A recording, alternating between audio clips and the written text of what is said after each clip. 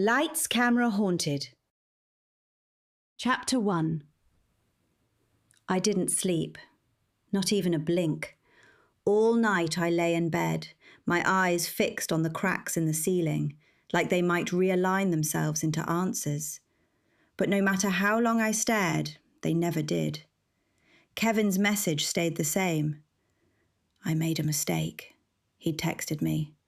No explanation, no punctuation, just 4 careless words that had my mind racing in 12 directions at once. A mistake? Which part? Dumping me out of nowhere? Marrying out of nowhere after telling me he didn't believe in the institution of marriage? Did he mean he'd made a mistake marrying her, or he'd made a mistake by getting married at all? I didn't respond, but I'd read it and reread it, then stared at it some more until I wanted to throw the phone across the room and into another dimension. I finally got some sleep and woke up to Edgar, the resident raven, cawing at my window, moments before the alarm on my phone sounded. I got ready, grabbed my keys, and headed to the office. Jill was already there when I walked in, sipping something green from a mason jar and humming along to the radio. "Morning," she said, leaning forward to turn the music off. "Rough night?" "Didn't sleep," I muttered, dropping my bag and heading to the tiny kitchenette to make tea. She nodded. "Thought so. Good thing you've got a job to distract you. Listing appraisal at 9:30, 19 Lavender Hill Lane. Eloise Bellamy is the owner." I frowned, pouring hot water into my mug. That name sounds familiar. Yellow Cottage, end of the street. Looks like it belongs in a storybook. That was good news. Those kinds of houses always sold fast. And what's her story? Why is she selling? Recently widowed, wants to sell ASAP. Said the house is too much for her. I waited. I'm sensing there's more. Jill grinned. Also said her late husband won't leave her alone. I turned. He lives there. He's dead, Vylette. She thinks he's haunting the place. I sighed. Yes, that's what I meant. Picking up my tea, I headed to my desk. Of course he is haunting the place. I mean, that's only natural. That's my life these days. Well, you are making a name for yourself. We've got a few more listing appointments coming this week. All haunted? I held my breath. I didn't want to be known as only good for one type of house, the kind that came with ghosts. I don't think so. No one else mentioned their house was haunted. Good. One haunted house at a time, Jill laughed. Hey, that could be our firm's slogan. I shook my head. No. We'll see. Good luck with the listing.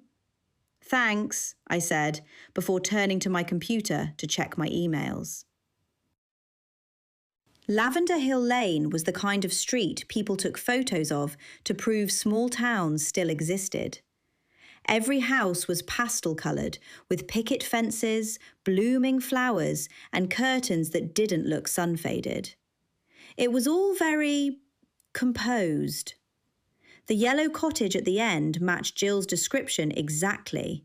White shutters, a slightly overgrown rose trellis, and a wind chime that sounded like laughter in a bottle. Before I could knock, the door opened. Eloise Bellamy stood in the doorway, looking like she'd just been dropped into the wrong century. Petite, with silver curls pinned up in a messy twist and a cardigan buttoned the wrong way, she blinked at me as if I'd arrived too early and too late at the same time. "You're the realtor?" she asked softly. "I am. I'm Vylette West." I offered a reassuring smile. "You're much younger than I expected." She stepped back. "Please, come in. I'm so sorry. I didn't sleep much and, well, I'll explain." I stepped inside. The place smelled like cinnamon, books, and a little bit like something had been recently burnt. The living room was cosy, cluttered but homey. Floral pillows, soft lighting, ornamental teacups on every flat surface. It could have been charming if not for the uneasy energy clinging to the walls. "Please, don't sit on the fainting couch," she said suddenly as I looked for a place to set down my bag. "Harvey said the springs are cursed." I blinked. "Harvey?" "My husband. Late husband." She paused, twisting her hands together. I know this will sound strange. It is strange. I wouldn't believe it if I hadn't lived it." Her cheeks flushed, and she sat down at the kitchen table. "I think he's still here." I stayed quiet and let her talk. "I know how it sounds," she rushed on. "Believe me, I've gone through every rational explanation I can think of. Faulty wiring, grief, stress. But none of that explains what's happening." I sat across from her. "Tell me more." "He plays the VCR at night," she whispered. "Old movies, ones he loved. Casablanca, Vertigo. Last week I heard him whisper a line from Double Indemnity while I was brushing my teeth." I didn't say anything. I couldn't, not after living with Captain Briggs. "He moves things. I find the salt shaker in the freezer. My toothbrush was in the spice rack. And the other night, after I told him, after I said out loud that I was hiring a realtor, he knocked a pan of lasagna off the counter and said, 'That's a wrap.'" Her voice broke a little on the words. "I swear I heard him." I nodded. "That sounds unsettling." She looked down, embarrassed. "You probably think I've lost it." "No," I said gently. "I think you've been through a lot. I've heard about a lot of funny things happening after people die." She gave a small, watery laugh. "Funny things, that's one way to put it. Harvey was a filmmaker." "That's interesting. Did he do that for a living?" She shook her head. "Amateur, obsessive, always filming. Said he was documenting life, but I think he just liked collecting secrets. He'd film people everywhere doing just normal, everyday things, and other things." I thought about the implications of that for a moment. "Anyone ever complain about being filmed?" "Oh, yes. Morty next door nearly threw a potted plant at him when he realised he'd been recorded sunbathing." She leaned closer, giving a little laugh. "Nude, you know. And Harvey had a reel labelled Bass at the Cafe that I don't even want to know the context of." The mention of my business rival caught my interest more than nude sunbathing. "Baz Matthews?" "The very one. He's got the office right next door to mine." "I know." "And Harvey passed 6 months ago." "That's right. Fell down the stairs right here in the house after tripping over a tripod. At least, that's what the coroner said. But Harvey never left equipment lying around. He taped cords down. He cleaned his lenses with silk cloths. He was careful, methodical. That's why I think—" She hesitated. "You think it wasn't an accident?" I asked quietly. She looked at me, startled, like I'd plucked the words right from her mind. "I think what happened is that he filmed someone who didn't want to be filmed while they were doing something they shouldn't have been doing," Eloise whispered. "And now he's stuck here, with me, in this house." I sat with that for a moment, letting the weight of it settle. "Would you show me around?" "Yes, let's do that." I followed her around the 2-level house that consisted of 4 bedrooms and 2 bathrooms, 2 up and 2 down. It was clean, updated, and freshly painted. It wouldn't take long to sell. Then we sat down again. I need to sell quickly if that's possible, because I need to leave this place. Her fingers twisted the hem of her sleeve like she was unravelling her nerves. I pulled the listing folder from my bag and laid it gently on the table. I'll go through this with you. It's standard. We'll outline a price range, marketing approach, and I'll leave space for you to note anything special I should know. Things you want to exclude, schedule preferences, or even ghost warnings. I've had stranger requests. She gave me a weak smile. You'd think I'd be used to strange happenings by now. They do take a while to get used to. I flipped the folder open and slid the first page across to her. Now, about price. Do you have something in mind? She hesitated. I know it's not the most updated house, but it has good bones.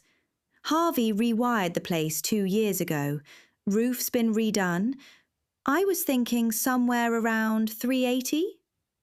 I nodded. That's reasonable for this street. The yard alone adds value. Based on comps in the area, we can probably list at 390 and leave room to negotiate. Are you sure someone will want it? She asked quietly. With everything, you know. I looked at her gently. Yes, it's a lovely home.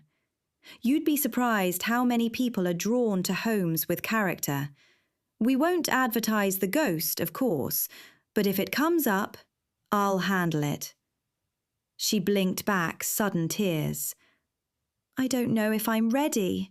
I mean, I am, but also, I spent most of my adult life with Harvey in this house, and now I can't stand another day in it. It's unsettling. You don't have to do everything today, I said softly. You've already done the hardest part by calling me. The rest of it, we'll handle together. You're not alone in this. Her lips wobbled. Then she nodded, picked up the pen, and signed the agreement with hands that only trembled a little. Thank you, she said, sliding it back to me. I gave her the kindest smile I could manage. I'll take exterior photos today, and I'll schedule the indoor shoot this week. I can bring in a stager if you want, but honestly, the place already has charm just the way it is. She glanced at a camera in the corner. Unless you think we should remove some of the cameras, maybe just reposition them. We'll make it look more cozy documentary than a CSI crime scene. She actually laughed, a small, fragile laugh, but a laugh all the same. Thank you, she whispered. And if Harvey starts quoting Hitchcock to you, I'll pretend I didn't hear it. Chapter 2. It had been a busy day, and it was after 6 when I finally made it back to Briggs Manor. I nudged the door open with my hip, dropped my bag on the bench, and locked the door behind me. Edgar greeted me from the curtain rod with a raspy, "Sad eyes, bad man." "Hello to you too," I muttered, toeing off my boots. He dropped a bent nail onto the floor like a gift. "Fix roof." "I'll get someone to look at the roof at some stage. I'm not even going to think about that tonight." Captain Briggs appeared near the parlour window, hands clasped behind his back, seacoat fluttering in some non-existent breeze. His posture, as always, was perfectly straight, as if he were waiting for a mutiny that would never come. "You're late," he said. "Funny, I didn't know I had a schedule. I had a full day." "Haunted?" he asked. "Potentially. It seems I have another haunted listing, in Lavender Hill Lane this time." He studied me a moment longer. "You've looked better." "Thanks," I muttered. He didn't move. "What's troubling you?" I hesitated, then picked up my phone. Kevin's message still sat on the screen like a ghost I hadn't invited in. "My ex, Kevin, says he wants to talk. Apparently he made a mistake. I'm just wondering what he meant. I told the captain about Kevin. He knew the whole sordid tale after he'd managed to extract it from me one night. He's a good listener, for a ghost. Briggs stiffened. A mistake? He repeated, voice rising like a wave about to crash. He left, didn't he? Marched off to swab the decks with someone new. And now he's having second thoughts. Why he needs to be hauled up the mast by his ankles and left there till the seagulls get hungry. That'll teach him to leave a good woman, then come crawling back like a barnacle with regrets. I blinked. I loved hearing negative things about Kevin, even if they were coming from a ghost. In my day, he thundered, pacing now, when a man left a woman behind, it was because he'd been swept overboard or eaten by a kraken, not because he got cold feet and decided to test the waters elsewhere. Edgar, from his perch above the fireplace, let out a low croak. Fish brain. I nodded. Yes, Kevin was and still is a fish brain. He doesn't deserve an answer to his text, and he definitely doesn't deserve the time I've spent thinking about him. Briggs pointed a gloved finger toward the ceiling. If that slippery coward thinks he can slink back aboard without earning it, he's got another thing coming. I sighed. I didn't say I was going to talk to him. Good, the captain snapped. If you need me, I'll be charting a course to ignore his existence. Edgar dropped a teaspoon onto the floor with a clink. Storm warning! Indeed, Briggs muttered, turning sharply on his heel.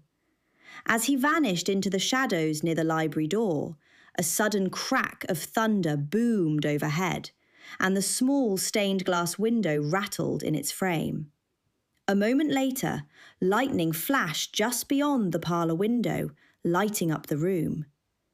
I stared at the empty air where Briggs had just been.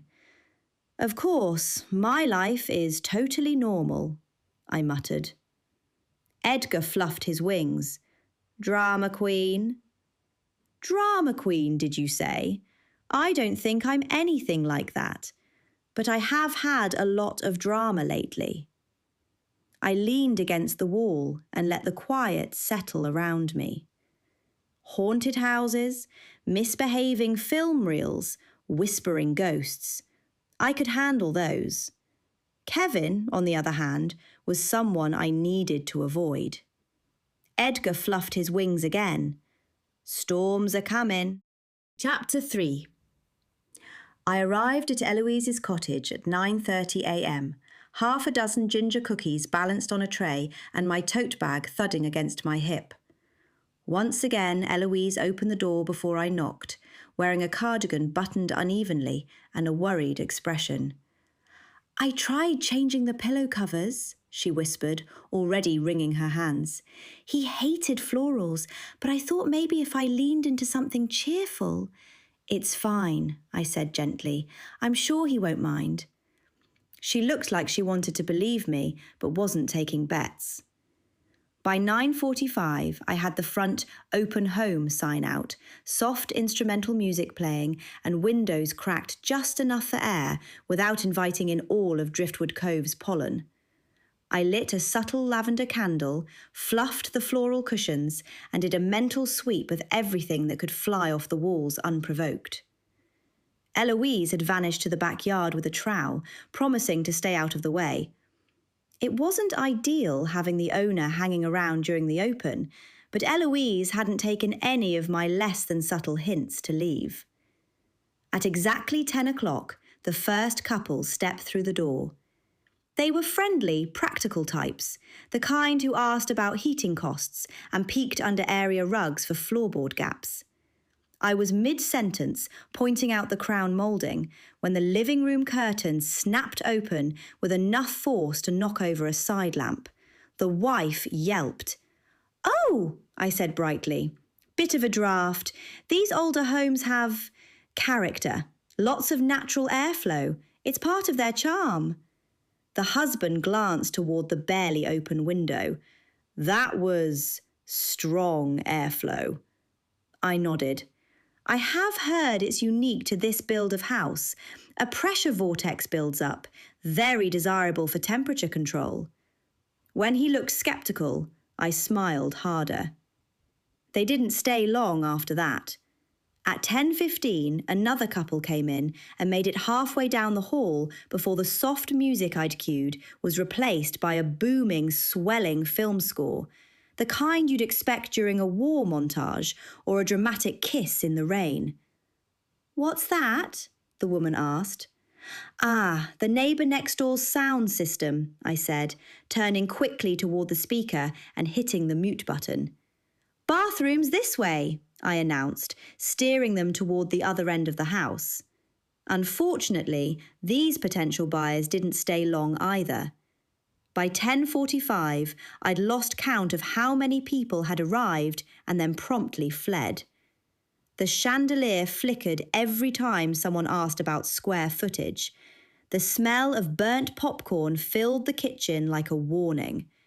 At one point, a buyer leaned into the laundry room and asked if there was a smoke machine somewhere. Then I saw that the laundry room was all fogged up. One woman swore she heard, "Here's looking at you, kid," whispered directly into her ear.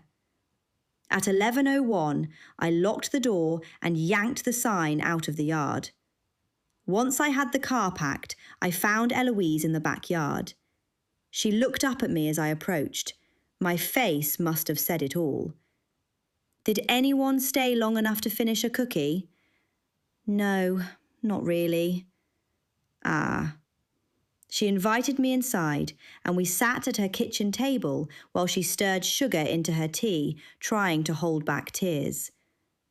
"I'm sorry," she said. "I thought staying out of the way would calm him down, but I think being ignored just made it worse." "He wants to be the star," I said, rubbing my temple. He made sure of that. "I even wore the cardigan he liked," she added softly. "It's scratchy and smells like mothballs, but he always said it made me look beautiful." "That's sweet." She exhaled slowly, then hesitated. "Can I tell you something I didn't mention before?" I nodded. "Of course." Eloise set her tea down with a tiny clink. The day before Harvey died, he moved all his film reels to the attic, locked them up. He told me he'd caught something on tape, something he said was dangerous. My stomach tightened.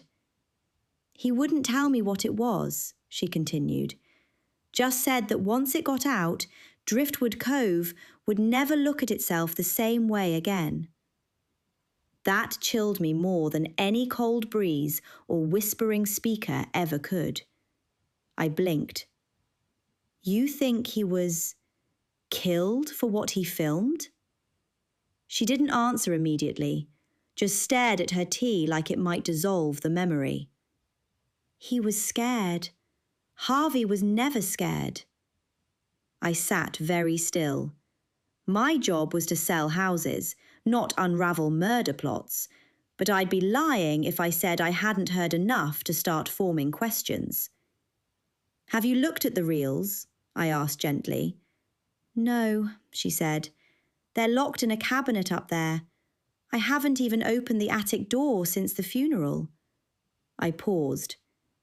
"Would you mind if I came back another day to take a look at what is on the reels? I'm thinking that might be why he hasn't moved on." "Do you think that's why?" she asked.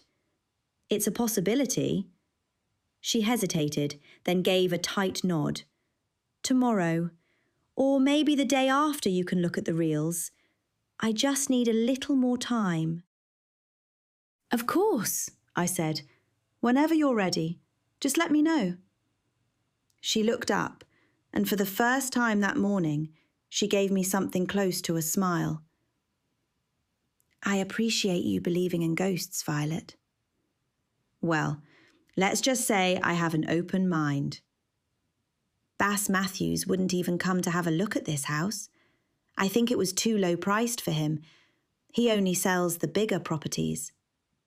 I smiled, pleased to hear anything negative about the competition. A house is a house. I care about getting you sold so you can move on with your life. That's what's important. She patted my hand. Thank you, Vylette. You're a good girl. Chapter 4. Back at the office, I sat across from Jill, who was halfway through a Thai salad and giving me her, well, look. 3 people flinched at the chandelier, I said.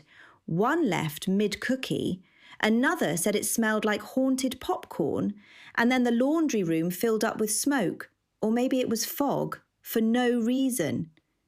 Jill grinned. That's specific. Harvey hijacked the music, flung open the curtains and whispered in someone's ear. Jill raised a brow. Wow, that's a lot. You okay? I hesitated. Eloise thinks Harvey was murdered, that he filmed something dangerous, something someone wanted buried. Her fork froze midair. Like actual murder? I don't know, I said, but I think I'm going to find out. He told Eloise that he filmed something dangerous. Now all his films are up in her attic. She said I could have a look at them. Well, you know Danny will help with all that if you want to contact someone who's crossed over. I would too, but it's not easy with Owen. I don't want him to follow in his Uncle Danny's footsteps with all the ghost hunting stuff. I nodded. Thanks. I'll let you know.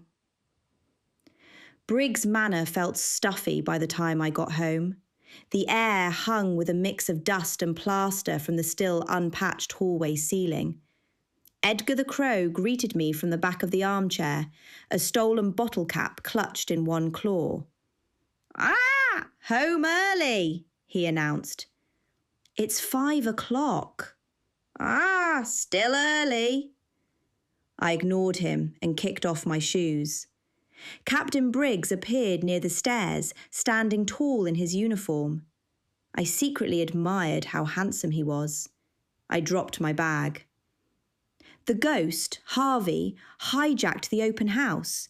He whispered to people, musical sabotage, flying window treatments, and he created a fog. People fled. Amateur, Briggs muttered. Theatrical nonsense. Oh, and Eloise thinks Harvey was murdered. Briggs turned, intrigued. Did she say why? She says he filmed something he wasn't supposed to. Told her it would change the town. Briggs folded his arms. Then someone changed him instead. I grabbed my patch kit and ladder. The ceiling crack was growing longer by the day, and I needed to do something productive before I started spiralling down conspiracy holes. Edgar fluttered to the hallway and dropped a screwdriver at my feet. Mine now, he said smugly.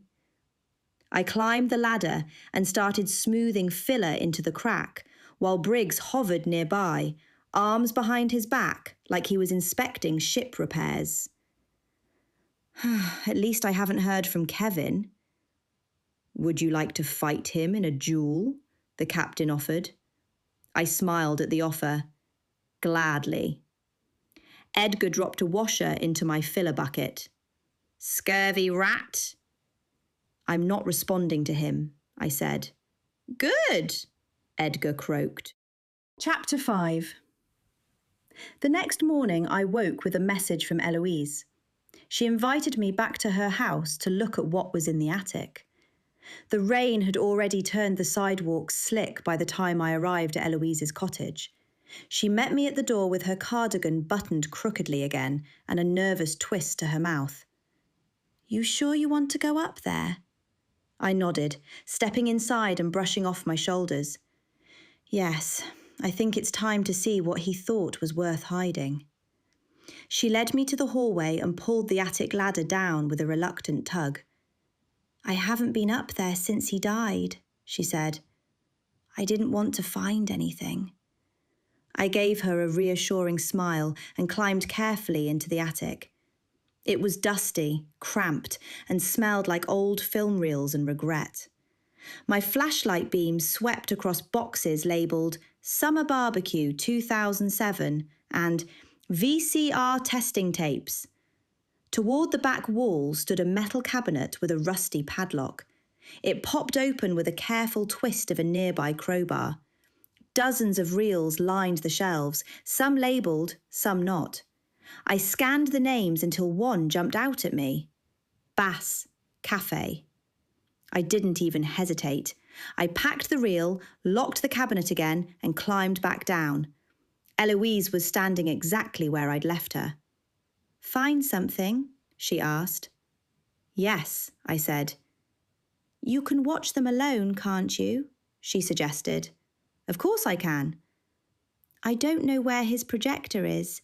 He insisted on using old film rather than VHS tapes or using his phone. I've spent hours looking for the projector and it's just disappeared." "That's okay. I think I might know where to find one. I have a friend who's into a lot of weird tech. What if I take the tapes with me? I'll bring them all back." "Please do. I don't want them here anymore." Danny had a friend who had an old projector we could use, and while Jill's son was at soccer practice, Jill and I went to Danny's house. We all gathered in the darkened room, waiting, and then after some crackling and flashing, the film started to roll. The footage started with a slow pan of Driftwood Cove coffee shop. The angle suggested Harvey had positioned himself high over Bass's shoulder, possibly behind a pot plant or one of their potted ferns. In the frame was Bass Matthews. He wore his usual smug expression and a suit jacket with his real estate logo on it, Driftwood Cove Realty. He was sitting in a back booth, head down, scrolling on his phone. At first, nothing seemed odd, but then the unmistakable flick of a dating app appeared. He swiped, then immediately looked over both shoulders. He swiped again, paused, tilted his phone just so, as if the cafe's overhead light might rat him out. He leaned in closer to the screen, swiped left, right, then quickly minimized the screen, only to open it again seconds later like a guilty raccoon with a cookie jar. A woman sat at a nearby table, and he jolted, stuffing the phone under a napkin like it was radioactive. Then, absurdly, he smoothed his jacket and tried to act casual, even glancing at the menu like he hadn't been doing anything he shouldn't have. Then he went right back to swiping. The grin he gave one of the profiles made me want to dry heave. "I don't believe it," Jill said. "Play it again." "Isn't he married?" Danny asked. "Yes, to Charlene, and she won't be happy about this if she ever finds out." "Are you going to tell her?" Jill asked. I shook my head. "No, the less I talk with Bass and her, the better." Danny rewound it by hand, which took some time. Then we all watched it again. "We should have popcorn. This is better than watching Housewives," Jill said. I smiled. I couldn't wait to see the look on Bass's face when I confronted him with this. I'd leave it up to him whether he shared it with Charlene or not. It wasn't illegal, but it was definitely ammunition, especially coming from Bass, who ran a rival real estate office next to mine and spent every waking hour trying to run me out of town.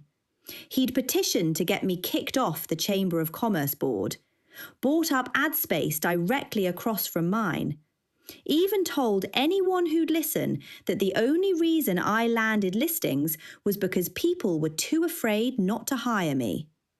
"She's got a ghost in every attic and a hex on every doorknob," he once said, loud enough for the bakery line to hear. Once the film had finished the second run-through, Jill turned to me. "What are you going to do about this?" "I'm not sure yet. But if this got out, it could ruin his marriage, his business, and his name in town. Perfect, Jill said, rubbing her hands together. Then you'll be the only realtor in town. I shook my head. I don't want business coming to me by default. I'm not bothered by him or his business.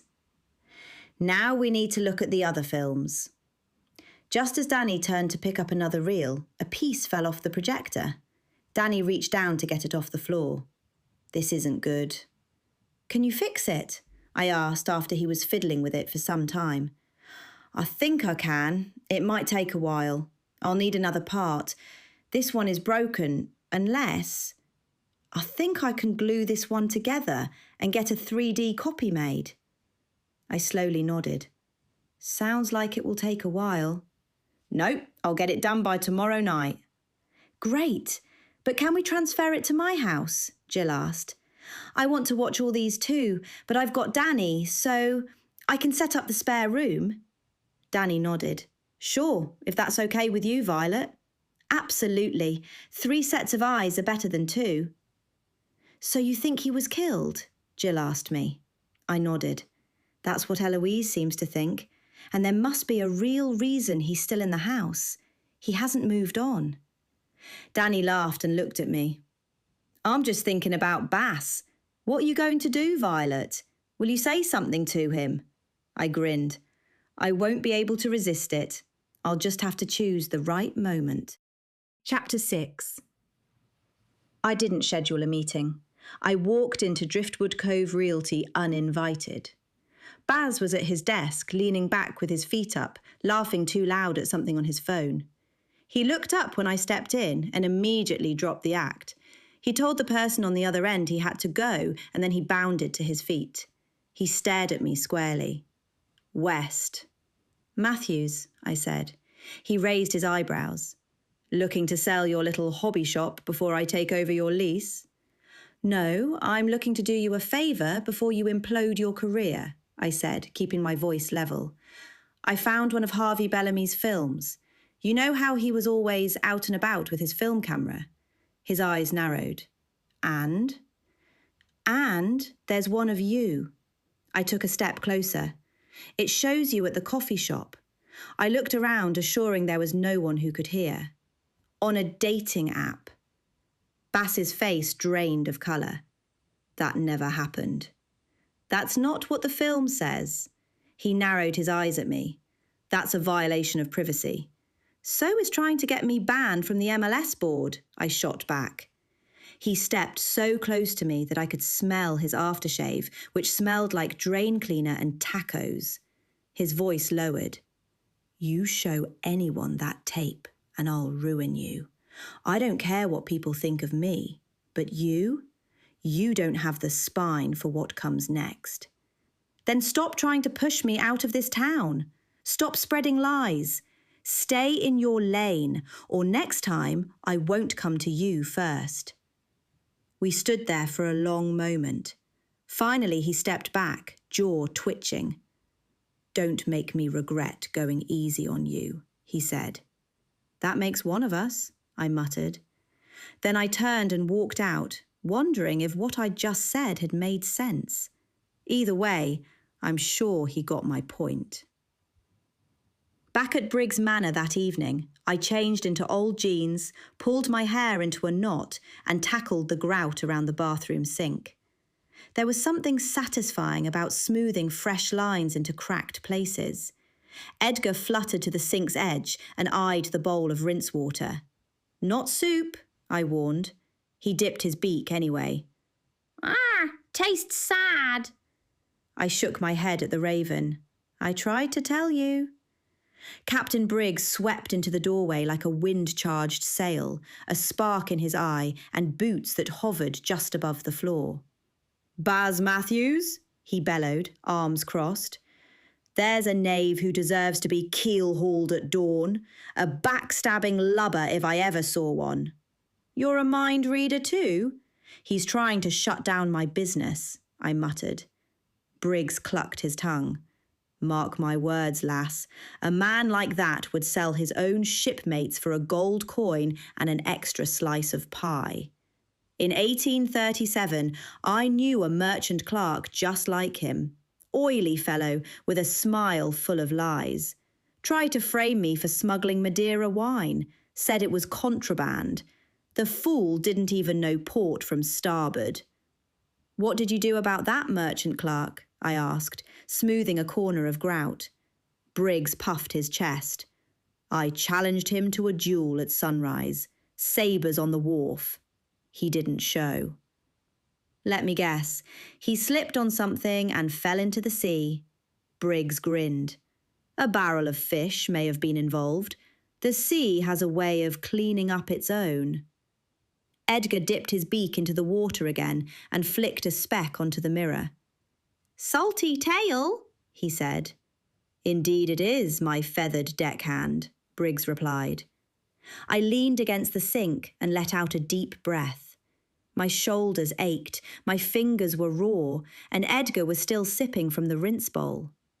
I proceeded to tell the captain about what I'd seen on Harvey's film regarding Baz, and the more I spoke, the darker Briggs's expression grew. His translucent jaw clenched, and he folded his arms like he was bracing against a storm. Briggs crossed the room in a few soundless strides, his boots skimming the floor just enough to make the brass buckles glint in the light. Threatened you, did he? Typical. That man couldn't navigate a teacup without capsizing it. I concentrated on the work at hand and pressed the sponge into the grout a little harder. He's all bark. Briggs snorted. Aye, but even a toothless dog can cause trouble if you let him yap too long. Best thing you can do is show him you've got the upper hand and remind him you've got the map to the powder kegs. Edgar let out a raspy caw. Boom! Briggs pointed a gloved finger at the mirror. If I had my way, I'd have him lashed to the mainmast at high tide and let the gulls debate his fate. Or better yet, make him walk the plank with lead in his pockets and regret in his heart. I didn't say anything as I imagined Baz walking a plank, sharks underneath. I just scrubbed a little harder. Chapter 7. The next morning at the office, I was adjusting a new listing in the front window. A quaint saltbox cottage with a wraparound porch and just enough charm to draw interest. I stood back to admire the placement, only to notice a reflection in the glass. Baz Matthews. He was outside, standing on the sidewalk, arms crossed, glaring through the window like he was trying to burn a hole in my forehead. I turned slowly and gave him the blandest smile I could manage. He opened the door without knocking. Another listing? I crossed my arms. Some of us earn our clients through good service, not scare tactics and sabotage. He stepped further into the office, voice low and sharp. I'm not giving up. You're a blight on this town, West, and I won't stop until you're packing your boxes and begging for referrals in some other zip code. Well, I said, that makes one of us with ambition. He scowled at me and then added, prices are rising in Portsmouth. Higher prices, higher commission. No, this is where I live, and I just bought here too. He turned up his nose. Yes, I know what you bought, and you have my condolences. I got a bargain, and you know it. Baz narrowed his eyes. Heard from Kevin lately? My stomach turned. I kept my expression neutral. That's none of your business. He smirked. Touchy. He must be laughing so hard at you now that you're playing pretend realtor in a town that stopped taking you seriously years ago. You should leave before you embarrass yourself further, I said. Or before I call the chamber and report your daily harassment visits. Baz gave one final look at the latest listing in my window, sneered, and walked out. I watched his retreating figure disappear down the street, then turned back to the window and straightened the frame one last time. My hands were shaking, but my head was clear. I put Baz out of my mind and concentrated on the Harvey problem.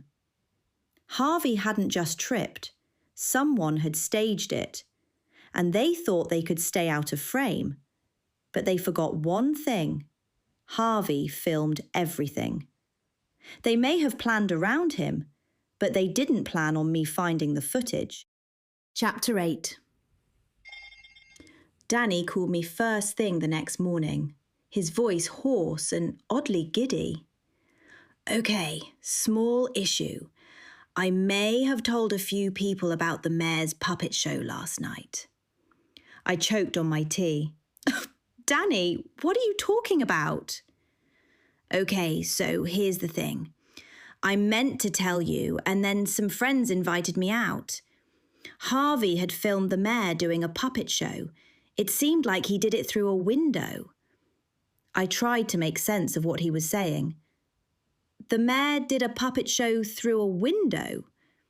No, Harvey filmed it through a window, like a peeping Tom. Oh. I had drinks with some old friends. Things got spiritual. I bit my lip. That's never a good sign. We were talking about the reels, and I might have shown a clip, just a little one. Danny, no one needs to know about these reels. No names. But also, this is Driftwood Cove. Everyone knew because Eloise told people. So anyway, the mayor did a puppet show for no one, and it featured rubber ducks. I couldn't stop laughing. I sighed. Driftwood Cove had one mayor. One reclusive, rubber duck-loving mayor. Then Morty next door. Have you heard about his sunbathing ritual? No. You didn't show your friends that? He shook his head. Just told them about it. I couldn't help it. By mid-morning, Mayor Winslow was in my office, his expression tight enough to crack glass. Miss West, he said, closing the door without waiting for an invitation. I stood up. Mayor, hello, how are you? He loomed. Let's be direct. I understand there may be footage in your possession of me in a moment of private absurdity. Puppets? I asked. He didn't blink. My personal hobbies are not for public entertainment. Some people might climb mountains. Others do yoga or meditation. My puppets are calming. They still my mind. I understand, I think. His nostrils flared. I am asking you, professionally, to destroy that footage. I wasn't sure I should do that when we were no closer to finding out what was on all the reels and if Harvey had been killed or not. Does it have to be done right now? His eyes narrowed. What could you be waiting for? I swallowed hard. I couldn't afford to get on the wrong side of this man. I just want to document this footage. For what purpose? For Harvey's wife. He leaned closer. I can make your life in this town very uncomfortable. I'll give you 1 week. Then I won't be asking. I'll find other means. Thank you, I said, smiling sweetly. He left without another word. I sat at my desk afterward, rolling the words around in my head. Harvey had captured so many strange things. But had he known what he was doing with them? Had he tried to expose people? Blackmail them? Or had he just been watching, filming everything, trusting the truth would eventually speak for itself? It was starting to look like his death wasn't an accident, but there was no proof of that. Not yet. Chapter 9. Barely mid-afternoon, the front door to Driftwood Cove Properties swung open so hard the bell nearly flew off. Morty Pendergrass stormed in like a man possessed, which wasn't far off, considering Harvey's knack for filming things best left private.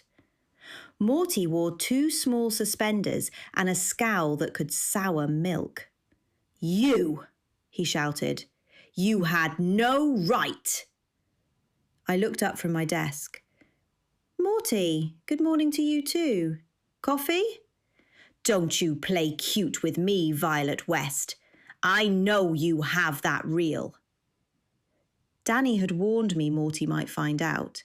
Apparently, the news about his unconventional sunbathing routine had made the rounds after a clip accidentally played during a late-night reel review with his film club friends. I raised an eyebrow. "What reel?" "Don't play dumb." He pointed a shaking finger. "You have footage of me in my own backyard without my pants on." I resisted the urge to smile. "So you're admitting it's you?" Morty turned beet red. "That footage was private. Harvey had no right to film me, and you have no right to keep it." "Morty, I haven't shown it to anyone." "Not you, but someone has." "No one has," I said, hoping Danny had told me the truth. He stomped a foot. A literal foot stomp. I felt like I was back in kindergarten. "I'll be the town joke," he added. "No, you won't," I said calmly. "You need to give that tape to me now, or I'll take the matter to the police." I thought fast. "Give me 1 week." 1 week. Don't you go making any copies. "I won't, I promise. 1 week and I'll hand it over to you." He let out a strangled sound, turned on his heel, and slammed the door so hard it rattled the siding. I hoped I'd have everything sorted in 1 week. Later that day, I stopped by Danny's place. He opened the door with a surfboard under his arm. "Vylette, just on my way out to catch some waves." "Danny, what were you doing out drinking and showing your friends Harvey's films? I thought your hobbies were more enlightening. You're always going on about chakras and spiritual ascension. Last week, you tried to smudge my inbox with sage smoke." He grinned sheepishly and pulled a shiny amulet from under his hoodie. "Hey, it was a full moon. I was wearing my EMF pendant and grounding. No shoes, pure connection to the earth." I blinked. "So you were barefoot and drinking?" "It's called spiritual balance," he said. "And tequila." I sighed. "Of course it is. But hey, I trusted you when I brought you into this Harvey thing with me. I need you to be discreet, or I won't be able to bring you in on anything else." He looked down. "I'm sorry, but it was so tempting. But no, I won't share anything again, even if I find something hilarious." "Thank you." "You have my word, Vylette. Now, I've got to go before the wind changes direction." Chapter 10. Danny showed up at my office just before noon the following day, holding a film reel with white gloves and a face like someone who'd found a message in a bottle and didn't like what it said. "You need to see this," he said, placing it gently on the desk. "It's labelled Final Frame, and it's a lot." 5 minutes later, we were in the back room with the projector humming. Danny hit play. The reel opened with Harvey standing in his living room facing the camera. It was clearly a rehearsal. He wore one of his dramatic capes, the lighting was intentionally moody, and he held a glass of something dark like he thought he was filming a noir. People always assume I'm being dramatic, Harvey began, but sometimes drama is the only way to say something people won't ignore. He paced in front of the camera. I know things about people, about this town. I've filmed more than I should have, but someone has to hold a mirror up. Someone has to show what hides behind all the friendly hellos and church potlucks. He turned slowly and stared straight into the lens. If anything happens to me, if I disappear, or fall down the stairs, or suffer a sudden accident, let it be known, someone wanted me silenced. Someone who knows I know. He stopped speaking then, and the silence stretched, then static. Danny hit pause and rewound. That's it. It cuts off there. Is there more on the reel? He shook his head. It's like someone snipped it clean. There should be another minute or two. He was gearing up for a big finale, and it's just gone. My chest tightened. Then someone else got to this reel before we did. Danny nodded. Harvey was paranoid. He probably made copies. I know I would have. We just have to find them. After that, Jill met me at the door with a huge bouquet of red roses and white lilies. You got flowers. No card, but the delivery guy said it was from Kevin. My stomach twisted. I thought I blocked his number, I muttered. Well, you didn't block florists, Jill said. Classy guy. I stared at the bouquet like it was a cursed object. The lilies were beautiful, the roses romantic, but all I saw was guilt and manipulation wrapped in pink and white tissue paper. Do you want me to throw them out? Jill asked. No, I said. I know someone who might actually enjoy them. 20 minutes later, I was at the Driftwood Cove nursing home with the flowers cradled in my arms like a ticking bomb. Officer Sullivan's mother, Daisy, sat by the window in the sunroom humming to herself. She wore a pastel shawl over a housecoat and greeted me like I was her favourite niece. Vylette, darling, are you in the choir now? You look like a soprano. Not yet, but maybe someday, I said, placing the bouquet on the table in front of her. Her eyes lit up. Flowers! Oh, how lovely! Did you bring these for me? I did. I hope you'll enjoy them. Someone gave them to me, but I don't want them. They are pretty, though. Who gave them to you? She asked. They're from a man with no sense of timing and even less sense in general. She giggled and sniffed the petals. Aren't they all? Then she launched into a rendition of I Could Have Danced All Night, with startling accuracy and no warning. I stood by her chair, watching as other residents joined in or clapped quietly along. When she finished, I told her it was beautiful. He'll be home from school any minute now, Daisy said, with a proud little nod. My son always stops by for cocoa after class. He's going to be a policeman someday, you know. I smiled gently. He already is, Daisy, and a good one. She blinked, then brightened. Of course he is, always top of his class. A nurse walking by gave me a knowing smile. She loves talking about her boy. I nodded. Then the nurse whispered to me, Funny thing is, she's perfectly normal when she has no visitors, even helps us with the more difficult patients. Really? Yes, I guess that's the illness. It comes and goes like that. I looked back at Daisy, storing that information. I was about to leave when curiosity got the better of me. Daisy, did you ever know Harvey Bellamy? Her eyes lit up like stage lights. Harvey? Oh, yes, dear. He wanted to film me singing once, said I had a voice that could carry across the generations, or something dramatic like that. I chuckled. Sounds like what I know about him. He films everything, she said with a little shiver, even when we didn't want him to. Some people adored it, but there were plenty who didn't. Oh, I remember Mrs. Spangler called him a creeping nuisance with a lens. And Mayor Winslow, he nearly had a fit when Harvey filmed him forgetting the words to the national anthem. I gave a little giggle. She was referring to him as though he was still alive. I didn't want to tell her any different. That is funny. She leaned in slightly. There are so many people furious with him, dear. So many.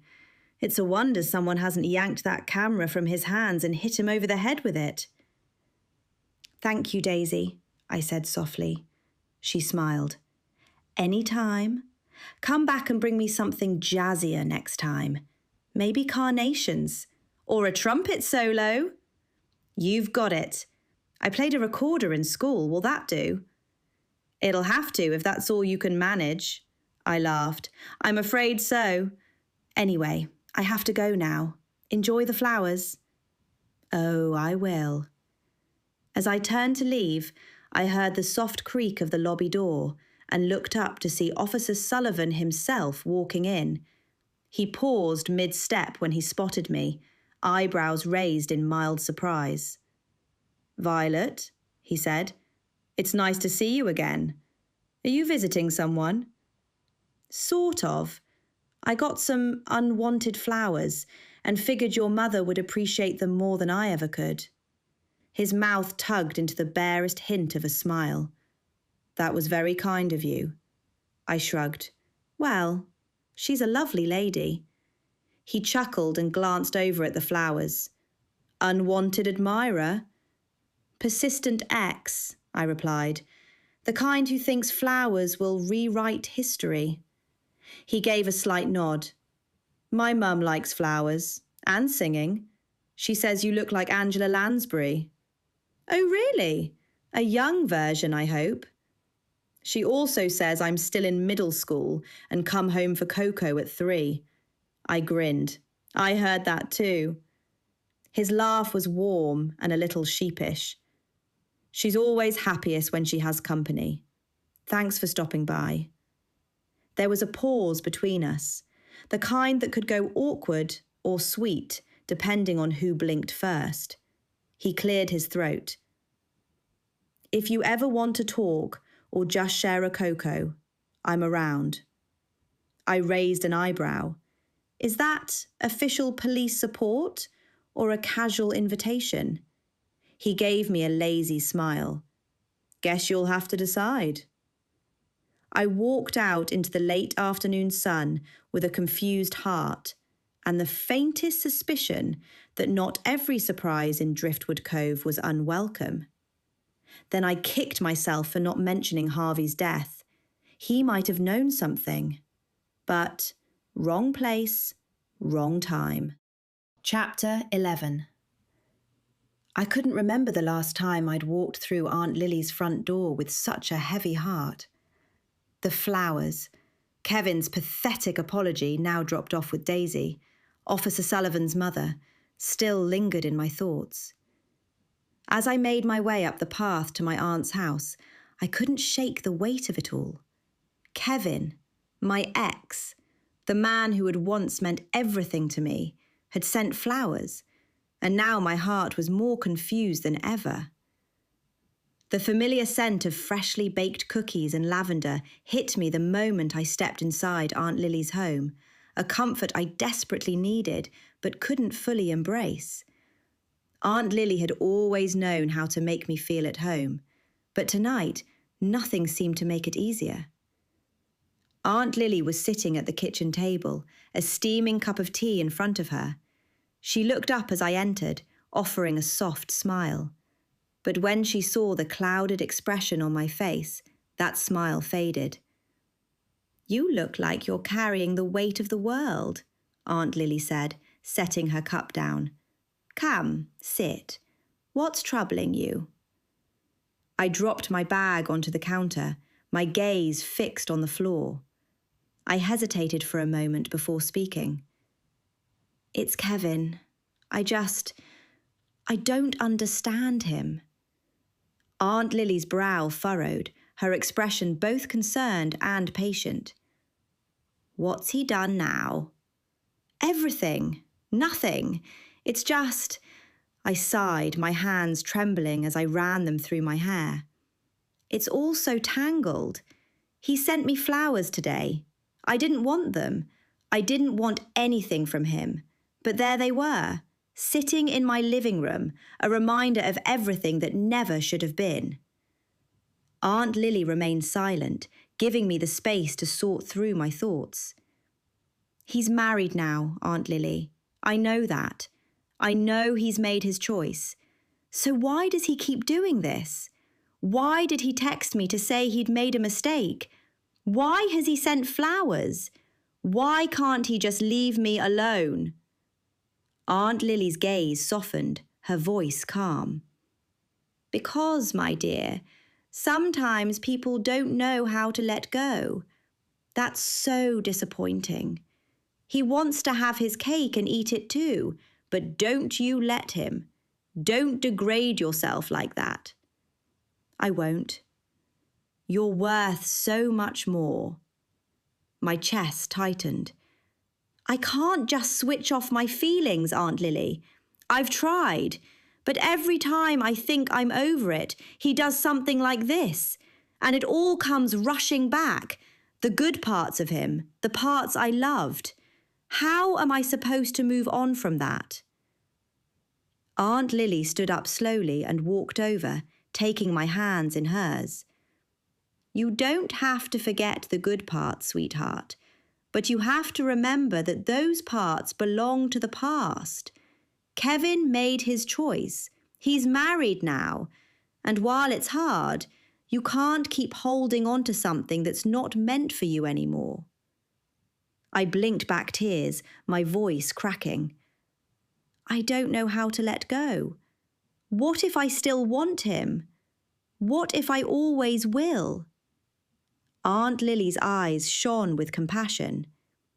It's okay to want him, but wanting him doesn't mean you have to keep him. Sometimes people we love don't know how to love us back in the way we deserve, and that's not your fault.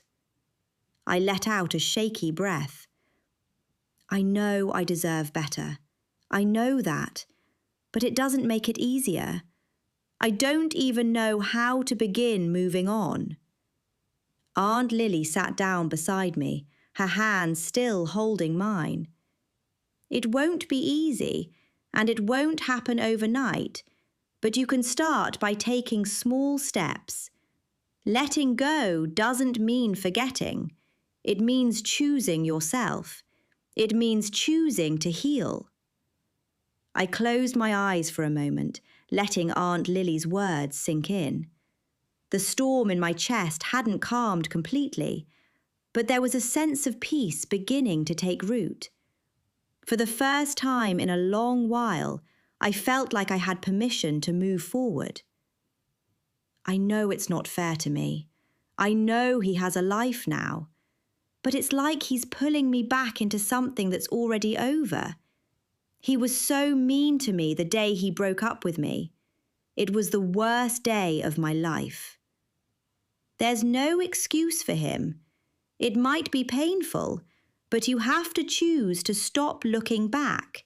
And remember, no matter what he does, you should be the one who gets to decide what happens next. What does it matter to you what he wants?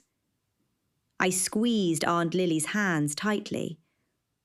I'm finding it's just hard. Aunt Lily smiled softly. Moving on is always hard for everyone, sweetheart. It will get easier with time. You can't let him back to ruin your life all over again. You've wasted over 10 years on him. Don't waste another minute. He's a snake. I smiled and thought about Edgar's words. A fish brain. Absolutely a fish brain. Scurvy rat, I said, thinking of what the captain would say. Aunt Lily laughed. That too. I took a deep breath, a small but significant shift occurring within me. I didn't have all the answers yet, but for the first time, I felt like I might be able to find a way forward. Chapter 12. I got back to the office late. Jill had already gone home early, so I was surprised to see her number popping up on my phone. I hit the answer button. Jill? Her voice came through quickly, frantic, like she was trying to keep herself together. Vylette, I need you to come over. I don't know who else to call. Jill, what's wrong? I pulled my coat tighter around me, my heartbeat quickening. I got home from work and someone tried to break in, she said, the words tumbling out in a rush. They tried to jimmy the back door. The lock was all bent and there are marks on the frame. I don't know what to do. Are you okay? I headed to the door. I'm fine, but I'm scared, Vylette. I think it's about those reels. I don't want them here anymore. I don't want to be anywhere near them. My stomach dropped. I should have thought of this. I should have realised how dangerous it could get. I'll be right over, I said, trying to keep my voice calm. Lock up, don't open the door to anyone, and I'll get those reels. It's going to be okay, Jill. Just hang tight. I ended the call and drove straight to her place, the weight of the situation sinking in as I made the turn onto her street. If someone had tried to break into her house because of the reels, things were about to escalate in a way I didn't want to imagine. When I pulled into the driveway, Jill was already standing at the door, her eyes darting nervously around. Owen was inside. I could see him through the window, sitting at the kitchen table, a notebook open in front of him. He hadn't noticed me yet, but I could see him tapping his pencil on the edge of the table. Jill didn't move from the door. Is Owen okay? I asked as I got out of the car. Yeah, he's fine, but he's been asking about the reels again. I'm trying to keep him in the dark, but I don't know how much longer I can... She stopped herself, clearly trying to hold it together. Just get them out of here, Vylette. Please. I nodded, my own heart racing. I'll take care of it. Don't worry. I stepped inside, trying to act calm, but my mind was spinning. The last thing I wanted was for Jill's son, Owen, to get tangled in this mess. Owen looked up from the table as I came in, his face lighting up with his usual curiosity. Hi, Vylette. Hey, Owen, I said, giving him a tight smile. How's it going? Good. He jumped up from the chair and walked over to me. Are those the videos you were talking about? The ones you and Mum were looking at last week? I froze for a second. Yeah, I said quickly, trying to sound casual. They're just, some old footage. Nothing exciting. Owen's eyes sparkled with curiosity. But why don't you want them, Mum? You were watching them all the time before. Is there something bad on them? Jill shot me a quick look, clearly struggling to figure out how to handle this. She forced a smile, though it didn't quite reach her eyes.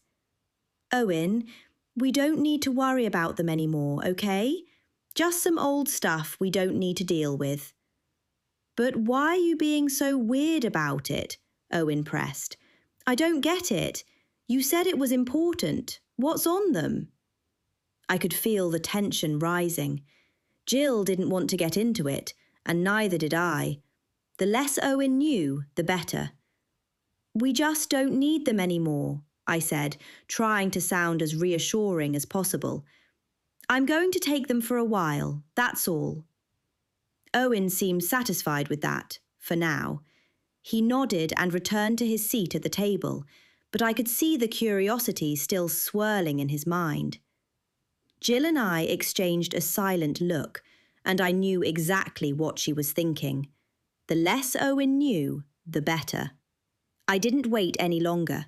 I went straight to the shelf where the reels were stored and packed them into my bag. They felt heavy in my hands, like they carried the weight of everything that had gone wrong since we'd first started looking at them. As I loaded them into my car, I glanced back at Jill. She was standing by the door, looking out at the yard, the tension in her shoulders telling me just how much she was holding back. "Thanks for doing this," she said as I got back into my car. I gave her a wave and drove home. After I hauled 3 boxes of Harvey's reels into Briggs Manor, I cleared a space in the front room and covered the sideboard with a blanket, placing each reel gently like it might shatter under the weight of its secrets. I didn't realise how much quieter the house became with each click of the latch on those boxes. Like they had presence, a low-level hum of tension that seemed to buzz beneath the floorboards. Then I turned to the back door with a fresh deadbolt and a screwdriver. My shoulders were tense, my jaw tighter than usual. The old lock had been jammed for weeks, I muttered. A cranky relic that took 3 tugs and a muttered prayer to open. Edgar, perched on the porch railing, let out a metallic clack. Nest upgrade? Security upgrade. He fluttered closer and dropped a shiny label onto the step. One of Harvey's. I squinted. It read, Baz, Garage. "Edgar, where did you get this, "Treasure," he chirped. Captain Briggs appeared in the doorway, arms folded across his chest like a sea-weary judge, his brows drawn as if he'd just caught wind of mutiny. "That bird's always thieving bits and baubles. Sometimes he brings them back, sometimes he doesn't. Wouldn't surprise me if he's been ferrying messages to the other side, cheeky little thing." "At least he's not breaking into houses," I muttered, tightening the last screw in the new deadbolt, glad to be rid of that stubborn old latch that creaked like it had a personal grudge. Briggs sniffed. "In my day, lass, thievery would earn you a ride in a dinghy with no oars and a bucket for company, or tied to the mast for a midnight storm chat with the sea. With rope, of course." "Good to know," I said, "but it's not the 1800s, Captain. We'll use zip ties." Briggs nodded solemnly. "Still, zip ties have a certain charm. You modern folk and your plastic solutions. None of it good for the ocean, mind you." I sat back on my heels, flexing my sore fingers. The sun had set an hour ago, and I was getting hungry. "Someone's getting scared," I said. "Scared enough to try to break into Jill's house to get the reels." Briggs raised an eyebrow. "Aye, you're circling the Kraken now, lass. Close enough that it's lashing out. Don't get dragged under." "Or too close for comfort." Edgar dropped another film label at my feet. Mare, Archive 2. I looked at him. "Edgar, don't take off the labels. I won't know which is which. How many more do you have?" He fluffed his feathers and preened. "Classified," he said. I took the label and added it to a small pile on the kitchen counter. Briggs followed me, trailing ghostly footsteps. He hovered by the counter like an overbearing uncle with a sabre instead of a cane. "You know what this smells like, lass? Desperation. Only a cornered sailor lashes out with blunt tools. You've got them quivering in their boots, likely soggy ones." I leaned against the counter. I'm not sure that's comforting. Wasn't meant to be. I smiled faintly. "Thanks, Captain." Edgar landed on the counter and dipped his beak into my glass of water. "Proof," he said triumphantly. "Of what?" "Everything." By midnight, my nerves were buzzing like bad wiring.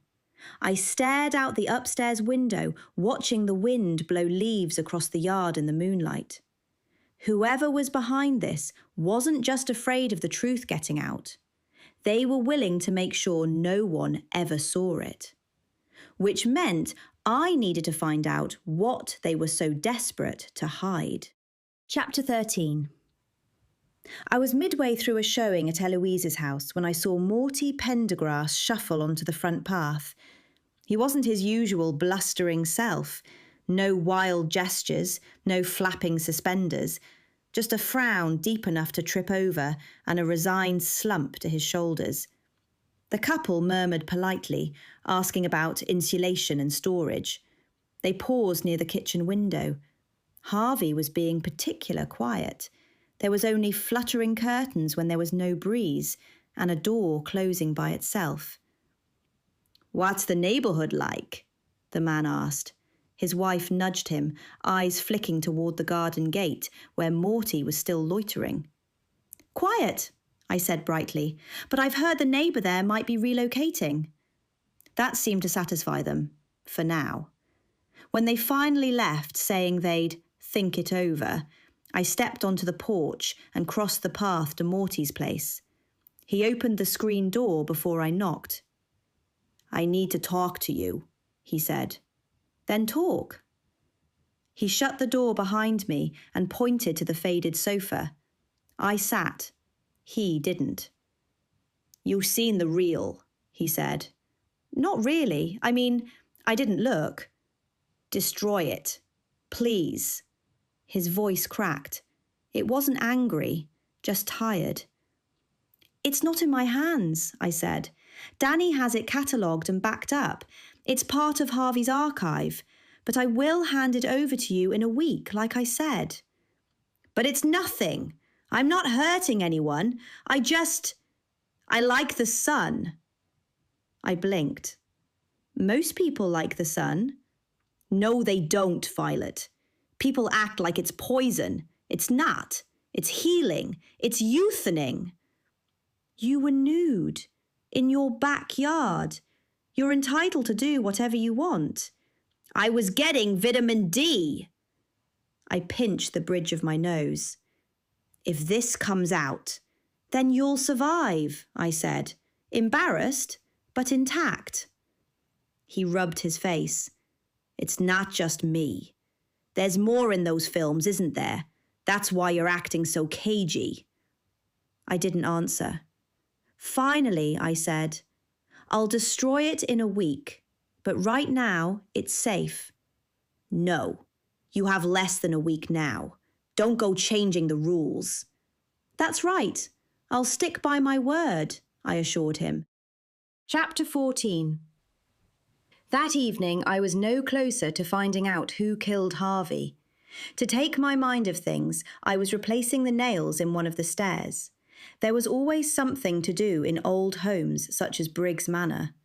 Captain Briggs hovered nearby like a fussy supervisor. "That one's still sticking up, lass. People will trip. You'll have lawsuits and sailors limping out of court." "Sailors don't go to court, do they?" I asked with a laugh. "They do when they fall down your stairs." Edgar perched on the newel post. "Good job," he croaked. "Thanks, Inspector." Just as I finished hammering the final nail, my phone buzzed. A message from Baz Matthews. It read, "Someone's trying to pin something on you. I'm being blackmailed to say you had motive. We need to talk." I read it twice. Baz had spent the last 6 months trying to run me out of town. If he was reaching out now, something serious was going on. I stared at the message. Then, without thinking, I replied, "Meet me tomorrow at the park at 10, neutral ground." I set the phone down slowly. Behind me, Captain Briggs grunted. "Blackmail's a coward's cannon, only fires when no one's looking." Then Edgar swooped down, stole one of my nails and sped out the window. Briggs raised an eyebrow. "Your first mate's gone rogue." I dusted off my hands. "My first mate? Edgar is your first mate. Anyway, let's hope he's the only one gone rogue." That night I got a text from Danny. He said he could mind the reels and he had the next few days off. He was willing to sit and watch each one. I shot a message back saying I'd leave them at the office for him and he could collect them from there. Chapter 15. The following day, I set all the reels in the back room and then I broke the news to Jill. Danny's coming to get these reels today at some stage, and I've got an off-the-record meeting with Baz Matthews, I said, now grabbing my keys off the counter. It's confidential. Jill looked up from her computer, her expression instantly shifting to one of concern, mixed with a touch of disbelief, as if she were already writing my obituary in her head. Is this the kind of confidential that comes with pepper spray and a backup plan? He says someone's blackmailing him, wants me to meet him at the park. She stood up, hands on her hips, and I could see her gears turning. So, after all the times he tried to tank your business, now he wants to play nice? I'm not expecting nice, I said. I'm expecting information. Jill pointed toward the window. If you're not back in 2 hours, I'm sending out a search party, possibly with torches. I'll be fine. It's neutral ground. There will be ducks. Dead ones? Hopefully just waddling. The park was quiet except for a few joggers and a kid on a scooter who nearly ran into a trash can before his mother barked a warning. I spotted Baz on the bench near the duck pond, wearing sunglasses despite the overcast sky, nervously fiddling with his phone. He looked up as I approached. You came. You threatened me with false motive. I tend to respond to those. Baz shifted over to make space. I didn't sit. I've got 10 minutes, I said. Talk. He glanced around, then lowered his voice. Someone left a note on my windshield. No return address, no signature, just a printed line. Say she had a motive, or we show your wife. Attached was a photo of me. You know the one. Dating app at the cafe, I said. He winced. It was one time. I never met anyone. It was stupid. I was bored. Don't look at me like that. I'm not judging. I'm listening. Go on. Baz scratched the back of his neck. I thought it was you at first, trying to twist the knife. I didn't send it, I said, and I didn't film it either. Harvey did. Yeah, Harvey. His jaw tensed. Listen, I hated the guy. Everyone pretended he was this sweet, eccentric old film nut, but he was a menace with a lens. He filmed everything. Everything. I once caught him aiming a camera through the window of my office. I confronted him, told him to knock it off. Did you threaten him? I might have implied I'd shove the camera down his throat if he didn't back off, but I didn't kill him. I finally sat down, just far enough away to keep an eye on his hands.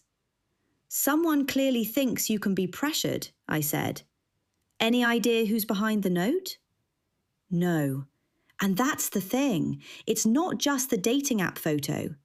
I think someone's got access to the archive, not just pieces, the whole thing. They're weaponizing it. Then why loop me in? He pulled a folded paper from his jacket pocket and handed it to me. It was another note, just like he described. Bold type, no signature. You know what she did. She had motive. Say so, or your secret goes public. I stared at the paper. It was slick, printer quality, no fingerprints that I could see. But something about the phrasing made my skin crawl. They want to bury me, I said. And they'll drag me down with you, Baz replied. We were enemies, West, but I never wanted to destroy your life. I just wanted more listings. I almost laughed. So now we're what? Co-conspirators? No, We're two people with targets on our backs, courtesy of a dead guy with a camera and someone alive who might have wanted him dead.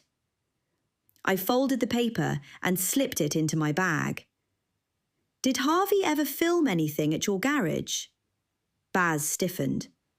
What? A label turned up. Baz, garage. Did he ever film there? Maybe. He once came by asking about that antique lawnmower I'd restored. I didn't think anything of it. But if he filmed something, if he caught something I didn't realise... Something worth killing over? I asked. Baz looked away. I thought this town was boring. Real estate and retirement homes and PTA drama. But this is something else. You said what she did. Who's the she? I pressed. He swallowed hard.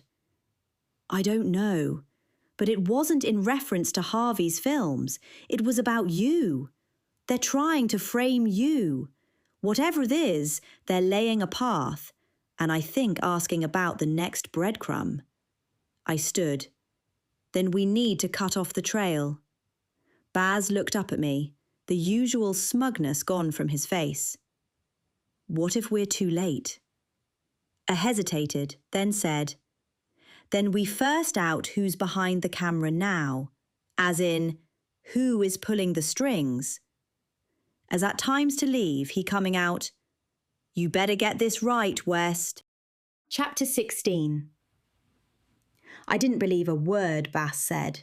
Not the tone, not the timing, not the sudden shift from nemesis to nervous ally. If someone truly was trying to pin something on me, I needed more than a cryptic message from a man who'd been trying to shut down my business for months. It was probably a fake. So I drove to the police station. Officer Jack Sullivan was behind the front desk, reviewing a report with his usual calm, clean-cut professionalism. He looked up when I walked in and gave me a small, surprised smile. Vylette, everything okay? Not exactly, I said. Can we talk? Somewhere quiet? 10 minutes later, we were in one of the small interview rooms, windowless, stuffy and brightly lit. He offered me a coffee I politely declined. There was something about instant brew that made me feel more like a suspect than a civilian. I started with the projector sabotage, the swapped labels and the break-in at Jill's. His brows furrowed deeper with each point. Then I moved on to the reels, Harvey's obsession with recording everything and the footage we'd uncovered so far. By the time I got to Morty's panicked plea and Bass's cryptic message, Officer Sullivan looked downright grim. The original investigation ruled Harvey Bellamy's death as an accident. There was nothing in the report to suggest foul play. No obvious injuries, no evidence of tampering. They didn't even test for substances. It was open and shut. Well, that seems like a problem. It should have been looked into more.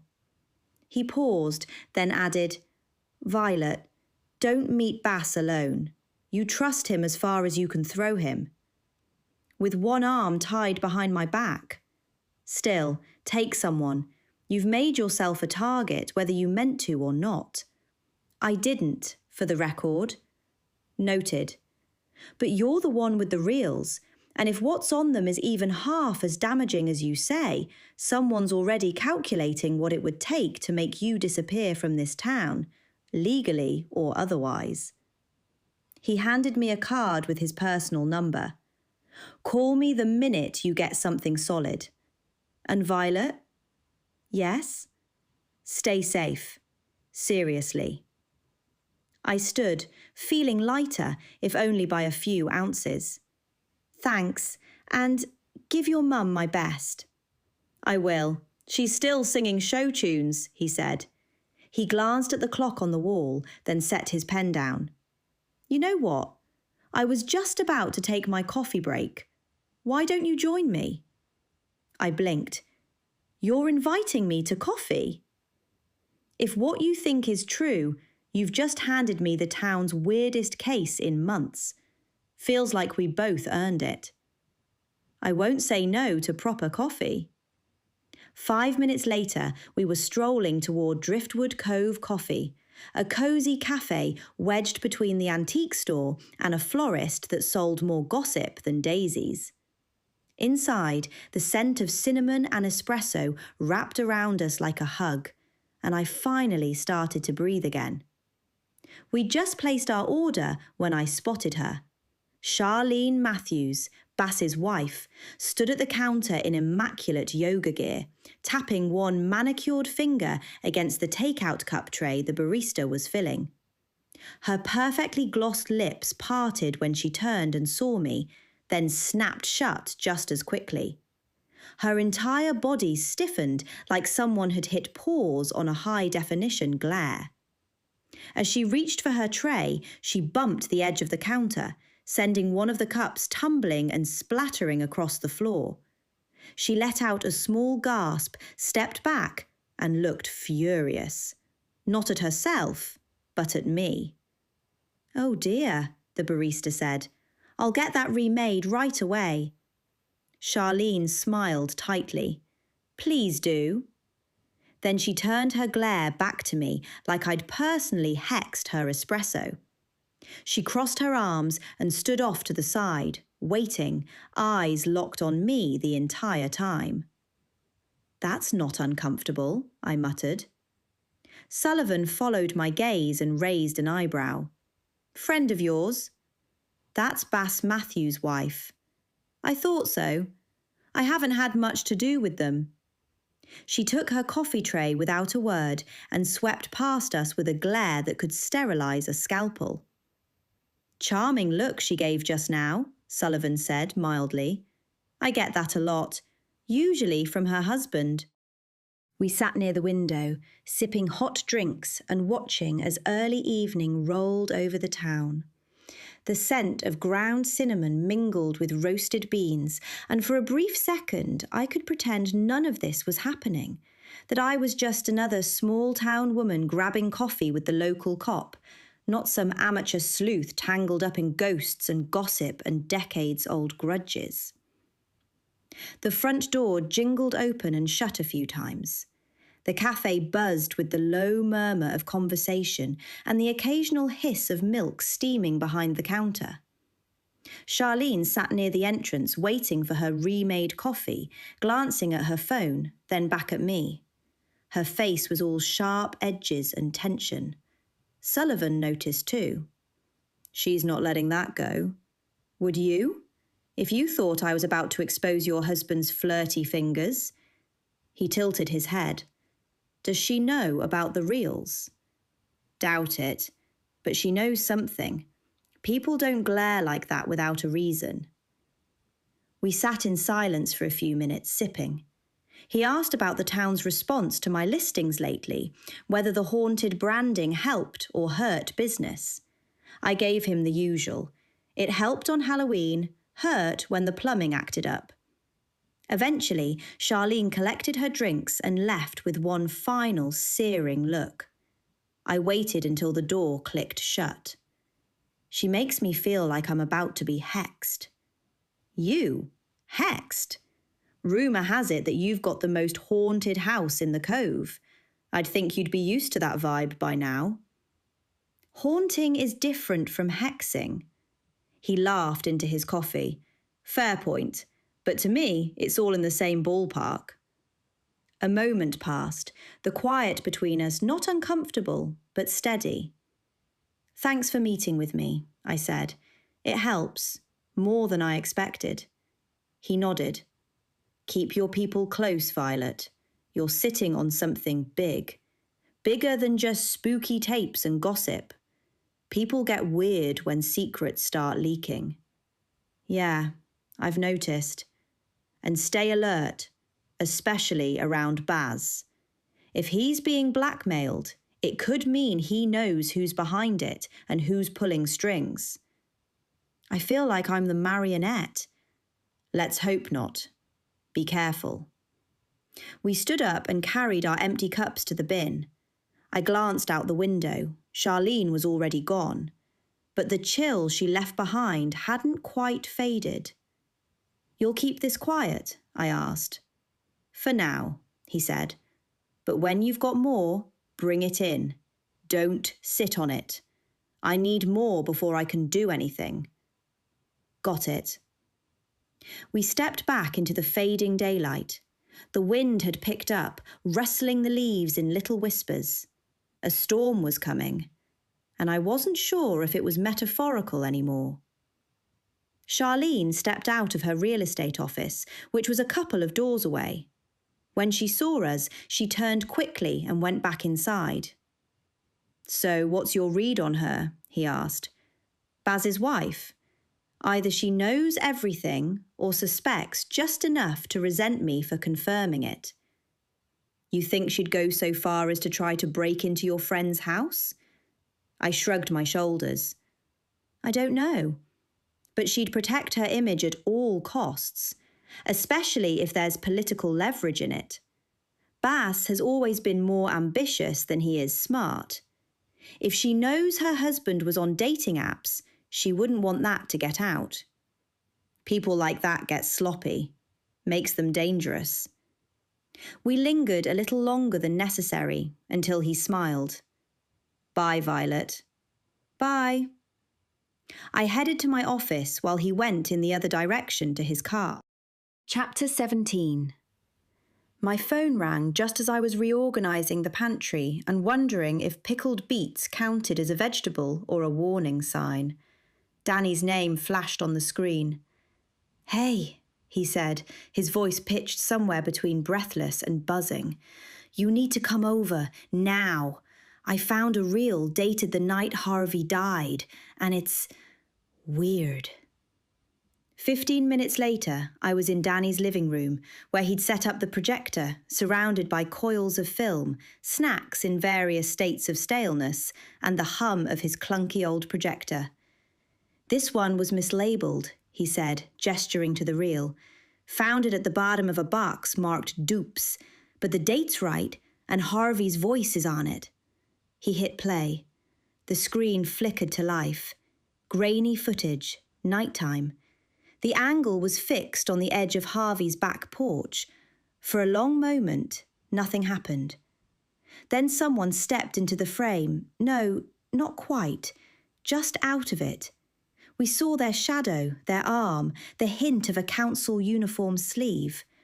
Harvey's voice came from behind the camera. Calm at first. "You know you shouldn't be here." A pause. Silence from the other person.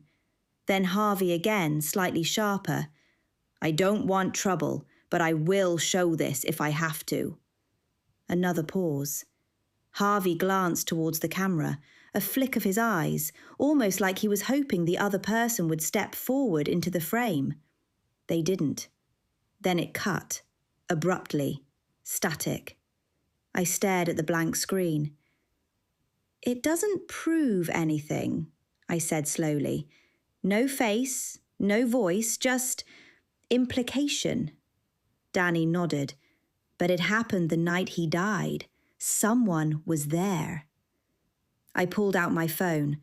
"Sullivan needs to see this. Can you play it again?" Danny looked surprised. "You sure?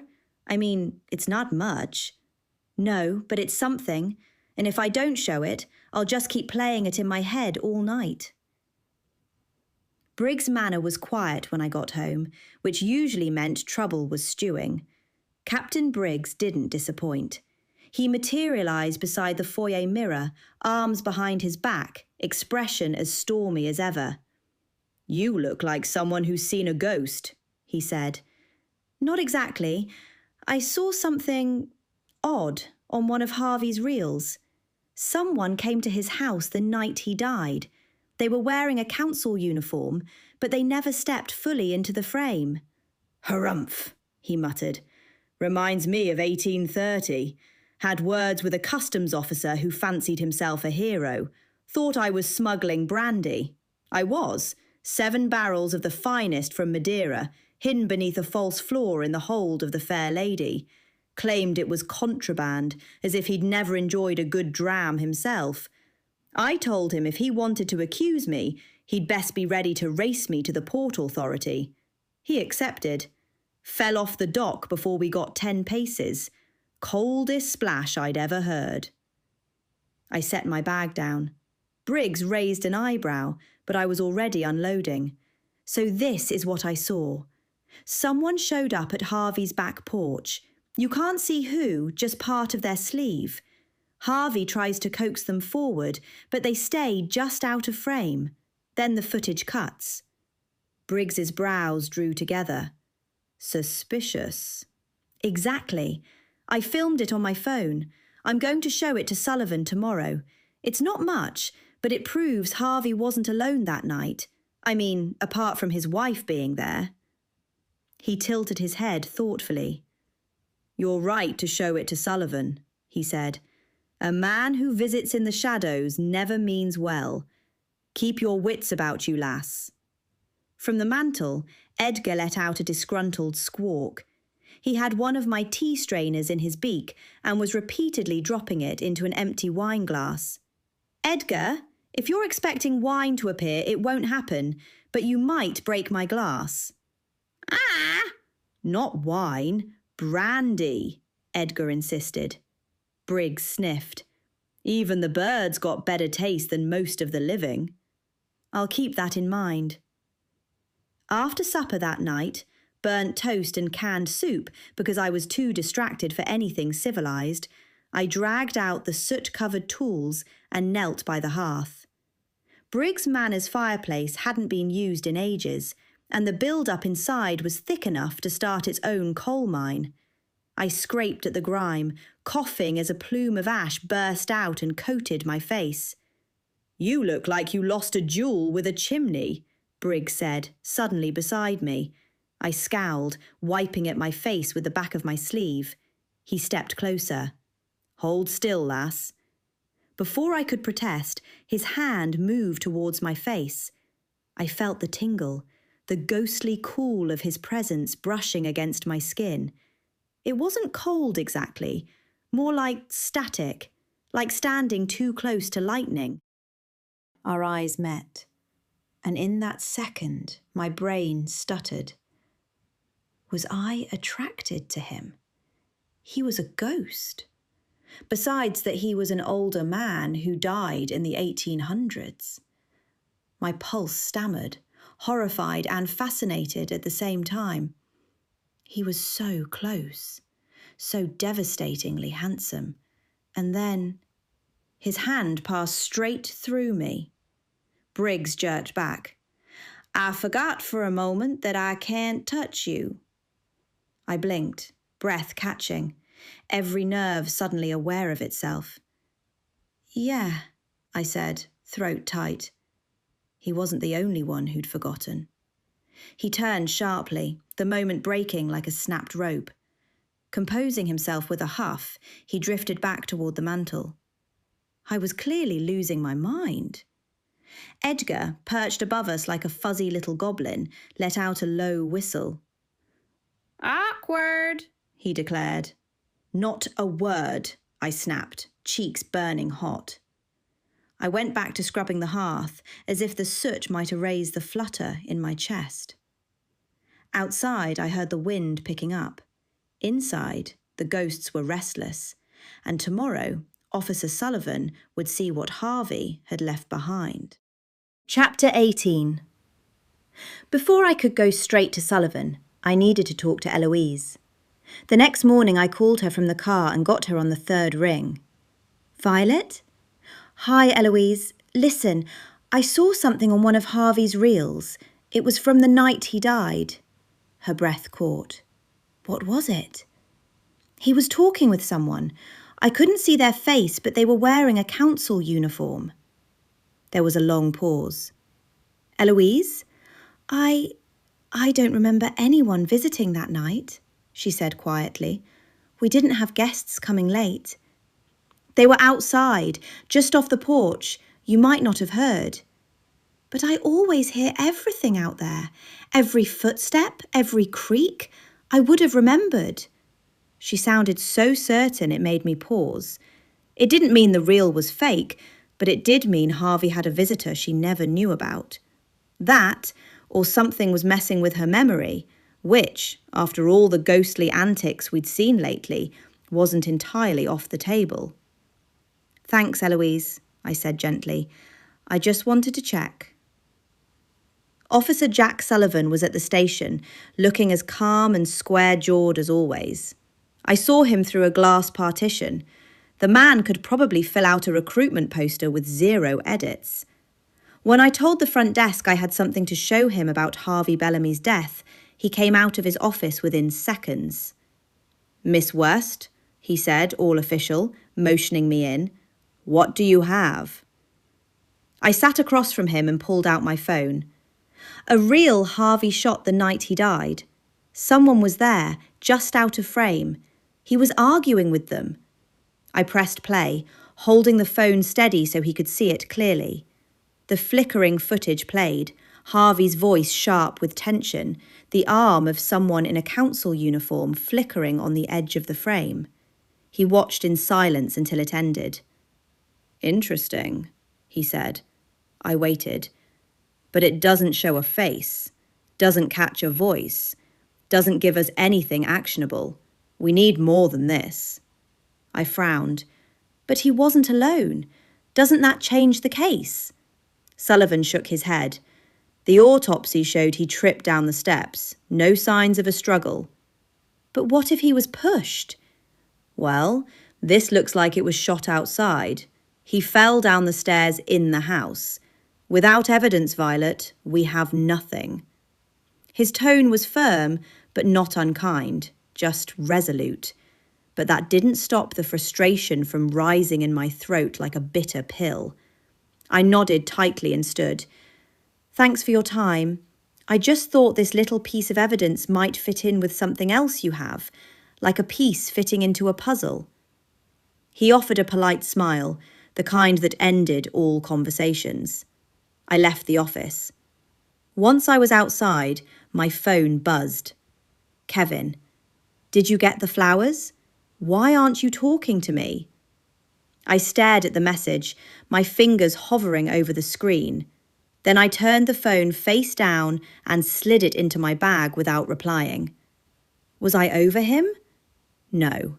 Not completely, if I was honest with myself. But things were different now. He was married, and that was that.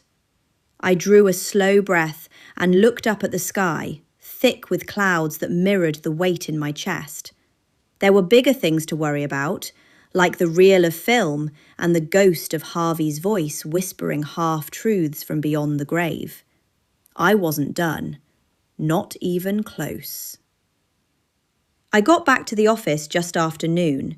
Jill rattled off some appointments she'd made for me for the next few days, and then went down the road to get us some coffees. She wasn't gone long when a man in a suit walked in. I recognised him immediately. Gavin Limbrick, one of Baz Matthews' senior agents. Tall, well-dressed, and always looked like he was heading someplace important. "Hi, Gavin, isn't it?" "Hey," he said, offering a sheepish smile. "Sorry to just show up. I've been waiting for you to get back." "You work for Driftwood Cove Realty," I said. "Not anymore, if you'll have me." I blinked. "I'm sorry? You want to work here?" I said, in a way that meant, "Could you repeat that?" "Yes, I want to jump ship," Gavin said. I blinked, then smiled despite myself. Jump ship? Of course he'd say that. Captain Briggs would call it a sign. "Let's talk." I gestured to a chair. He took a seat and let out a sigh that said he'd been holding this in for a while. "Look, I know how it sounds, but Baz, he's made some changes, new policies. They're nuts." "Such as?"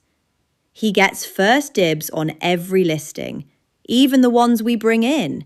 If he doesn't want them, we get to fight over the scraps. And twice now, he's taken commissions off my closings because of something he calls internal redistribution. Basically, if he feels like it, he reassigns our money. My money." I stared. That's awful. And illegal, probably.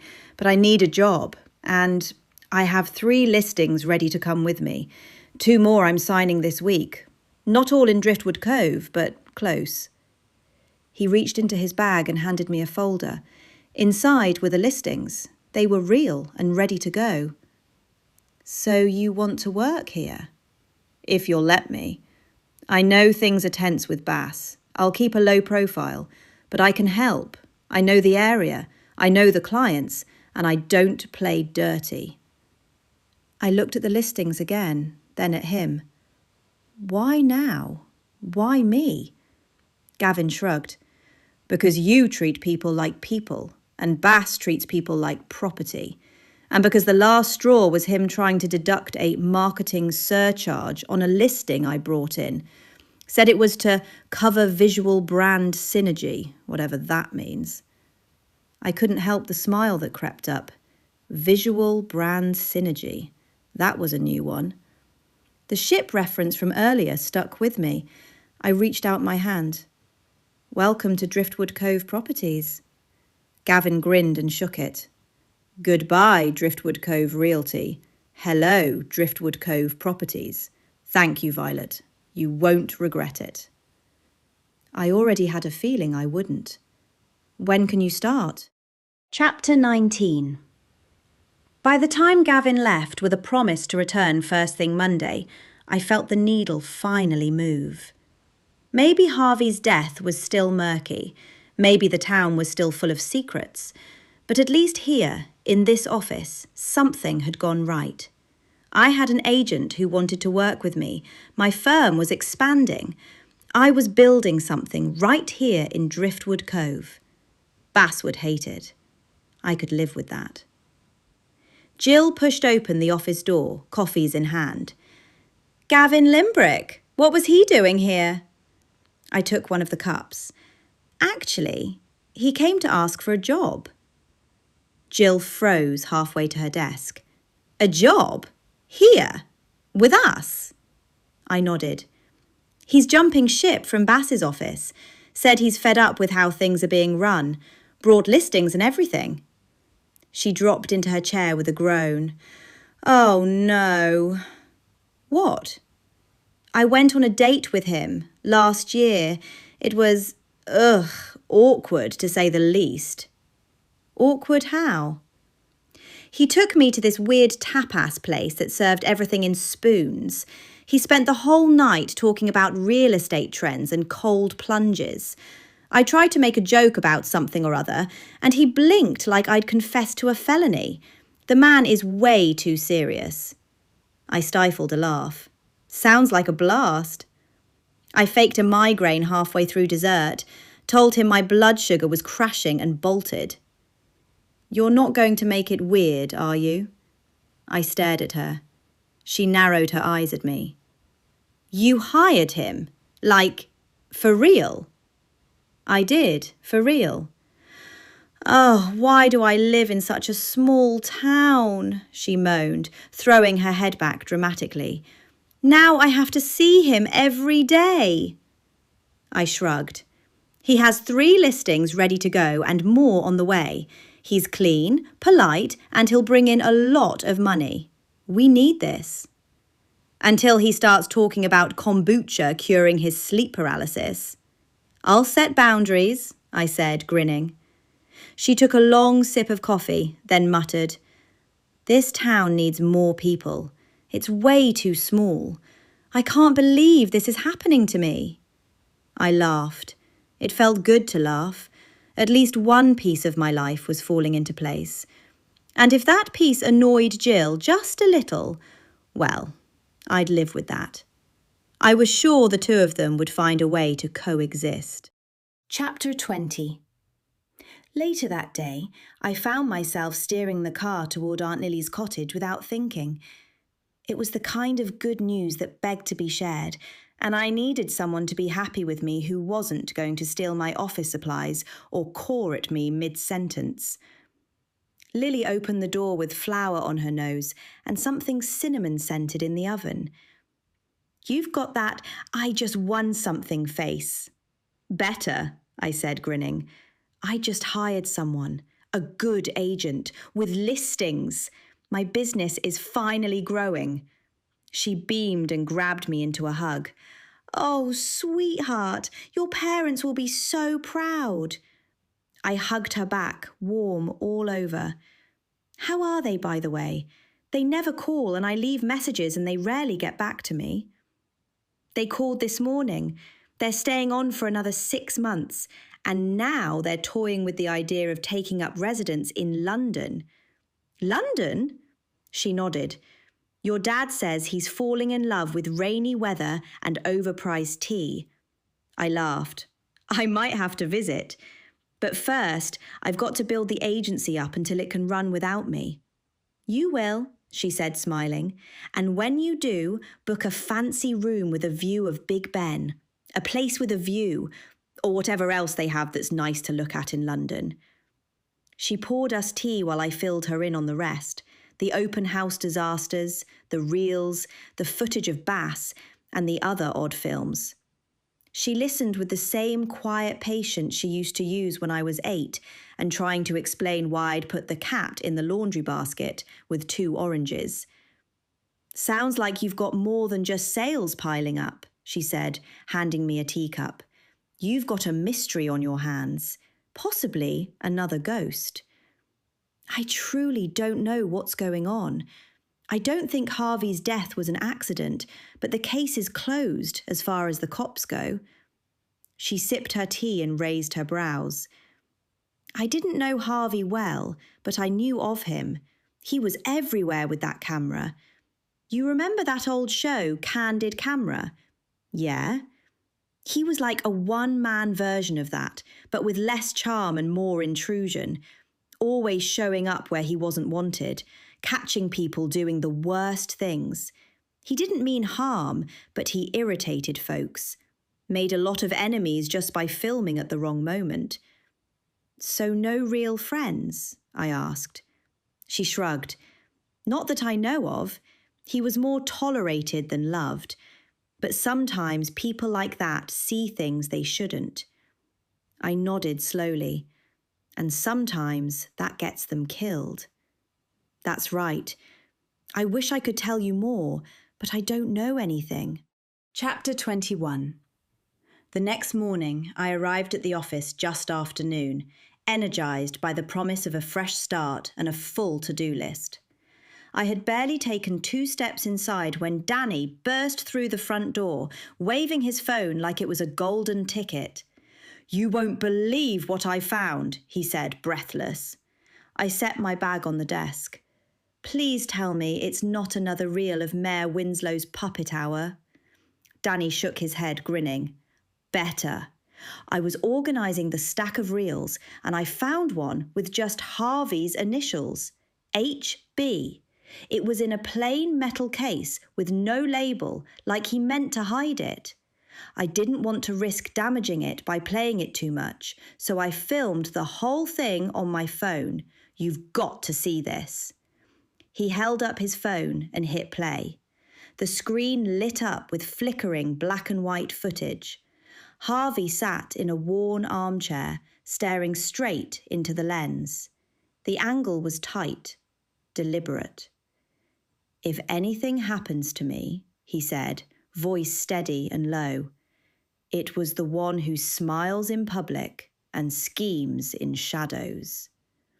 The footage cut to black with a soft flicker. I stared at the screen in silence, a chill crawling down my spine. Who would that be? Smiles in public, schemes in shadows.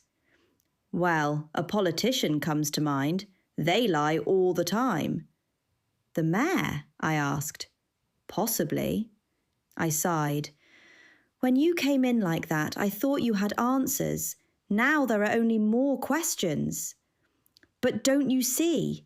He thought he might be murdered. Slowly, I nodded. That's right. But we still have no idea who might have done it. We're back at square one. I promised people I'd destroy their reels in 1 week. That's closing in fast. Let's go to Jill's tonight and brainstorm, he suggested. I nodded.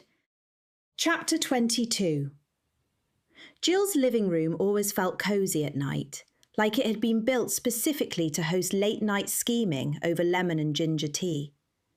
We sat cross-legged around the coffee table, a giant bowl of crisps in the centre, 3 mismatched mugs steaming with tea, and a stack of scribbled notes from Danny fanned out like tarot cards. I know we keep saying this isn't an official investigation, I said, reaching for a crisp, but it really is starting to feel like one. We don't need badges, Danny said with a wink. We have snacks. Jill rolled her eyes. Let's just get through the list before I fall asleep. I'm not as young as I used to be. You're 38, Danny said flatly. Exactly, practically ancient. Now, start with Bass. I took a sip of tea and tapped the page in front of me. Bass Matthews. He was filmed at the coffee shop using a dating app, while married. He practically threatened me when I confronted him about it. He's been trying to run you out of business since the day you opened, Danny added.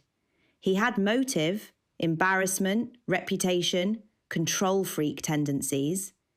Jill nodded. Sounds like he tops the list. A faint creak on the floorboards made us all pause. I turned slightly and caught a sliver of shadow in the hallway. Owen, Jill called. Bed, now. A tiny sigh followed by a shuffle. But you always talk about the fun stuff after I go to bed. Because that's when the grown-up fun begins, and I mean that in the least fun way possible.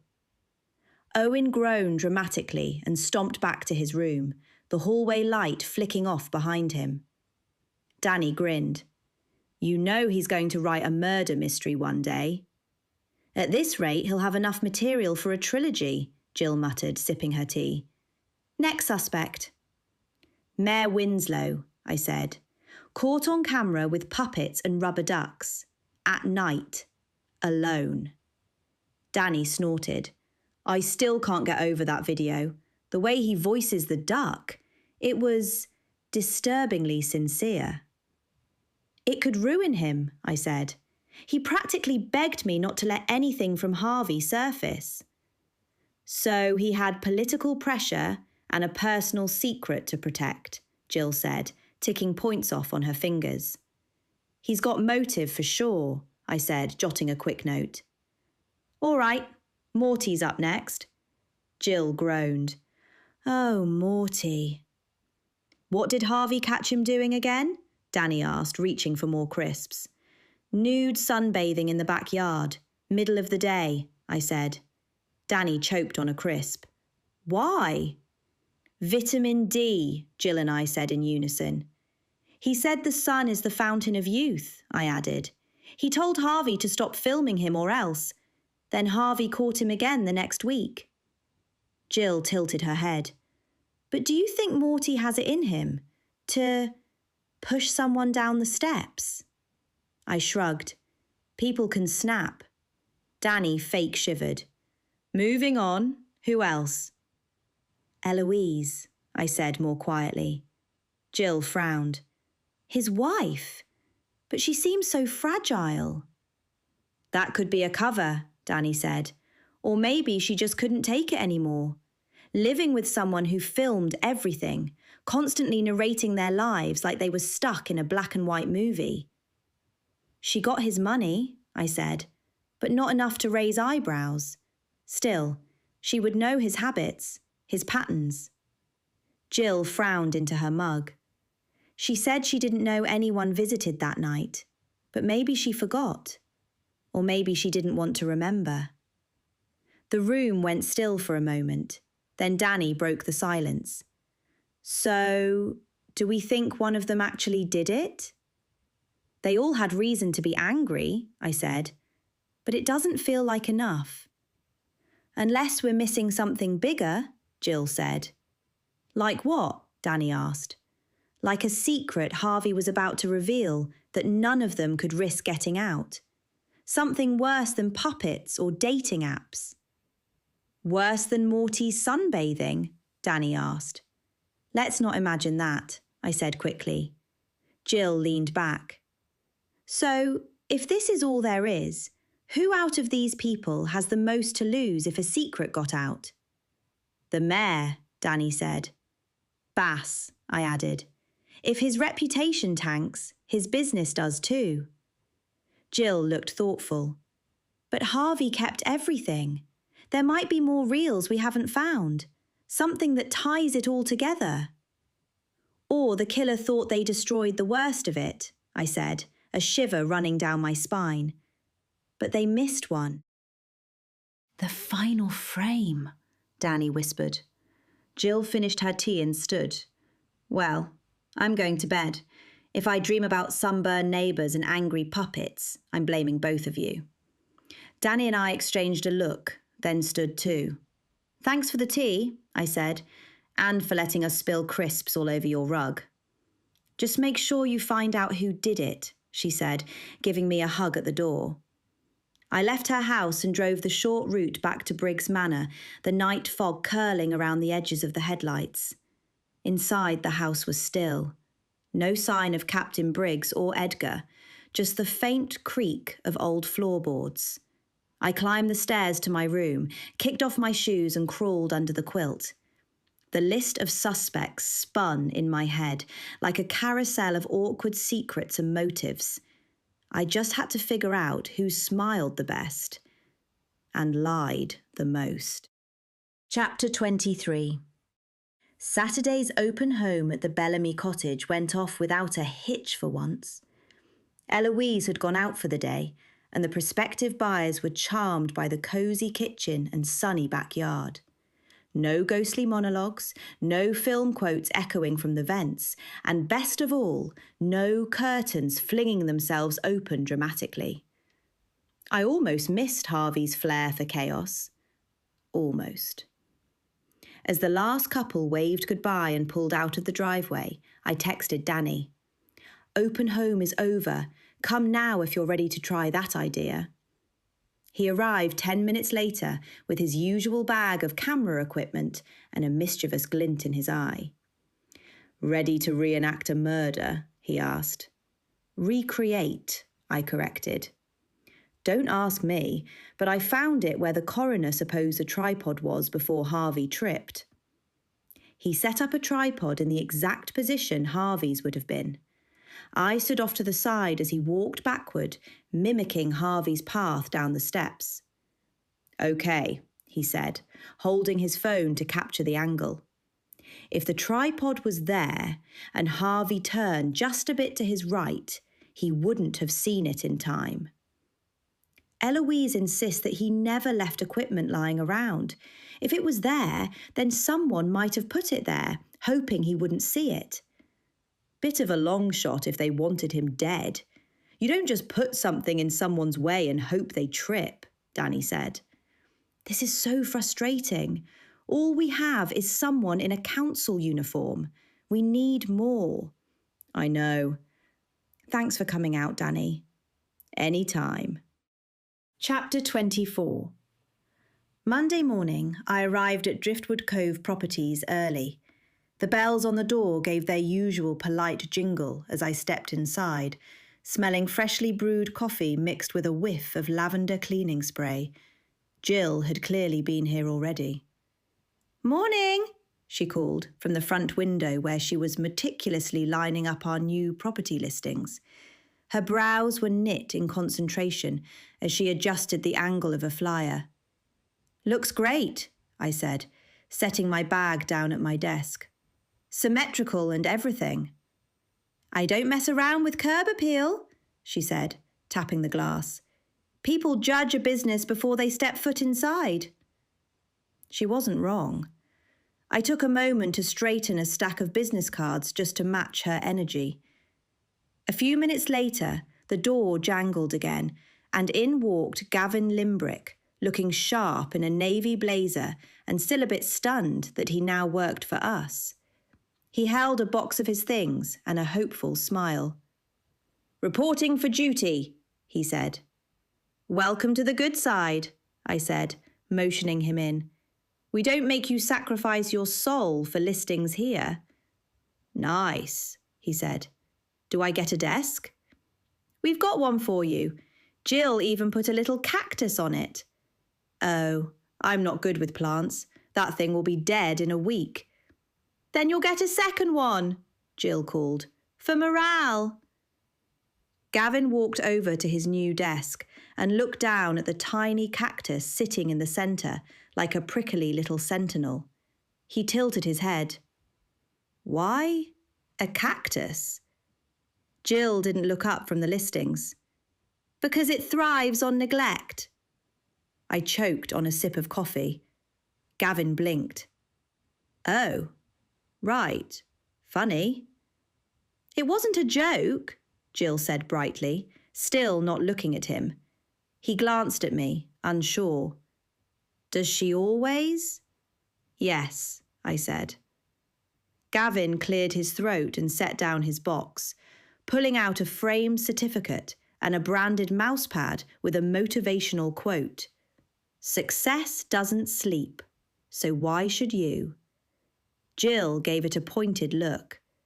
Ah, I see you've brought propaganda. It's just a mousepad. It's an energy. He held it in the air a beat too long, then gently slid it in front of his laptop computer he'd just set down. Trying to fill the silence, I said, Jill runs the front, but if you need anything, she's your best resource. Good to know, Gavin said. We've, met before. Jill finally looked at him, her smile tight. We have. I remember the spoons. He winced. Yeah, tapas. That was an experiment. You asked the waiter if they had anything less whimsical. I was hungry, he said defensively. And you pitched me an investment property before dessert. It had great rental yield. I stood between them, hands on hips. Okay, I love this weird energy, but maybe tone it down just enough so clients don't think we're hosting live theatre. We'll leave that to other people in town. They both muttered vague agreements. Gavin reached for the cactus. Seriously, though, this is nice. Careful, Jill said, without missing a beat. It bites. I went back to my desk, hiding my grin behind my coffee cup. Yep, this was going to be fun. We were in the middle of orienting Gavin when the front door flew open with a dramatic jingle, and in stormed none other than Baz Matthews, eyes blazing, cheeks flushed with righteous fury. You, he barked, pointing a finger at me like I was a particularly disobedient garden gnome. You stole my agent. I didn't even stand. I simply sipped my third cup of coffee. Good morning to you too, Baz. Don't you dare act calm. You know exactly what you did. Gavin is one of my top people. Was being the operative word. Baz turned his glare to Gavin. I gave you leads. I gave you structure. You gave me a surcharge for using a company pen and skimmed half my commission, Gavin said evenly. And you made us all wear navy to match your logo. I'm not in a cult. I leaned forward slightly. Baz, let me clarify something for you. You can't steal a person. Gavin made his own decision. He wanted a change of scene and a fair commission structure. That's not theft. That's opportunity. You're undermining the entire local industry, Baz snapped. You're not playing by the rules, Vylette. Which rules? The ones where you take 40% off the top and call it branding synergy? Baz's face flushed a deeper shade of red. You know what? You can have him. You think you're going to build an empire with my leftovers and cast-offs? Good luck. he sneered, stepping back toward the door. No wonder Kevin dumped you. The words hit like a slap. Jill gasped softly. Gavin froze. I stood slowly. And now we all know what kind of man you really are, Baz. Thanks for clearing that up. He spun on his heel and stormed out, hitting the bell so hard on the way out it rang for a full 5 seconds. Gavin blinked. Who's Kevin? Another realtor? Jill gave him a warning glance and shook her head. I'll tell you later, she muttered under her breath. There was a beat of silence. Well, Gavin said, that was subtle. Sorry about that. I didn't want to bring drama. I sat down. I knew he'd be upset, but I wasn't expecting that. Jill peered out the window. Do you think he practices those speeches in the mirror? Gavin shook his head. I can't believe I stayed there as long as I did. Well, you're here now, I said, getting up. Let me show you where we keep the good coffee and the secret stash of chocolate. Real team essentials. As I led Gavin to the break room, Jill called after us. And if you want your cactus to live, don't water it like it's a fern. Noted, he said. Low expectations, high resilience. Like me. 5 minutes later, the bell jingled again, and in walked Aunt Lily, her arms cradling a vintage floral tin and her face beaming. I brought cookies, she announced, like she was carrying treasure. Oh, bless you, Jill said, hurrying over. Please tell me these are home-baked. Of course, lemon and lavender shortbread, Lily confirmed, lifting the lid so the smell could fan out and make everyone briefly forget the existence of Baz Matthews. I gave her a hug. Perfect timing, as always. Lily spotted Gavin just as he stepped back into the main room. And who is this? Aunt Lily, meet Gavin Limbrick, our newest team member. He defected from Driftwood Cove Realty. Gavin stepped forward, a little stiff. Hi, it's nice to meet you. Lily gave him a warm handshake and held up the container of cookies. I come bearing baked goods. It's my thing. Oh, he said, smiling awkwardly. Thanks, that's really kind of you. She opened the lid and offered it to him. Take one. You can't work on properties without a good dose of sugar in your system. He hesitated, then took one carefully. They smell amazing. Lily grinned. You look like a reliable young man. Are you single? Gavin's hand froze halfway to his mouth. Kidding, Lily said with a wink. Mostly. He gave a shaky laugh. Right. Don't let her matchmake you unless you're ready for 5 potlucks and a rhubarb surplus, I warned. I'll remember that, Gavin said, then glanced over at Jill. You're eating a cookie? I wasn't sure if you'd want one. A cookie, I mean. Jill looked up, eyebrow raised. Why wouldn't I? He shrugged, fumbling. Just, you mentioned sugar that night on our date. Said it gave you migraines. Lily's eyes widened at the information that Gavin and Jill had been on a date. Jill blinked. You remembered that? Yeah, you left before dessert, he said quietly. Said you had a migraine from too much sugar. That's right, Jill said, picking up another cookie. It also wasn't right. He nodded, cheeks pink. Got it. Lily, sensing the tension like a seasoned referee, stepped in. Now, where can I pin up this flyer? Bake sale this Saturday. You never know when a lemon bar might sway a buyer. By the door, I said. Prime real estate. Lily posted it proudly and left in a flurry of floral perfume and good intentions. Gavin stood by his desk, chewing slowly and probably wishing he could disappear. Jill took a bite of her third cookie, eyes still on him.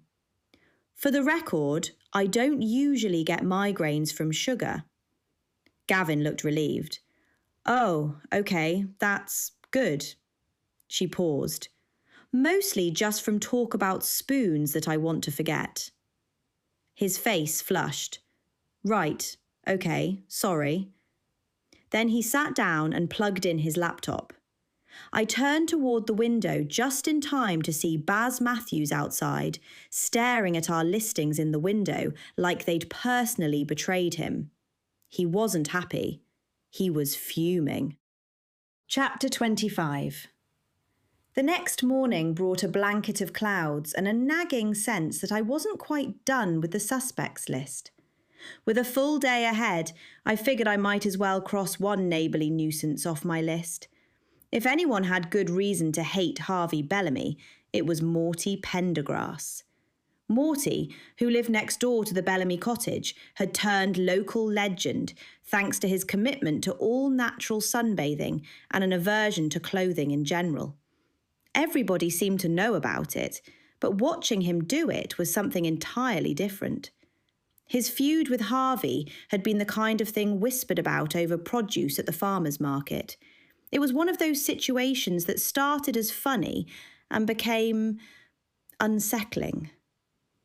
I headed over just before lunch, walking the short path that divided his backyard from the Bellamy property. I half expected to find him reclined in all his shining glory on a lawn chair, soaking in rays like a rotisserie chicken. But instead, I found him bundled in a hoodie and track pants, sipping something green on the back patio. "Vylette West," he called out as I opened the side gate. "If you're here for sunbathing tips, you picked a poor day. In winter, around 45 minutes of sitting outside, a cold temperature will create ultraviolet light. So I sit out at sunrise in a tank top and shirts in that temperature. It was quite nice for 45 minutes. I looked up into the sky, trying to erase the image that created. At least he hadn't mentioned the nude sunbathing. Right, was all I could say. There is still a measure of good rays, but it's obviously not as good. What can I do for you while I'm contemplating? I smiled, pleased I'd caught him in a good mood. Contemplating what? The price of food nowadays, the decline of the melon season, the betrayal of the human lymphatic system. Take your pick. Anyway, pull up a chair. I sat on the edge of a faded patio chair across from him. It sagged and creaked dramatically. I came to ask about Harvey. He let out a snort. Harvey Bellamy, may he rest in peace. I don't like to speak ill of the dead, but that man, no manners, no scruples, always creeping, always watching. I chose my next words carefully. You and he had some disagreements. I told him flat out, one more reel of me in my private garden and I'd plant poison ivy along the property line. I was going to do more than that between you and me. Did you ever follow through on that? I couldn't find seeds locally. Apparently, they don't sell skin rash-inducing flora to civilians. Shame, really. I even looked on Etsy. I blinked. Etsy sells poison ivy? Technically, no. I was told everywhere that it wasn't available unless using it for educational, research, or herbal study purposes under controlled conditions. He huffed. Just then, the back door opened and a woman in a cheerful yellow cardigan stepped outside, carrying a tray with 2 mismatched mugs. She paused when she saw me. Oh, sorry, I didn't realise we had company. Vylette, this is Carol, my better half, though less committed to dermatological excellence these days. That's because I enjoy being invited to community events, Carol said as she handed him a mug and placed the tray between us. She insists on SPF like it's holy water, Morty muttered. Doesn't listen to a thing I have to say. "No, I don't," she said, turning to me with a smile. "Please ignore him. He gets cranky when the sun's in hiding." "I get pensive," Morty corrected. "It's my cloudy day mood. Right now, my vitamin D levels are lowering, and moderate sun is not bad. Not if your skin has built up a tan. It's called resistance. It's like a callus. It is bad to burn, but I don't do that." "Oh, I see. Thanks for the information." "Cup of tea, dear?" Carol asked. "No, thank you. I won't stay long." As Carol sat down, I continued. "I wanted to ask about the night Harvey died. Did either of you notice anything unusual?" "I didn't," Morty said. "I was inside watching TV. I think it was a rerun of Naked and Afraid. Quite the double meaning, really. Love those shows. They don't show anything. I don't watch it for that. They pixel over all those bits." Carol bit back a smile. "I did see a flashlight moving in their backyard. Around 10, I think." I leaned forward. "Did you see who it was?" She shook her head. "Just the beam moving along the back fence. I assumed it was Harvey. He had a habit of filming possums after dark." I didn't recall seeing any footage of possums or any nighttime feeling. "Did the light come from his yard or go into it?" "From the fence, then down toward the back door. I lost sight of it after that." I jotted a mental note, then glanced around their eclectic yard. Dozens of garden gnomes peeked from odd corners like startled witnesses. "Oh, I do like that statue of the flamingo wearing sunglasses. I've never seen anything like it." "That's Gerald," Morty said. "He guards the compost." Carol whispered, "Don't ask." "Vylette, just for the record, nude sunbathing on one's property is not illegal. I know the rules. I printed them out and laminated them." Carol groaned softly. "He keeps them just inside the front door, just in case." "You never know when the HOA will get twitchy," Morty added. "He's just joking. We don't have one of those around here," Carol said. I stood, stifling a laugh. "Well, thanks for the insight." Just as I said that, the sun came out, and a look of delight spread across Morty's face. Carol walked me to the gate while Morty remained seated, thoughtfully sipping his drink. "If you figure out what happened to Harvey, I'd like to know," Carol said. "He creeped me out, but nobody deserves to go like that." "You think he was murdered?" I asked. She hesitated. "I think someone wanted to scare him. Maybe it got out of hand." I nodded. Morty raised his mug as I turned to go. I paused. "Morty," I asked, "do you think Harvey's death was an accident?" He lowered his mug slightly, the humour slipping from his face for just a moment. "Accident? Maybe. But Harvey had a way of poking bears in the dark. Someone might have decided they were done being poked." It was the most serious thing I'd ever heard him say. "Thanks," I said quietly before I turned back to Carol. "And if it wasn't an accident, who do you think might have had a reason to silence him?" Carol didn't answer right away. She looked out toward the Bellamy property, her face unreadable.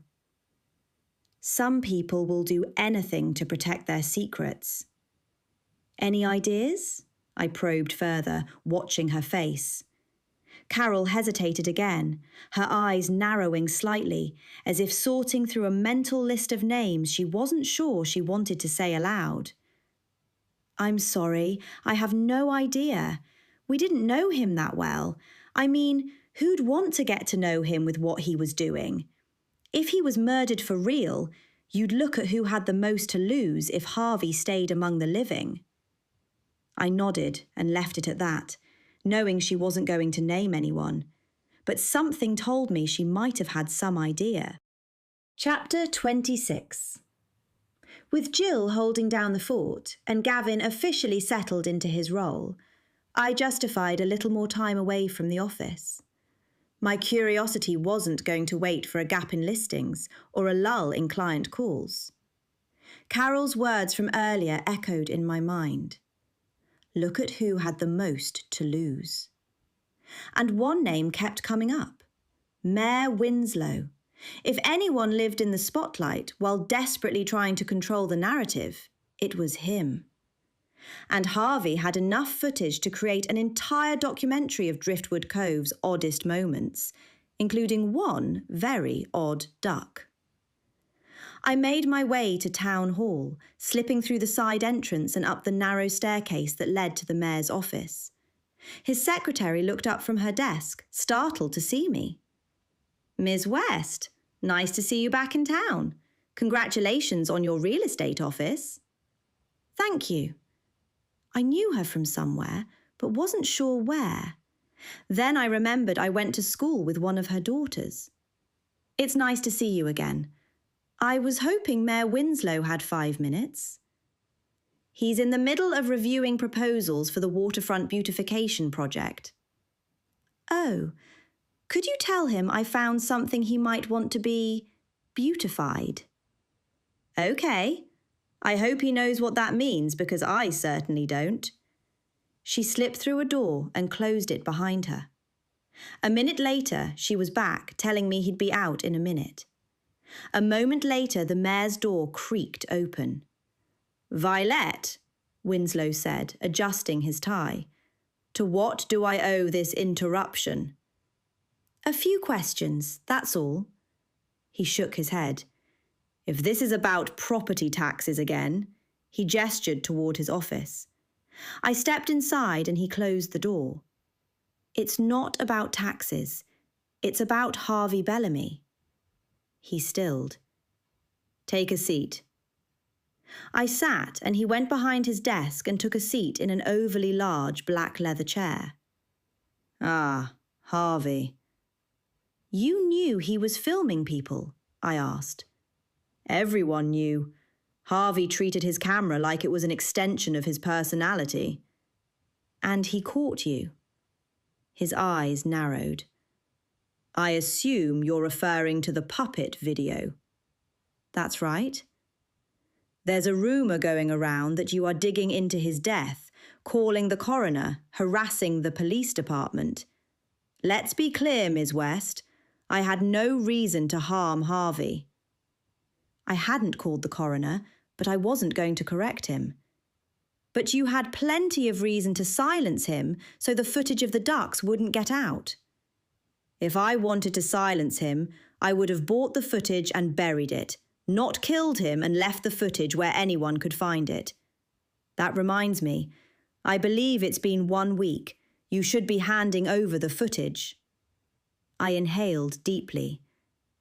"To let you in on a secret, I'm close to revealing something big."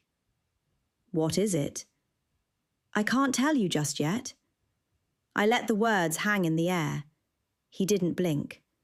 Now it was a staring competition, and I was never any good at those. "Do you remember what you were doing the night he died?" He scoffed. "I was attending the Rotary Club's Thursday mixer. Ask anyone there. I was introducing the raffle prizes." "That wouldn't have taken all night." "No, but the scotch afterward might have." "So you left alone?" I asked, hoping not to get thrown out of his office. "No, I left my driver. Feel free to check the logs." He was annoyingly composed, too smooth, like someone who'd practiced for this. "Do you think Harvey's death was an accident?" I asked.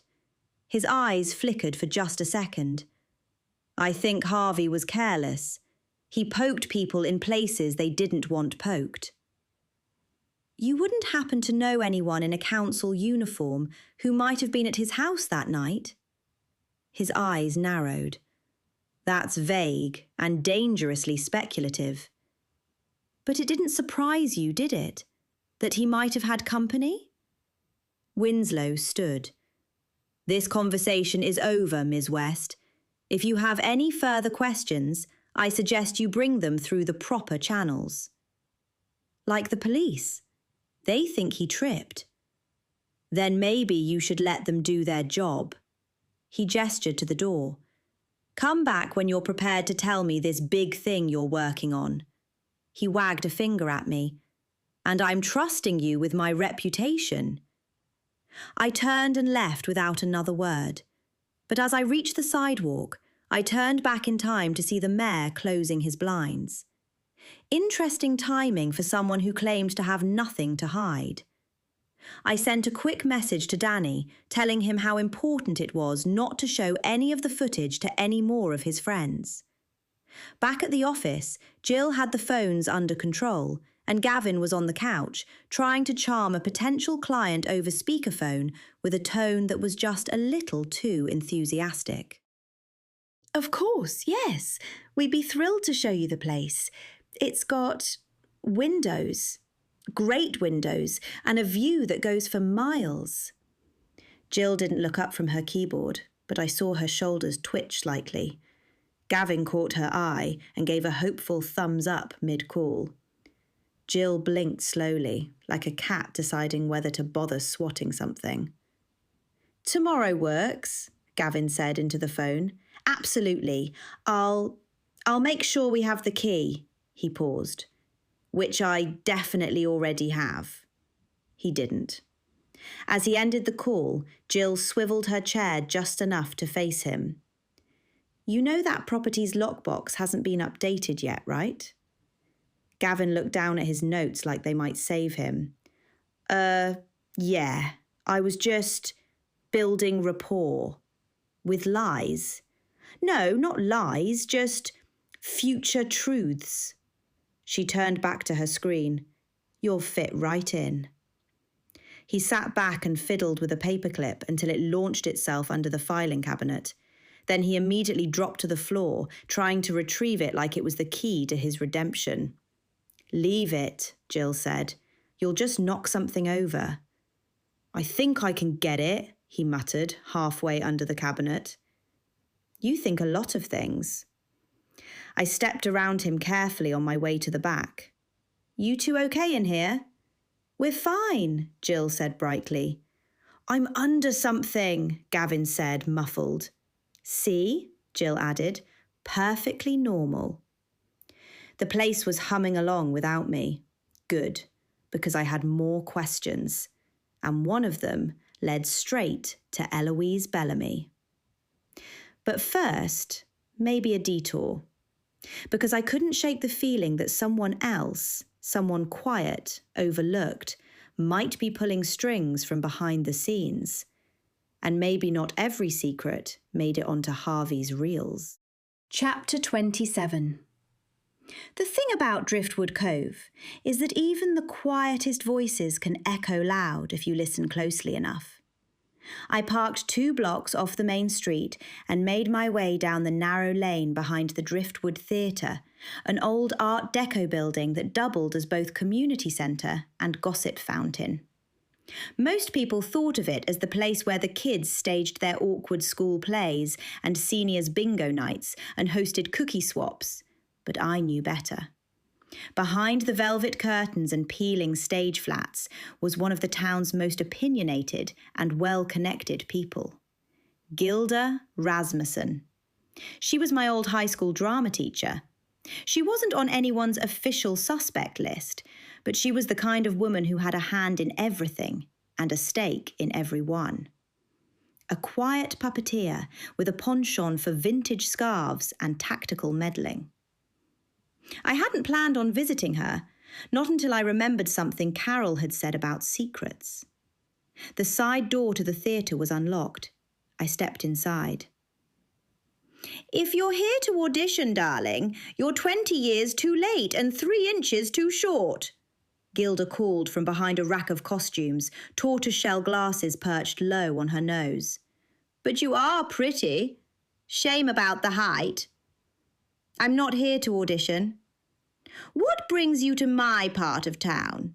And no, I don't want to sell my house. I'm constantly being harassed by Gavin. I believe he works for you now. Oh, yes, that's right. I'm not here about anything house-related. I'm here about Harvey. Harvey Bellamy, the man with a camera and no sense of timing. He's dead now, rest his soul. Why have you come to me about him? She stared at me, blinking rapidly. You knew him well? I asked. Knew him as well as one can know someone who views the world through a lens instead of his eyes. He filmed one of my rehearsals once, claimed it was for lighting reference.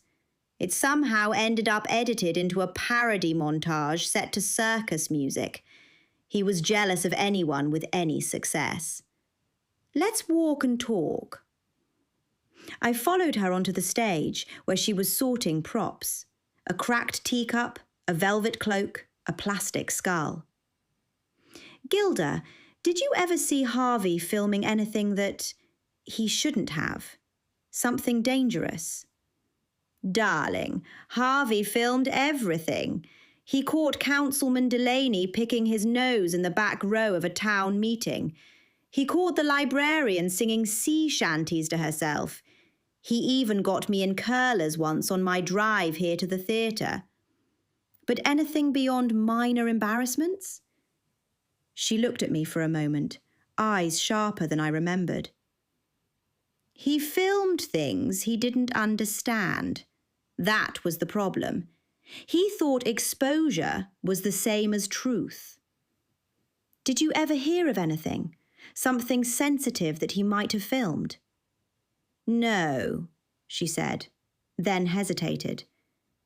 But he talked about something once, said he had footage that would change how people saw this town, said it would force people to be honest.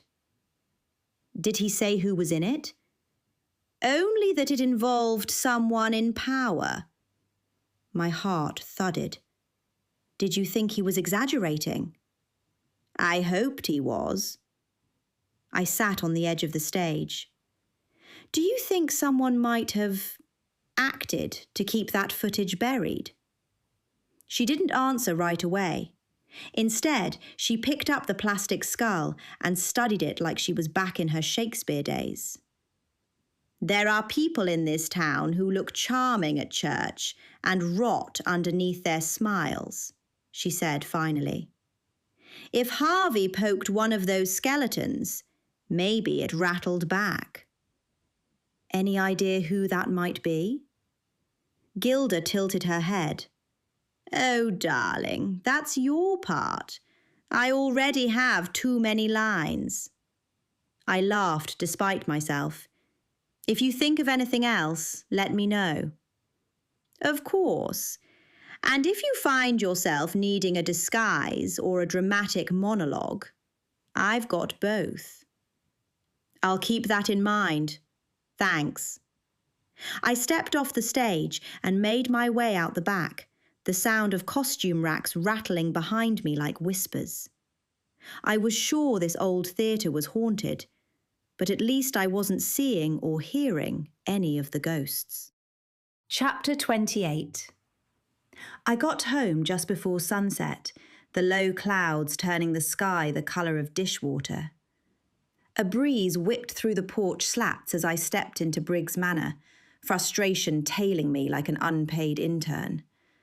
I dropped my keys in the bowl by the door and kicked off my shoes. The manor creaked in welcome, or complaint. It was always hard to tell. Captain Briggs appeared in the hallway with his usual ghostly posture and a look that suggested he'd been waiting. "You're back late," he said. "You look as twisted as a reef knot." "Just tired," I muttered, "and frustrated. The town's full of barnacles pretending to be pearls." I raised an eyebrow. "That's poetic." "Wisdom comes with years," he said. "Wisdom isn't going to help me find out who killed Harvey. If he was killed, I don't want the killer out there. Maybe he'll kill again if he's gotten away with it. From the mantel, Edgar let out a throaty squawk. Ah! Cooking or quitting? Cooking, I grumbled. Unless there's a decent food delivery service in this town I don't know about. I made my way into the kitchen, pulling out a skillet and some eggs. The silence settled around me as I cracked the first one. The sound of sizzling didn't soothe me like it usually did. Captain Briggs lingered near the doorway. "You're thinking too hard, lass," the captain said, voice rough like a storm rolling in. "The truth doesn't come to those who chase it like a fox. It creeps in slow, like tide water." I opened my mouth to respond when a sharp, insistent knock cracked against the front door. The captain's face darkened. "That's not a neighbour's knock. That's a challenge." I wiped my hands on a towel and moved to the door, cautious now. The moment I opened it, the wind rushed through the house, and there stood Officer Sullivan. "Evening," he said, already half loaded with disapproval. "Hi," I tried not to sigh. "Let me guess, Mayor Winslow?" "Correct. He said you were in his office accusing him of murder." "I wasn't at all. I was asking questions," I said, stepping aside to allow him in. "I never accused him of anything." The moment he crossed the threshold, a picture frame crashed to the floor in front of him. Sullivan startled. "What the?" A low, guttural growl vibrated down the hallway like a ship's hull groaning. I tried to ignore it. "Did you hear that?" he asked. "Hear what?" Behind me, Briggs emerged near the parlour with thunder in his eyes. "Get him out," he barked. "He smells of red tape and rotten deals." Before I could stop myself, I turned my head and snapped, "Don't!" "Don't what?" Sullivan asked. I turned back to face him and coughed. "Sorry, I just sneezed." Sullivan gave me a side glance. What was that growling sound? "Nothing. Floorboards. Drafty house." We moved toward the kitchen. A light above us flickered like it was dying. The captain didn't follow, but I could feel him watching from the shadows. I poured tea, keeping my back to the stove. "You can't go around making accusations," Sullivan said, "especially without evidence." "I told you I just asked questions. There's a difference." "Not to someone like Winslow. It's best not to make an enemy out of the mayor, don't you think? And you know Harvey's death was ruled an accident, so there is that." I leaned against the counter, steadying my voice. But what if it wasn't? He stared at me, the tea untouched. "We've been over this before. I keep telling you, without evidence, there's nothing to pursue." "So how do I get evidence?" I asked. "You don't. That's my job." "Are you doing it?" "No, because the case is officially closed." That made him flinch, just slightly. "Why do you think it was murder?" "Because the timing's too perfect. The whole thing feels staged." "Too perfect for who?" he asked. "That's what I'm trying to figure out." The light flickered again. A cupboard door behind him snapped open and closed with a loud bang. Sullivan jumped, twisting toward the noise. "Old hinges," I said, voice a little too light. "I'll be fixing those next week. I'm getting quite good with a hammer." He looked around warily, and that's when his eyes landed on Edgar, perched stoically on the mantel. He walked toward him, and I followed. "Is that a raven?" I opened my mouth, wondering what to say. "Technically, yes." "In your living room?" He's more of a roommate than a pet. Comes and goes. I keep a window open for him." Sullivan frowned. "Vylette, it's a violation in this town to keep wild birds." "He's not caged. He's free range, independent spirit." Edgar tilted his head and blinked once, slow and ominous. "Does it talk? Ravens are supposed to be smart." I'm not sure." Sullivan muttered. "This house is something else." Another creak sounded, louder this time. I stepped back. "Let's finish this outside in the fresh air." "Fine by me." We stepped onto the porch. The air outside was cold and taut, but the wind had died down. Behind us, something inside slammed, hard. Sullivan glanced back. "You sure you don't have squatters?" "Oh, no," I laughed. "It's an old house and falling apart. It needs a lot of repairs." He shook his head. "You've got instincts," he said finally. "But this isn't a game. If you're wrong—" "I don't think I am wrong." He looked at me for a long moment. "And if you're right, then someone in this town doesn't just have blood on their hands. They're counting on no one noticing." Inside the house, something scraped slowly across the floor, wood dragging against marble. Sullivan looked unsettled but forced a calm expression. "You're playing with matches, Vylette. If you are right, then you shouldn't be so obvious with your questioning. You know how word travels in this town." I smiled. "Thanks for your advice." "You won't take it, though, will you?" I met Sullivan's eyes. "You know he was killed too, don't you? You just don't want to be the only one on the police force to say it." He didn't answer for a while. "I'll take another look at that file." "The file on his death?" He gave a nod. "Thank you. I'd appreciate it." He turned and left. I hurried back inside, avoiding the wind that had just picked up again. The captain met me at the door, arms folded in his arms across his chest. "Should have tossed him to the sharks," I sighed. "Behave. He's a perfectly nice man." "Bah." Chapter 29. The next morning at the office, halfway through my first cup of coffee, I was feeling good about my small team. Jill had the phones under control, her headset on and her fingers flying across the keyboard as she juggled a scheduling call and a lead inquiry like it was nothing. Calm, efficient, unbothered.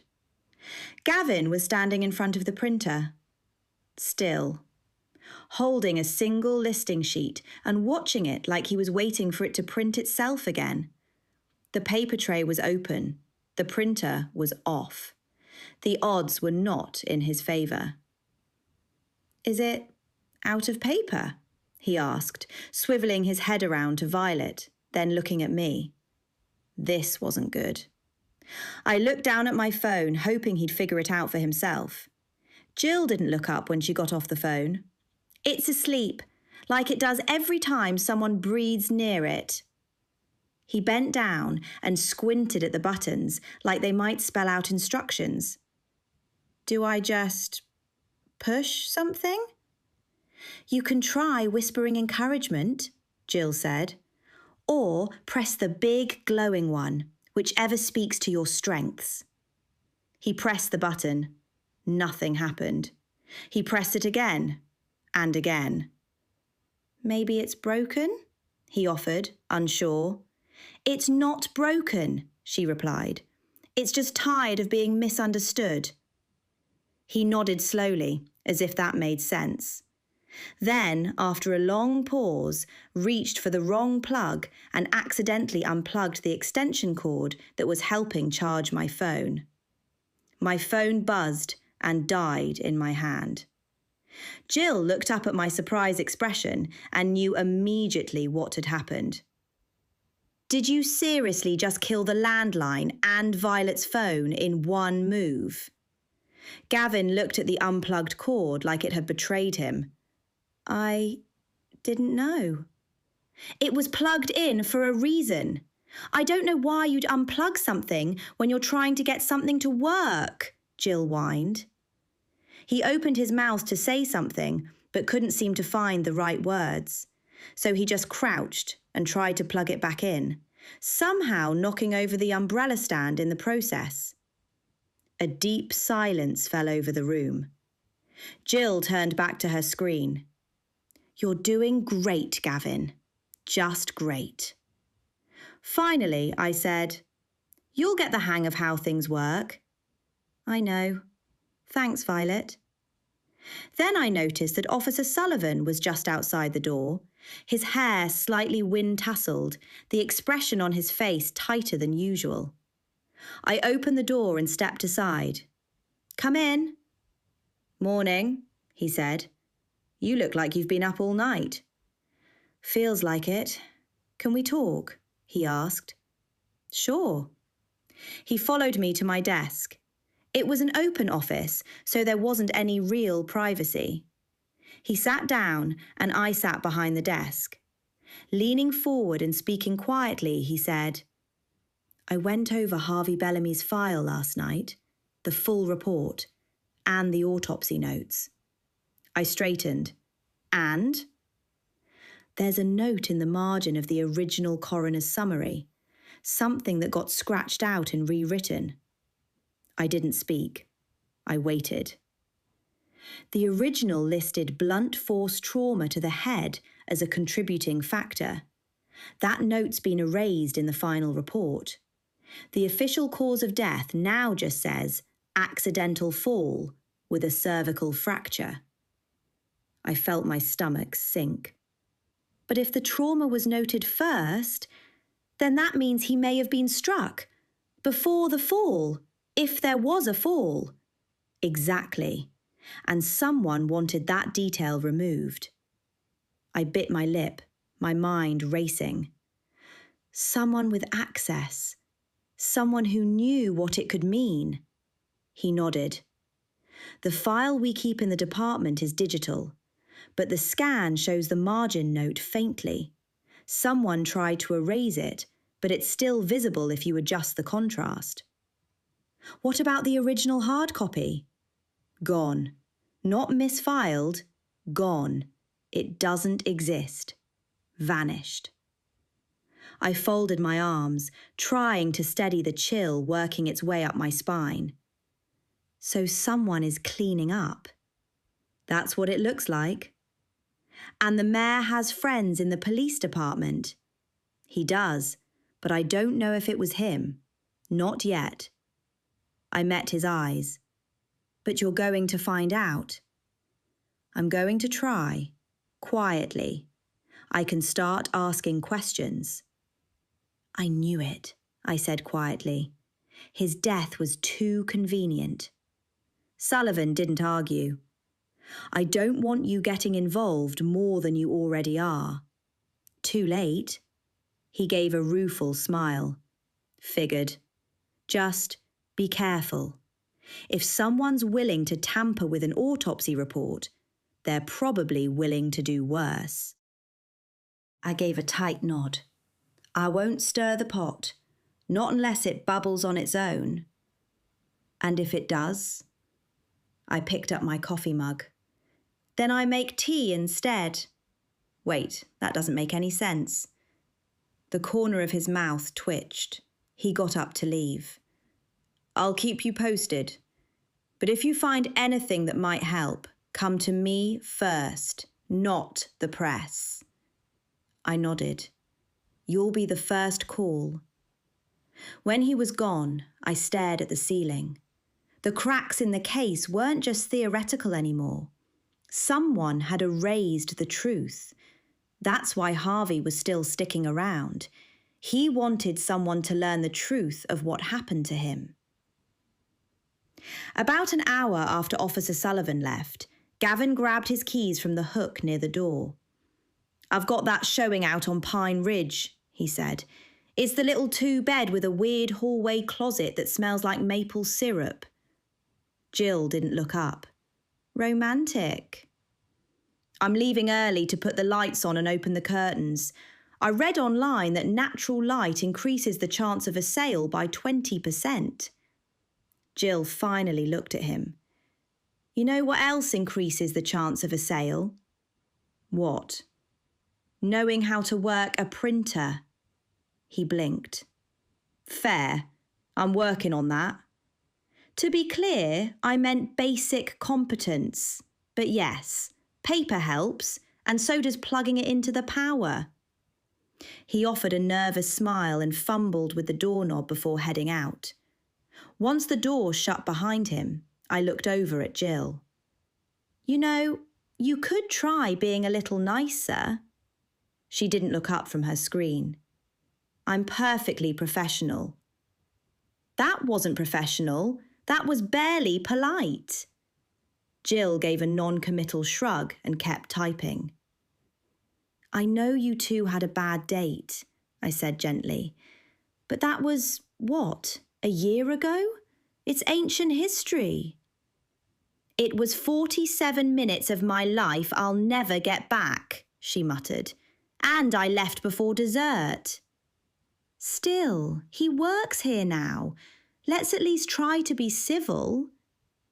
She exhaled slowly through her nose, fingers hovering over her keyboard. Fine, I'll try. Thank you. I didn't say I'd succeed, but I'll try.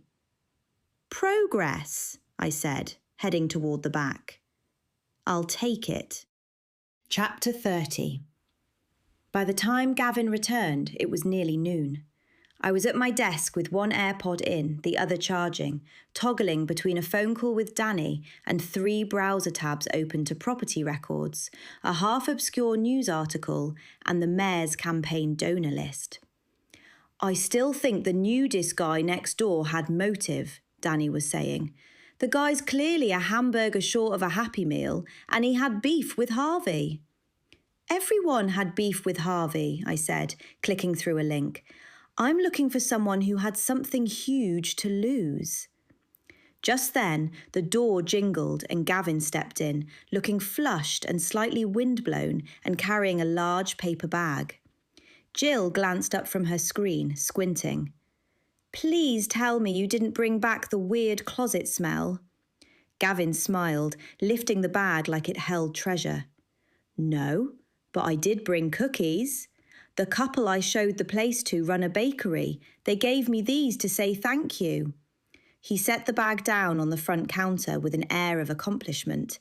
Jill eyed it warily. You're not trying to bribe me, are you? I mean, not intentionally. You brought carbs into a workplace where I'm the one answering phones all day. That's suspicious. They're oatmeal chocolate chip, he said, hopeful. I'm gluten-free. Oh, I didn't know. You didn't ask. I half listened, typing one-handed while Danny kept talking in my ear. Something about inconsistencies in the coroner's timeline. Gavin opened the bag, paused, then gently took out a cookie and set it on a napkin. I'll just leave it here, in case you become less gluten-free. Jill stared at him, then back at her screen. You're like a puppy that walked into traffic and made it across by sheer luck. I get that a lot. No doubt. He hovered, awkward as ever, then shuffled toward his desk. Oh, Gavin, Jill said. He turned back, a little hopeful. You've got flour on your collar. Just letting you know before you answer the phone and choke on it. He looked down, brushed at his collar, and gave a crooked smile. Thanks. I appreciate that. She didn't smile back, but after a long beat, she reached for the cookie. Not to eat it, just to move it 6 inches farther away. Chapter 31. A sharp, authoritative knock echoed through Briggs Manor, breaking my focus. I set down my tea and crossed to the front door, my steps hesitant as I peered through the stained glass. Officer Sullivan stood on my porch, his expression a mix of irritation and concern, tapping impatiently on a tablet. I opened the door, forcing a smile. Officer Sullivan, to what do I owe this pleasure? Sullivan's jaw tightened slightly, clearly not enjoying this visit. Vylette, you've got someone worried sick in New York. Called the station, panicked, claiming something might have happened to you. I felt heat rise to my cheeks. Kevin, I sighed heavily, shaking my head. My ex, I blocked him a few days ago. I suppose he panicked when he realised he wasn't the centre of my universe. Apparently so. Sullivan glanced behind me, shifting his weight uneasily. Mind if I step inside? Actually, I hesitated, glancing nervously toward the hall where the air felt thicker, charged with tension. Captain Briggs never took kindly to male visitors. At that exact moment, a loud bang echoed from upstairs, rattling the chandelier just inside the main door. Sullivan's eyes shot upward, narrowing in suspicion. Plumbing, I blurted quickly, forcing an apologetic laugh. Old pipes. Happens all the time. Edgar chose that moment to swoop out of a tree, landing dramatically on the porch railing behind Sullivan, his black feathers puffed indignantly. Sullivan jumped slightly, eyeing the raven with clear unease. It's back again, Sullivan remarked cautiously. He's not a pet, I corrected quickly, shaking my head. Believe me, I don't even want him here. He keeps flying inside. I really need to get screens. Sullivan gave a dry smile. Good idea. I stepped quickly outside and gently closed the door behind me. Let's talk out here. Better air. Another crash resounded from within the manor, this one louder and more violent. Sullivan eyed the door warily. Are you sure everything's all right?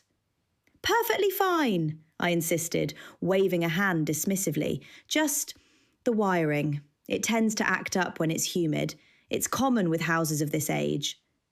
We settled stiffly onto the porch swing, Sullivan clearly unconvinced, but deciding not to push the issue further. Kevin seems genuinely worried. Said it was out of character for you not to reply. He mentioned how reliable you are, creature of habit and all that. I laughed sharply, then covered my mouth, embarrassed at my own bitterness. Kevin thrives on attention. He needs validation every 12 hours or he goes into withdrawal. Blocking him clearly threw him off. The cop eyed me carefully. Sounds complicated. That's putting it mildly, I muttered.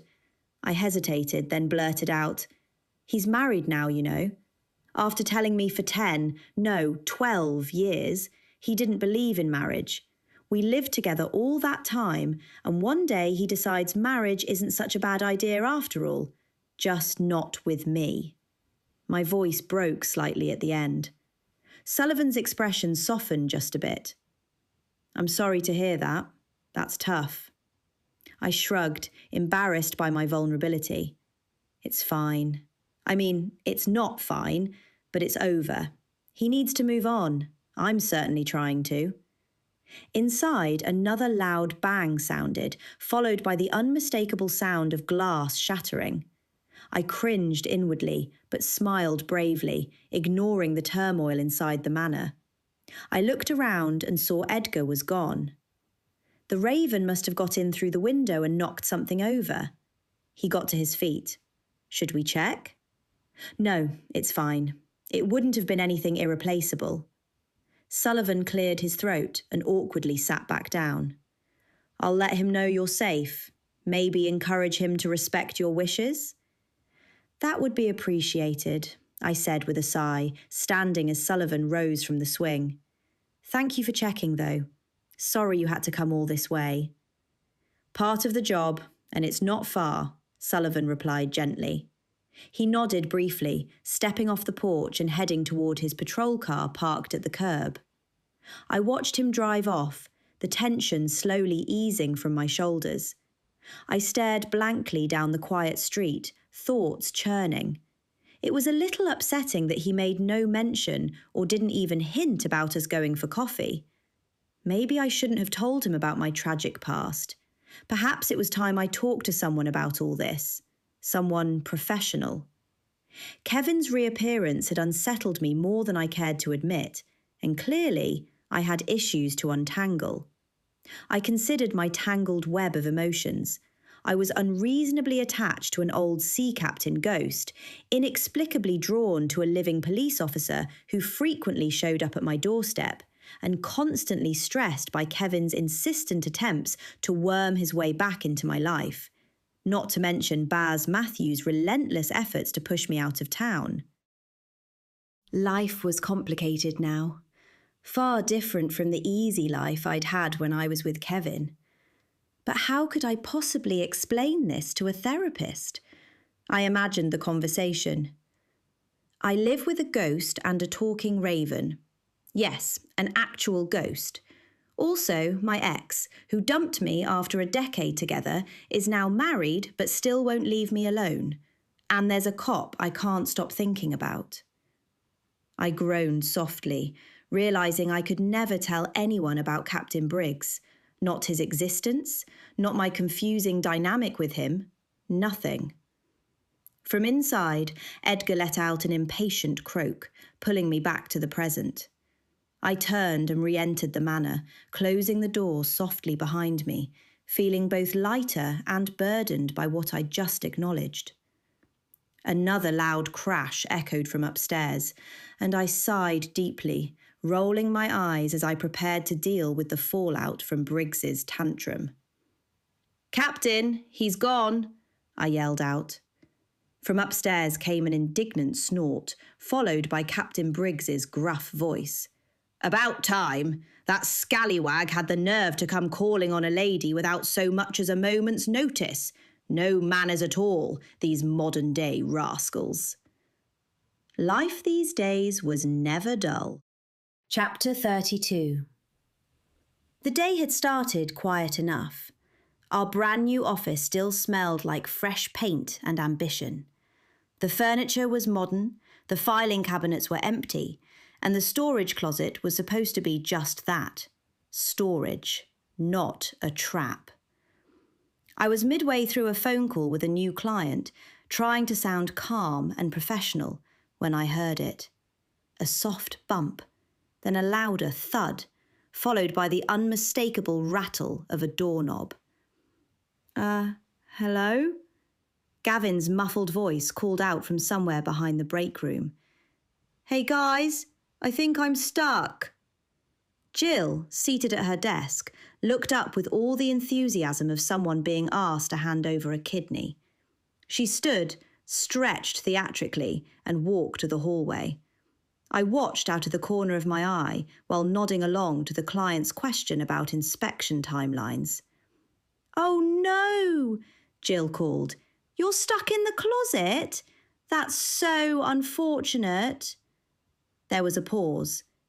"Can you, jiggle it?" "Jill, I jiggled it," Gavin replied, his voice echoing inside the small room. "I jiggled it a lot." I covered the mouthpiece of the phone and whispered, "Use the spare key. It's in the junk drawer." Jill turned, wide-eyed with faux innocence. "You mean I have to move for this?" Gavin knocked again. "It's getting warm in here. I might pass out." Jill rolled her eyes, but wandered into the kitchen area to retrieve the key, very slowly. I finally wrapped up my call and set the phone down just in time for Jill to dramatically unlock the door. Gavin stumbled out, hair tousled, face slightly flushed. He looked around like he'd just survived a minor war. "I thought I was going to have to chew through drywall," he muttered. "You were in there for 2 minutes, Jill said, already walking back to her desk. "It felt longer." "So does listening to you explain things," she shot back. I grinned and shook my head. Just then, Danny walked in with a large box. "Hey there, want a turn at looking after these?" "Sorry, but I'm having problems sleeping." "Sure, I'll take a turn babysitting them." I tossed him my car keys just as he set them down on my desk. "Do me a favour?" "Sure." "Put them in my car." Chapter 33. That night I came home too tired to even think about patching the crack above the kitchen window, let alone any major renovation project. Dinner was a microwavable lasagna I'd bought on the way home. I brought the reels in from the car, and then I sat on the couch with my dinner tray balanced on my lap, clicking through channels, but nothing was on, unless I wanted to watch a game show rerun from the 90s or a documentary about migrating turtles. After a long sigh, I glanced over at the box of reels. They sat like they were waiting. Briggs appeared by the fireplace, arms folded. "Are you going to look at those?" Danny was supposed to have looked through them all, but he could have got distracted. "There's a projector up in the attic, from someone who lived here in the 60s, probably still works." I blinked. "There's a what now?" "Projector," he said. "One of my no-good squatters used it in the 50s. I raised an eyebrow. "You mean one of the manor's old owners?" He scowled. "No, I own this place. They just borrowed it. Badly."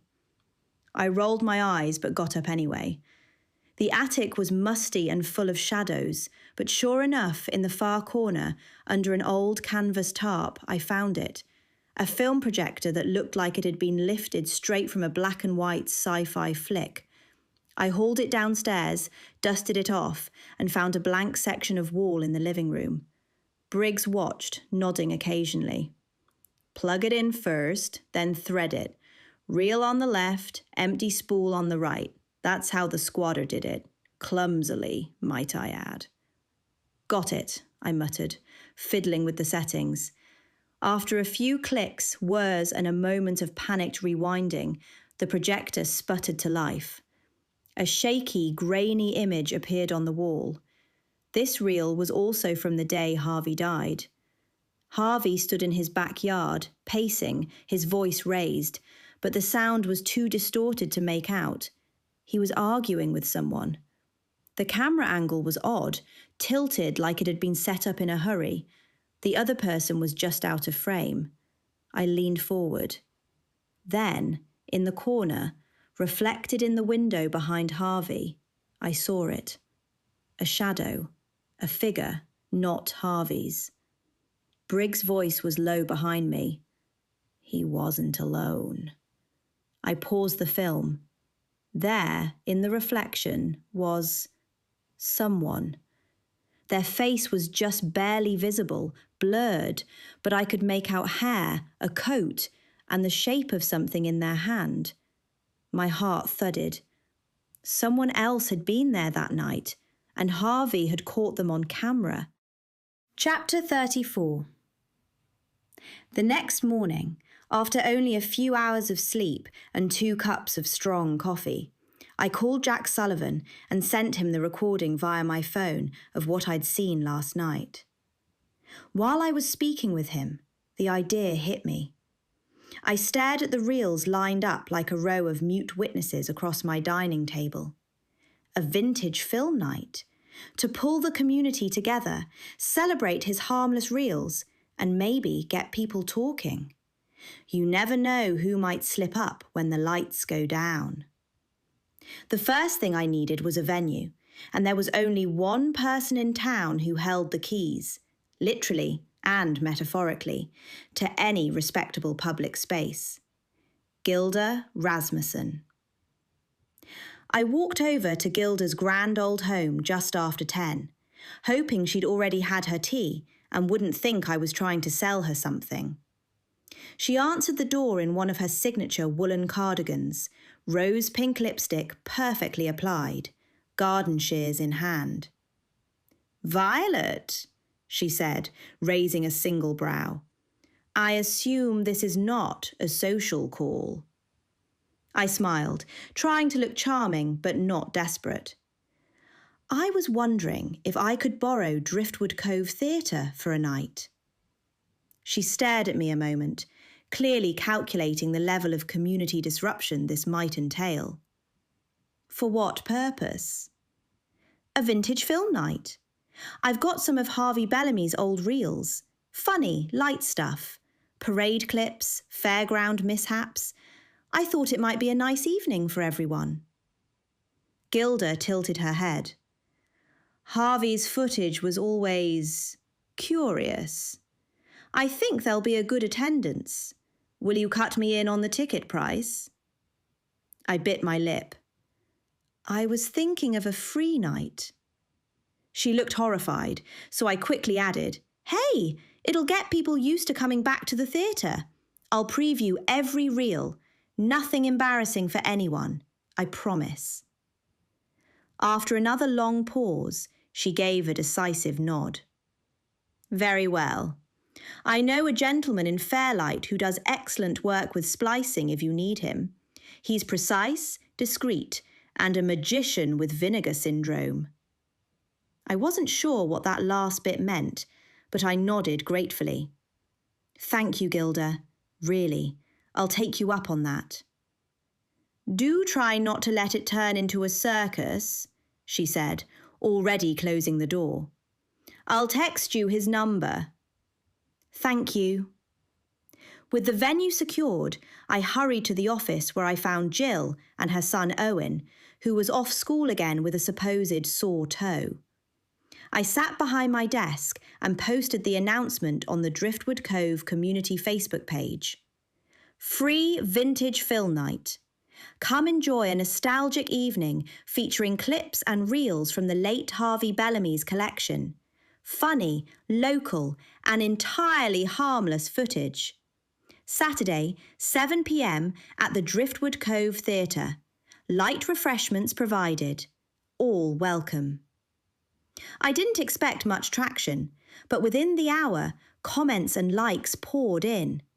People tagged each other, shared memories of past parades, and even offered to donate snacks and drinks. Next, I called Danny. He answered after the third ring, his voice groggy and slightly annoyed, punctuated by the whir of a blender in the background. You want me to what? He asked, over the sound of the blender. I'm making a beetroot and green tea smoothie. What have you got for me to do? I've got all my spirit equipment. No, nothing like that. I'd like you to help me organise a town film night. I'm going to use Harvey's harmless and funny recordings, or films, or whatever those things are called. I paced between my desk and the window. It's just harmless stuff. No scandal reels. Funny parades, community events. I'm doing the hard work, I promise. Jill looked up, eyes wide as she overheard me. Finally, Danny answered. Sure, I'll come to the office soon. I've only had 2 sips of this chlorophyll powerhouse, so I'll need to finish that. My face soured at the sound of his smoothie. What do you need from me exactly? Danny asked. Support, backup, popcorn logistics, emotional encouragement, and helping me to think straight. I'm sure there are things I haven't thought about. And I'm sure you could use some extra cash for your green tea habit. True. You need emotional encouragement from me. That's new. Danny chuckled. Fine, I'll help, but I draw the line at setting up folding chairs. Relax, it's in the theatre. The chairs are built in. Oh, right. Then I reserve the right to critique the projectionist. Wait, do we have one? Not yet. See? That's why I need you. I heard a loud exhale from Danny before he said, I'll be there soon. See you then. After hanging up, I headed back to the front of the office to loop Jill in. She was at her desk with an iced coffee and a half-finished spreadsheet glowing on the screen. A film night? She asked. Yes, and I'll need... Flyers. Heard you on the phone. Saw your post in the Driftwood Cove community page. She didn't even blink. Already on it. You've got this look, like you're about to start a local cult, but in a sweet way. Good cult or bad cult? I asked. She raised a brow. We'll see how the refreshments go. Well, we'll keep your brother out of that. People will need refreshments without beetroot or green tea. Jill giggled. On behalf of the whole town, I thank you. I looked over her shoulder at the draft flyer on her screen. It had a warm, sepia-toned border, a vintage font, and the title, Vintage Film Night, followed by the tagline in neat script, Step back in time, laugh with your neighbours. It's perfect, I said. I know. Owen, who had been lounging under Jill's desk all morning with a comic book and an ice pack on his elevated foot, suddenly popped up like a meerkat. Mom, I can help. Jill barely glanced at him. You're supposed to be resting your toe. I am resting it. I can rest it on my bike pedal. I smiled. Want to deliver flyers?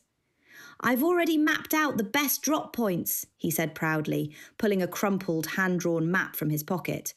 Bakery, post office, library, vet's office, Mr. Leary's barber shop. He talks a lot. It'll spread. You're not going anywhere by yourself. Wait until Uncle Danny gets here, but I'm making no promises. Gavin had been feeling quite all morning. He swivelled in his chair and looked at Owen. I'm sorry you're sick, Owen. That's no fun. Jill frowned at Gavin. He's not sick. He's just dramatic. No idea where he gets it. He's got a sore toe. I take after my Uncle Danny, Owen told Gavin. Gavin gave Owen a big smile and then looked over at me. Will the film night help us get more listings and sales, you think? I nodded. Sure. You could see it as a networking night. People chatting, mingling, thinking about their next move. Literally. He rubbed his hands together. Great. I'll wear my good shoes. Just then, Owen scooted out from under Jill's desk again and wandered over to Gavin, who was tidying the office supplies on his desk. Hey, Gavin, guess what? I adjusted my bike brakes myself. No squeaks anymore. Gavin's face brightened a little. That's pretty cool, he said. I never figured out how to fix brakes. I used to just jump off. Owen grinned. I can go fast again. Gavin gave him a hesitant fist bump, like he wasn't quite sure if he was doing it right. Fast is good. Jill glanced up from her desk with a visible twitch in her jaw, clearly less than thrilled that her son had decided Gavin was cool. Leave Gavin alone, Owen. He's meant to be working, and you're being a pest. Gavin blinked, a little unsure. I think he's just friendly. He's not a pest. Owen beamed, and Jill muttered something into her iced coffee that I chose not to interpret. The front door opened with a jingle, and Danny stepped in, shaking the breeze from his sleeves. As usual, he was barefoot, soaking in the grounding benefits of the earth. He gave a quick wave to Jill and came straight over to me. We talked for a few minutes about the logistics of putting on the film night, and then I told him that Owen might want him to help distribute flyers. He was happy to do that. Owen dashed over, clutching the flyers Jill had printed. Oh, that's a lot. Are you ready to pass these out? Danny asked him.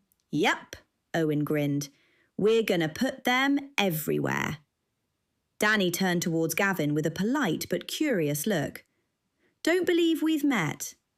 Gavin, new agent here at Driftwood Cove Properties, he said, extending a hand. I added, we stole him from Baz next door. Danny frowned. Oh, was that a good idea? Gavin assured him. I came willingly. No actual stealing involved. Gavin's cool. I think I want to be a realtor when I grow up, Owen chimed in, still buzzing with energy. Jill, still half buried in paperwork, sighed and reached for the thermostat. Then I guess I'll have to turn up the aircon and make it warmer in here. Everyone stared at Jill, and she just shrugged. Okay, Owen, you can go with Danny, but you're going to school tomorrow no matter what. By noon, Owen had returned with crumbs on his chin and no flyers left. The bakery gave me a Danish, he said, beaming, and the vet gave me a dog calendar. A success on all fronts, I said. Jill nodded. If we let him run our business's marketing campaign, we'd probably be a national brand by now. See, I don't need school, Owen said. It's called on-the-job training. You do need school, his mother said sternly. It was shaping up. We had a venue, a flyer, community interest, and the fastest small-town delivery system ever, powered by one toe-injured boy on a mission. For once, everything is falling into place. Chapter 35. Later, I sat at the dining table at Briggs Manor, surrounded by reels, labelling and organising them into categories for the guy who was going to splice them together. Briggs drifted in as I was labelling one reel, Autumn Fest. "A gathering, eh?" he said. "You planning to summon the guilty with reels and root beer?" "It's a film night," I said, "but if anyone gets uncomfortable, I'll take notes." He gave a slow nod. "Use reel 3, the one labelled Autumn Fest. That one's got laughs, and possibly a liar." I looked at him, startled. "You're sure?" He didn't answer, just vanished through the nearest wall. Jill stopped by in the early evening, holding a tin of cookies and her clipboard. She stepped just inside the door, her eyes wide as they swept over the foyer. "Oh, I love this place." "Want a tour?" I asked, taking the tin from her. She nodded eagerly. "Yes, please. I've only seen the outside. It's even better in here." I led her through the ground floor, pointing out the original woodwork, the antique light fixtures, and the hand-painted tiles in the hallway. She ran her fingers over the banister as we ascended to the second floor, peeking into the guest rooms, the library, and the little sunroom where the light lingered the longest. The captain and Edgar were nowhere to be seen, which was probably for the best. "Does it ever feel too big?" she asked as we made our way back down. "Only when I'm trying to clean it." In no time, we had a plan in motion. I had a list of volunteers, snacks arranged through the local grocer, and Jill's RSVP count was approaching 40. Gilda's friend from Fairlight confirmed he'd spliced together the cleanest clips and would deliver the final reel on Friday. As well as that, he'd be our projectionist. Jill set the cookie tin on the counter and flipped through her clipboard notes. "This is going to be amazing. I mean, if someone doesn't trip over the projector cord and take out a wall." "We'll tape it down." "Good plan," she said, smiling. "You're officially in over your head." I laughed. "That's how I know I'm doing something right." She peered at the reels stacked by the wall. "Do we have insurance for emotional damage?" "Oh, insurance. I'll have to ask Gilda. I'm sure they'll have some sort of insurance for the theatre. I'll check on that. We don't want to leave ourselves open to being sued, or Baz would probably trip over something for sure." Jill laughed. "You're right about that. Now I'll have to leave you and save my son from Danny's influence, or save Danny from Owen." "Well, good luck with that." I showed Jill out. After she left, I couldn't help feeling a rare buzz of hope for the film night. Maybe the night would be nothing more than laughs and popcorn. But a part of me, the part that lived in a house with a ghost and a raven and 100 whispers, knew better. Something was going to happen, and Harvey would be right in the middle of it. Chapter 36. By 7:30, the Driftwood Cove Theatre was buzzing. I'd made it happen with help from a few key people. I still had the gut instinct and the nagging sense that Harvey Bellamy hadn't simply tripped down his stairs. Not a man who filmed everything. Not a man like that. The old theatre, with its faded red velvet seats and flickering marquee, had never looked better. Sure, the walls needed a fresh coat of paint, and the projector still made a sound like an asthmatic goat, but tonight, it was perfect. The marquee outside read, "A tribute to Harvey B. Bellamy, one night only." Inside, the rows filled quickly. Baz Matthews strutted, wearing a ridiculous real estate jacket with his logo embroidered across the back like a billboard. He acted like this was his event, shaking hands, making jokes, dropping his business cards on every flat surface. Charlene trailed behind him, clutching a rhinestone-studded clutch and flashing smiles like someone who'd practiced in a mirror. "Oh, how quaint," she said, glancing around the lobby. "It smells like popcorn."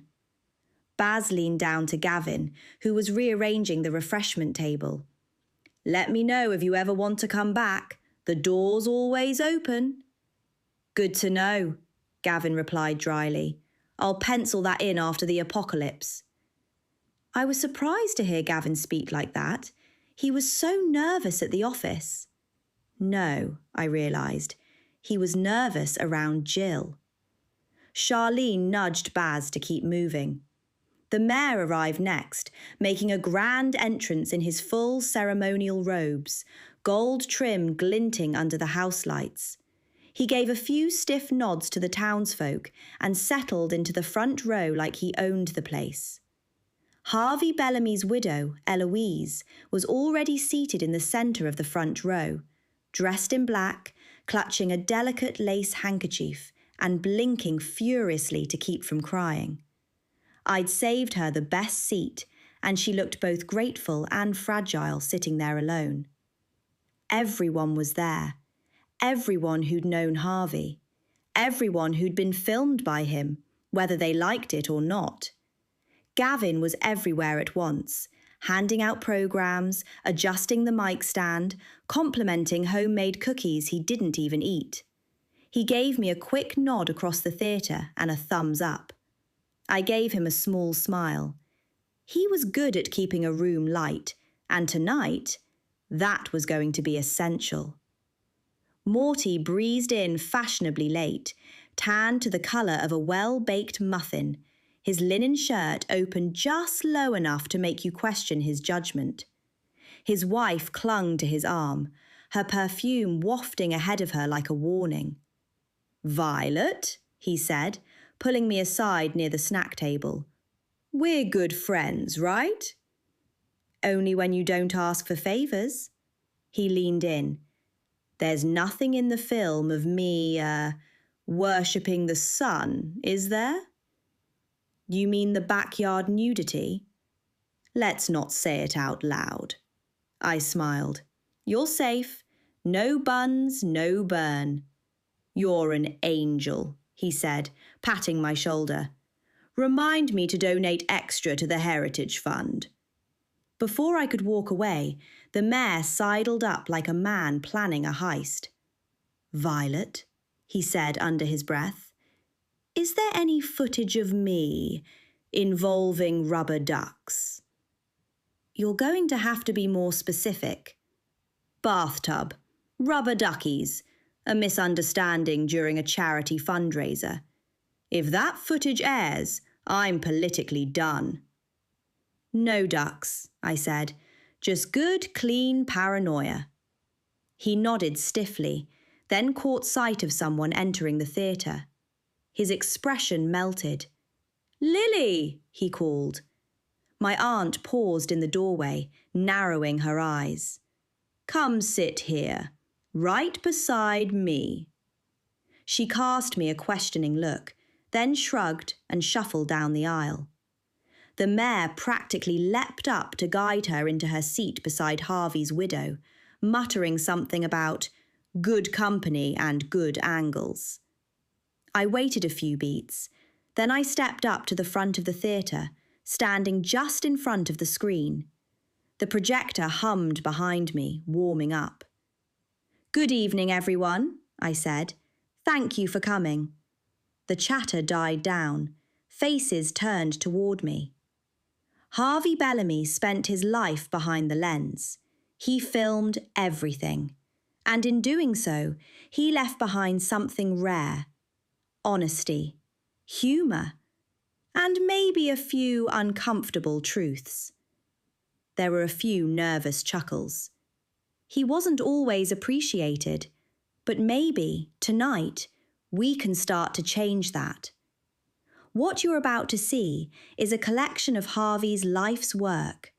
I hope you'll watch with open hearts and maybe new eyes. I stepped down to a wave of light applause. The projector clicked. The screen flickered.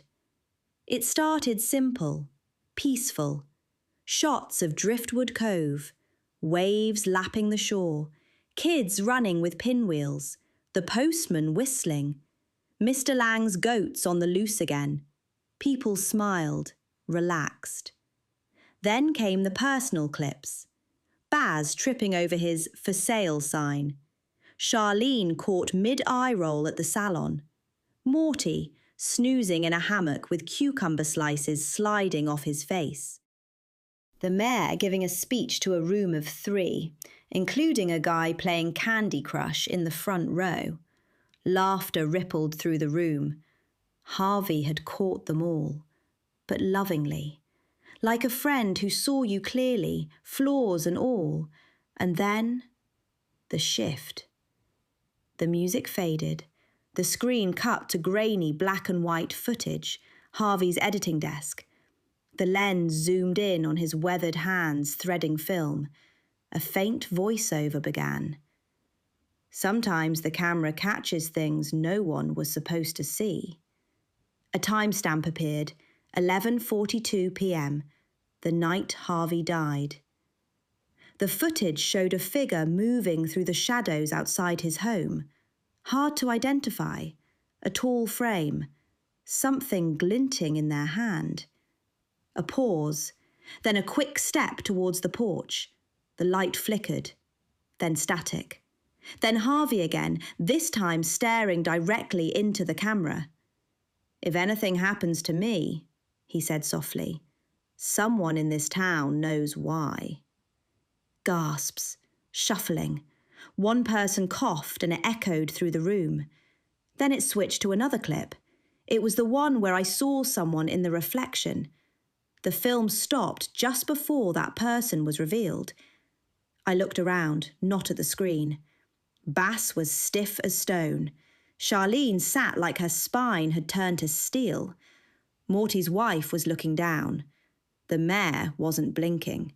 His arm rested lightly behind Aunt Lily's chair, and she didn't seem to notice or care. Ugh, I'd worry about that later. Then Morty's wife jumped up and hurried out of the darkened theatre. Chapter 37. At first, no one moved. Maybe they thought she needed the restroom or air. But I knew that look, that stiff, haunted expression. The kind of look people wear when they're carrying something too heavy to sit with. I slipped out a side aisle, weaving through the shadows, and pushed open the exit door and saw Carol standing alone. The sharp night air seemed to cling to her, like it was trying to swallow her whole. She didn't notice me approach. I hesitated for a moment, watching her pace, arms folded tightly around herself. I knew that look, the haunted expression of someone carrying a weight far too heavy to bear. It was the same look I'd seen in people's eyes when their lives were on the verge of unravelling. "Carol?" I said softly. She stopped in her tracks, but didn't turn around at first. Then her shoulders slumped, and she let out a breath that sounded more like a surrender than anything else. "I didn't want anyone to know," she whispered. "I didn't want it to come to this." I took a step closer, my voice gentle. "Is this about the footage? Because we have the rest of it, Carol. I didn't want to embarrass you by showing everyone what I saw." She spun around, her eyes wide with a mix of fear and shame. She looked at me, and for a moment, it felt like I was staring into the abyss of her guilt. "He filmed me," she said, voice cracking. "Harvey, in my backyard. I didn't know. I never thought anyone could see me there. I was alone. It was stupid. I didn't know what he had, and now it's ruined everything." I felt a pang in my chest, not for myself, but for her, for the shame that weighed down her every word. I begged him to delete it, she continued, her hands trembling as she wiped her face. I went to his face. I was crying. I asked him to erase it, offered him money. He laughed, told me I wasn't interesting enough to blackmail, like it was a joke. Her voice dropped to a whisper. I didn't know what to do. I stood there, frozen, processing what she was saying. Carol wasn't just confessing to the death of Harvey. She was confessing to something much deeper. The shame, the humiliation, the feeling of being exposed. But her words felt disconnected, like she wasn't entirely sure of the truth herself. And then? I asked gently. I saw Officer Sullivan walking quietly up behind Carol. She looked up at me, her eyes glassy with unshed tears. I pushed him. I didn't mean to. I didn't even think. I was so angry. But I didn't know. I didn't realize how close he was to the edge of the steps. Her breath caught. He went down hard, hit his head. I knew he was dead, and I knew people would think I was the cause of it. I swallowed hard. I had to hold it together now, for her, for him, for everything. You didn't mean to kill him, Carol, I said softly. No, she whispered, shaking her head. But I knew if people found out what he'd done, if they knew he filmed me, they wouldn't believe me. They'd think I did it on purpose. I thought they'd blame me for everything, and I panicked. She took a shaky breath. I covered it up. I asked my cousin. He's the coroner. He changed the autopsy report, told me he could make it look like an accident, told me no one would question it. I stood there in the quiet of the night, the weight of her confession settling over me like a thick fog. My mind was spinning. The threads of truth were coming together in a way that made everything feel raw and incomplete. Carol's words hung in the air, tangled with guilt, fear, and the need for someone to forgive her. Before I could respond, Officer Sullivan stepped up beside her. Carol, he said in his usual calm voice, I'm going to have to take you in. Carol didn't flinch. She didn't resist. She just nodded slowly, her eyes brimming with tears as she held out her hands to be cuffed. I understand, she said quietly. Sullivan glanced at me for a moment before turning back to Carol. Is there anyone you want us to contact? She looked up at me then, her gaze desperate. Vylette, please, tell Morty where I am. Please don't let anyone hear it from anyone else. I nodded slowly, the weight of her request settling deep in my chest. I'll do that. Sullivan led her to the police car, the quiet sound of the door closing marking the finality of the moment. The engine started up without sirens, the night swallowing her up as the car disappeared from view. I took a deep breath, forcing myself to stay steady. My hands were clammy and my heart was pounding. I felt a strange mix of relief and sorrow, as if I'd just witnessed a life being forever changed. I turned and walked back inside. The film had ended. The lights were on. The theatre had transformed back into its cosy, familiar self, the hum of conversation filling the space, people sipping drinks, laughing, as though nothing had happened. I found Morty standing near the fireplace, his tan glowing in the soft light. He was laughing with some people, but the moment he saw my face, his smile faltered. He came over quickly, setting his drink aside. You okay? He asked, his voice low. I nodded. It's your wife, I said softly. She's gone to the station with Officer Sullivan. His eyes darkened, and I saw the muscles in his jaw tighten. He didn't say anything for a moment, and when he did, his voice was flat, controlled. The police station. She confessed, I said quietly. to Harvey's death. Morty's face went blank. There was no shock, no surprise, just a hardness that told me this wasn't the first time he'd suspected something. He nodded, his lips pressing together in a thin line. "I need to go," he said, and without another word, he turned and walked out of the room. I didn't stop him. I turned back to the bustling crowd, feeling the weight of the truth pressing in on me. The noise, the laughter, it felt so out of place now, so disconnected from the truth that had just been revealed. But I had to keep going. I had to. Chapter 38. Behind me, the conversations resumed, oblivious. Someone turned on the old record player in the back corner, and a faint, scratchy jazz tune curled through the room like a ghost of its own. Vylette? I turned to find Eloise standing just behind me, arms crossed, expression uncertain. "That last part of the film," she said. "Harvey speaking to the camera. It wasn't nice to see him like that." "No," I agreed. "It wasn't." Why would he do that? Show everyone something so personal like that?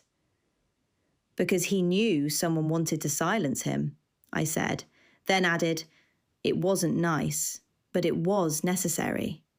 Eloise blinked. "You think—" "I think we found out what really happened," I said. Her lips parted like she might say more, but she didn't.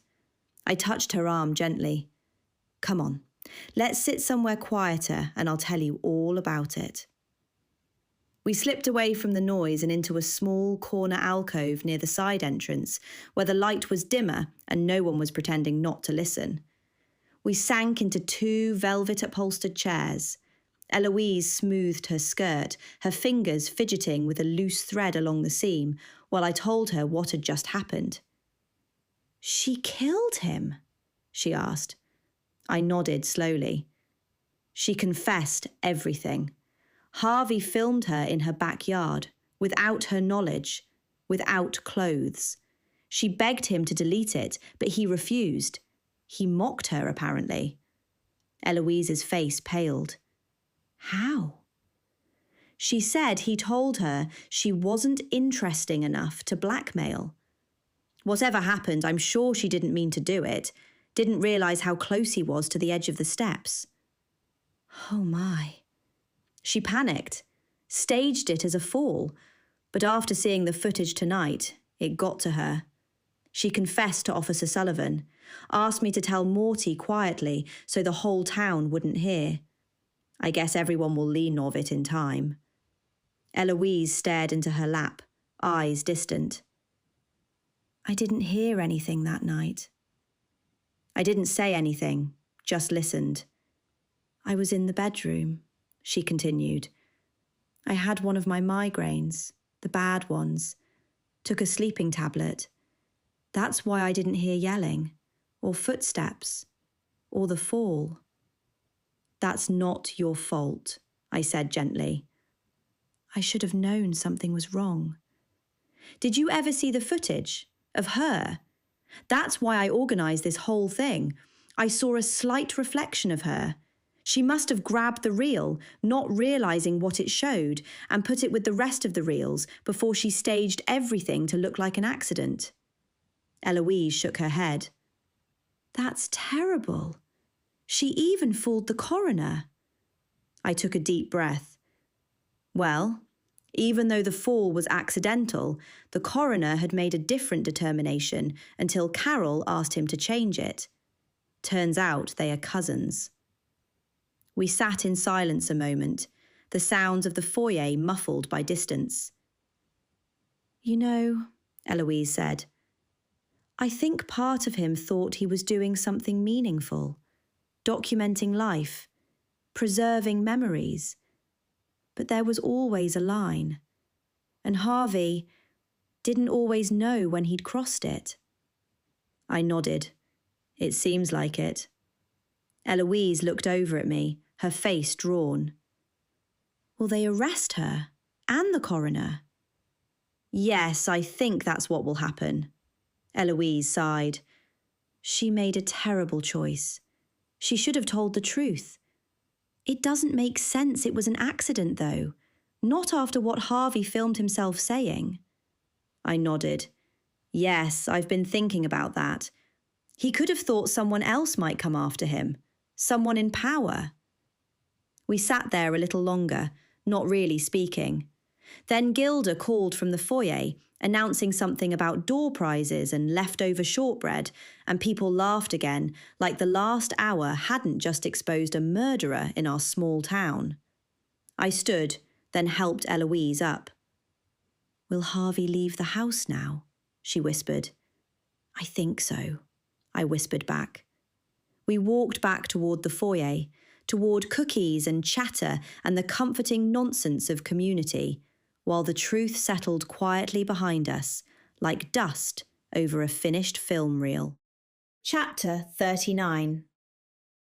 I had just come from a listing appointment, but my mind was still tangled in the mess of Harvey's death and the lingering questions that wouldn't let me go. I walked into the cafe, hoping for a brief respite. As I scanned the room, I saw Officer Sullivan sitting by the window. When he caught my eye, he waved me over. I took a seat across from him, grateful for the distraction. Glad I ran into you, I said, settling in. I've got some questions. I need to make sense of everything that happened around Harvey's death. What's on your mind? I let out a breath. It's about the break-in at Jill's house.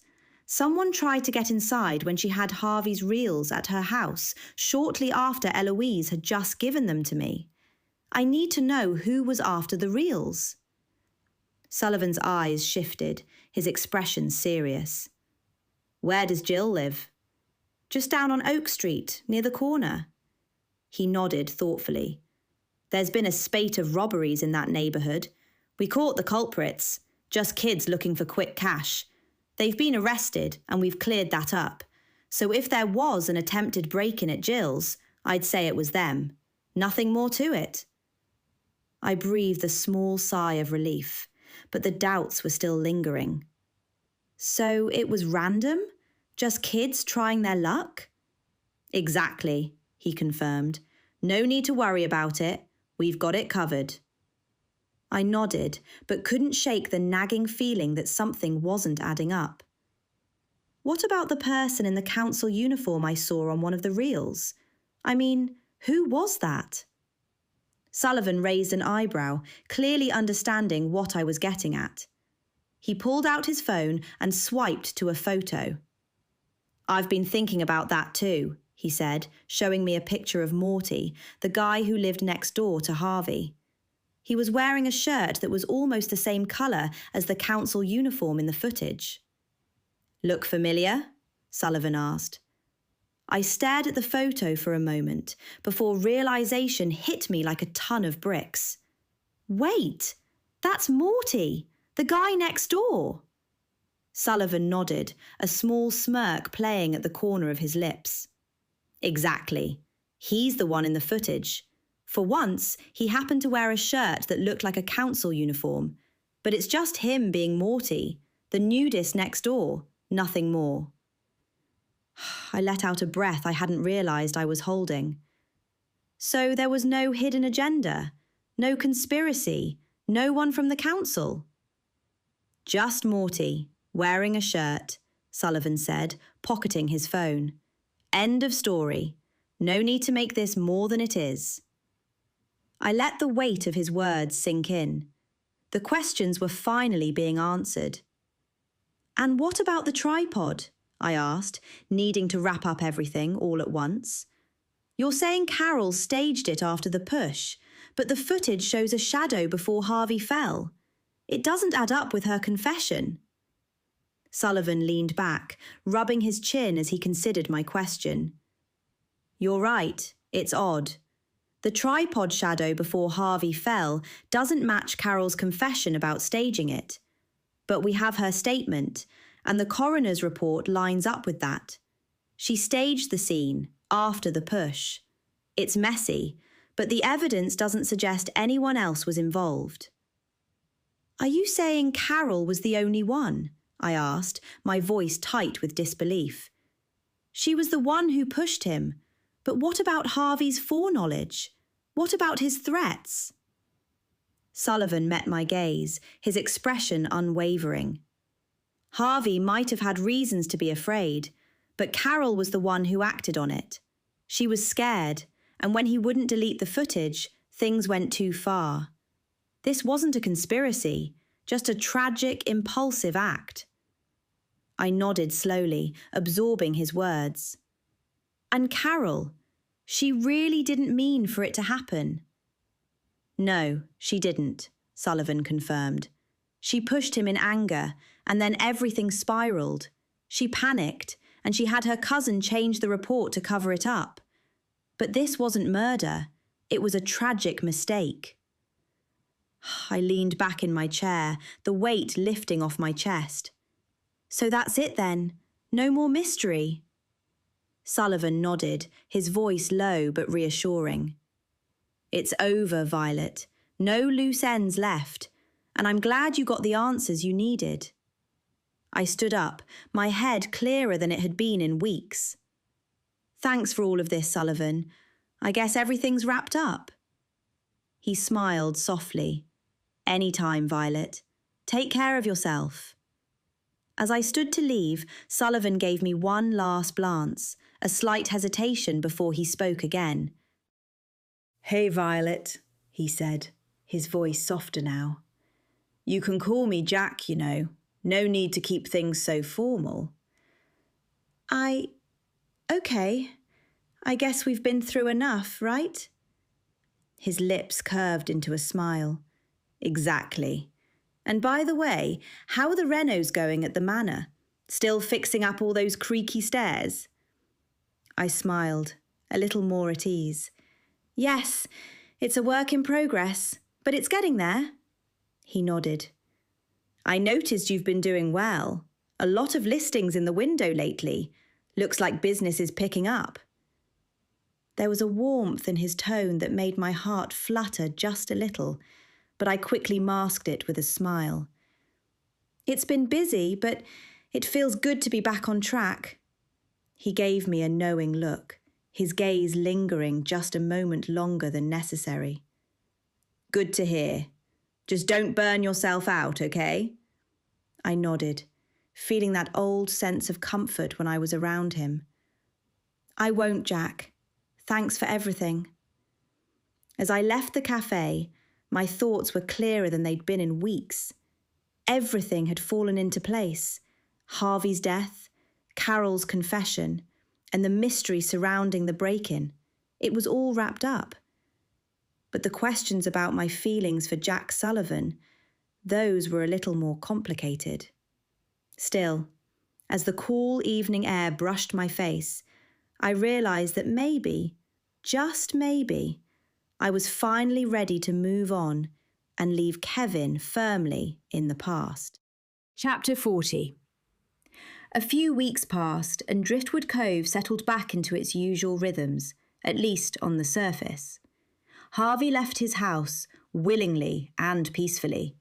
People still bought groceries, gossiped in line at the post office, and swept their porches like everything was normal. But it wasn't. The town hadn't quite figured out how to process what had happened.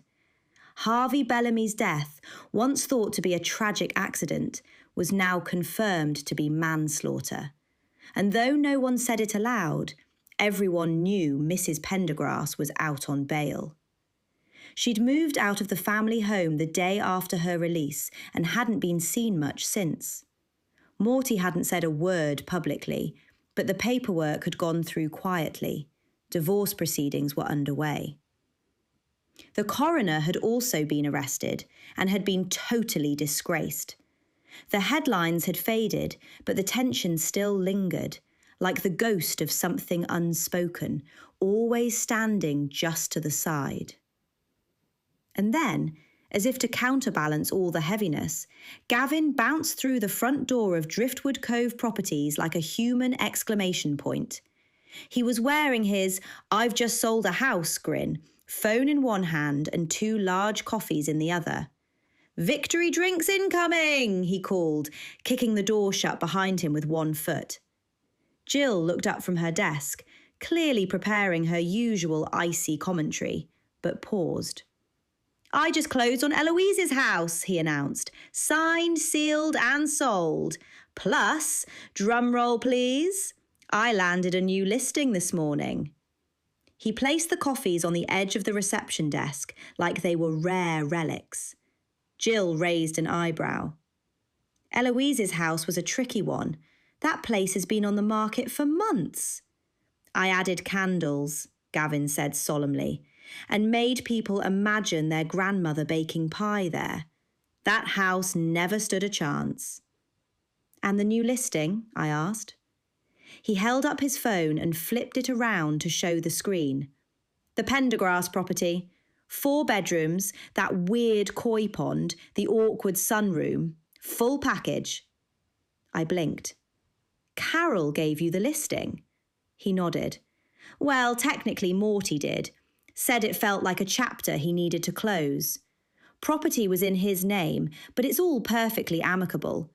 She'll get her share in the divorce, and life goes on." Jill leaned back in her chair, arms crossed. Gavin sipped his coffee with a smirk. "That's not even the weird part." I waited. "He told me," Gavin said, lowering his voice a little for dramatic effect, "that he's thinking of moving to one of those, and I quote, experimental, sustainable lifestyle colonies out west." Jill squinted. "Is that code for a nudist camp?" "No idea," Gavin said cheerfully, "but apparently they grow their own food, barter for goods, and have a community hot tub." "Of course they do," I muttered. "Anyway," Gavin continued, "he said he wants a fresh start. Said maybe this town was too full of memories." Jill's expression shifted slightly, less amused, more thoughtful. "And," Gavin added, "he hit on Eloise." Jill choked on her sip of coffee. "He what?" "Yep. Told her she had an ageless elegance and asked if she wanted to come with him to the colony. Said she'd thrive among the lavender fields." "Oh no," I said, shaking my head. "She declined," Gavin said, grinning. "But he's still holding out hope. He told me he thinks maybe once the paperwork's final, she'll change her mind." "Poor Eloise," I said. "I mean, maybe she likes lavender fields," Gavin offered. "She likes good lighting and silence," I said. "And I'm fairly certain she doesn't want to grow her own lentils." Jill gave Gavin a long, sceptical look. "You've sold 2 homes this month and brought in 4 listings since you've been here." "6 listings," Gavin corrected. "Right." Jill tapped her pen against the desk, clearly weighing whether or not to say what she was thinking. Eventually, she gave a small nod toward the coffee cup he'd set in front of her.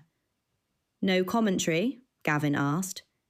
"Don't push it," she said, but she picked up the cup anyway and took a sip.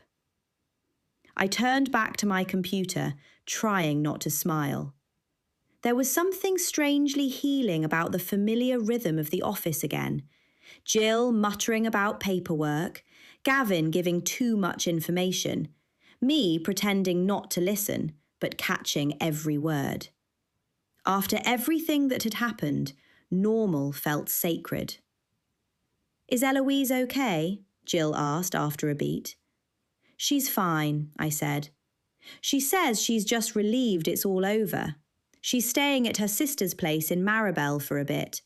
Said she might write a book." "A book?" Gavin blinked. "Memoir/satire/therapy, I think. Working title is Sunburned Secrets and Supercuts, My Life with Harvey." Jill actually chuckled. "I'd read that." "She deserves a good chapter next," I said. "Something peaceful. No filming, No mysteries. Unless it's fiction, Gavin added. Exactly. He pulled up a chair and began pulling up MLS photos for the Pendergrass listing. This koi pond is aggressively reflective. Do we filter it or lean into the drama? Lean, Jill said. Drama sells. Copy that. The door jingled as a courier dropped off some marketing flyers, and the three of us settled back into our work. Phones rang. The printer jammed. Jill swore under her breath. And it felt like things were okay again. Not perfect, not fixed, but okay. And after everything we'd seen, solved and sat through, normal was the best gift of all. Chapter 41. The moon was already high when I returned to Briggs Manor. The ivy rustled along the eaves, and the house creaked in that familiar, comforting way, as if stretching its bones after holding its breath all day. Inside, it was cool and quiet. I kicked off my shoes, dropped my bag by the sideboard, and stepped into the hallway. I'm home, I said, knowing I'd be heard. I sold Eloise's house, I added, heading toward the kitchen. Well, technically Gavin did, and he picked up the Pendergrass listing. Gavin's on fire this week. A low creak from the ceiling beams overhead was the only reply, the manor's version of a grunt. I was reaching for the kettle when a knock came at the front door, unexpected and firm. I hesitated. Opening it, I found Officer Sullivan standing on the porch, a slightly lopsided bunch of wildflowers in hand. He seemed a little shy, and I found that sweet. After our coffee together, I realised I never thanked you, he said, offering the flowers. For everything. Coming to me and letting me know you saw Carol in the reflection, and for setting up that film night. If you hadn't done that, I don't think she ever would have confessed. Was this because he liked me, or he was just thanking me?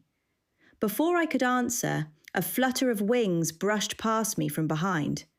Edgar.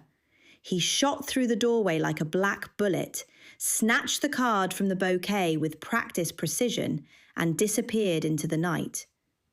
Sullivan blinked, stunned. What? I sighed as I took the flowers from him. That was the raven. He does that. I'm sorry.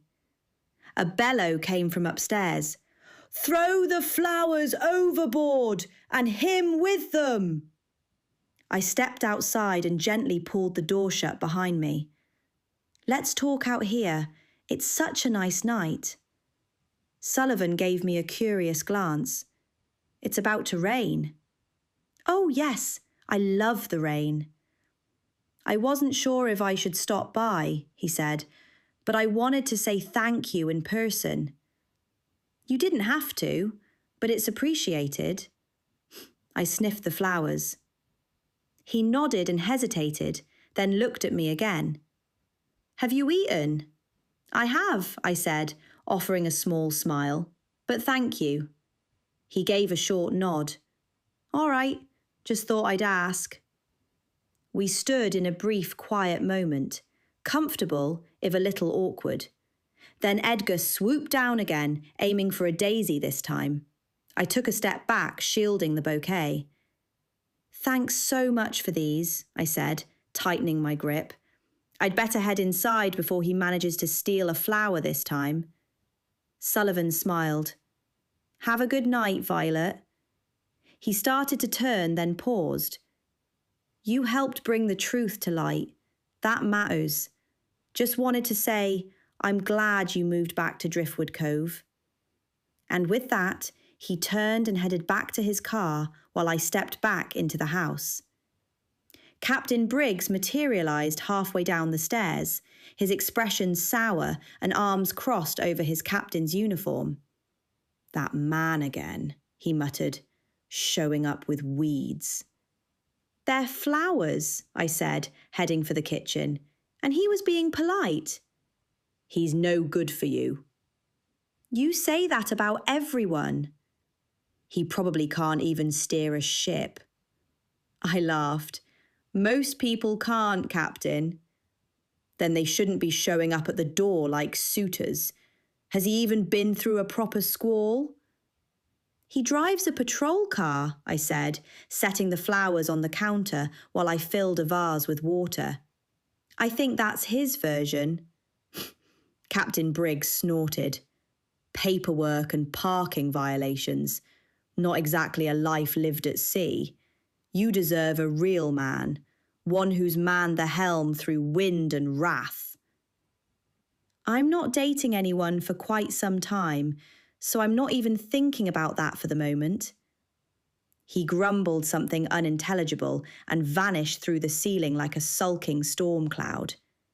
Edgar returned through an open window, hopping onto the table with the now mangled card from the flowers in his beak. He dropped it and gave me a look that clearly meant I have opinions. I picked up the damp, slightly pecked note. Just 2 words in neat handwriting. Thank you. I placed it near the window to dry and turned back toward the kettle. I'm making tea, I called. If you two don't try to sabotage the rest of my night, I might even enjoy it. From upstairs came a ghostly groan, long, theatrical. It could have been Captain Briggs or the wind.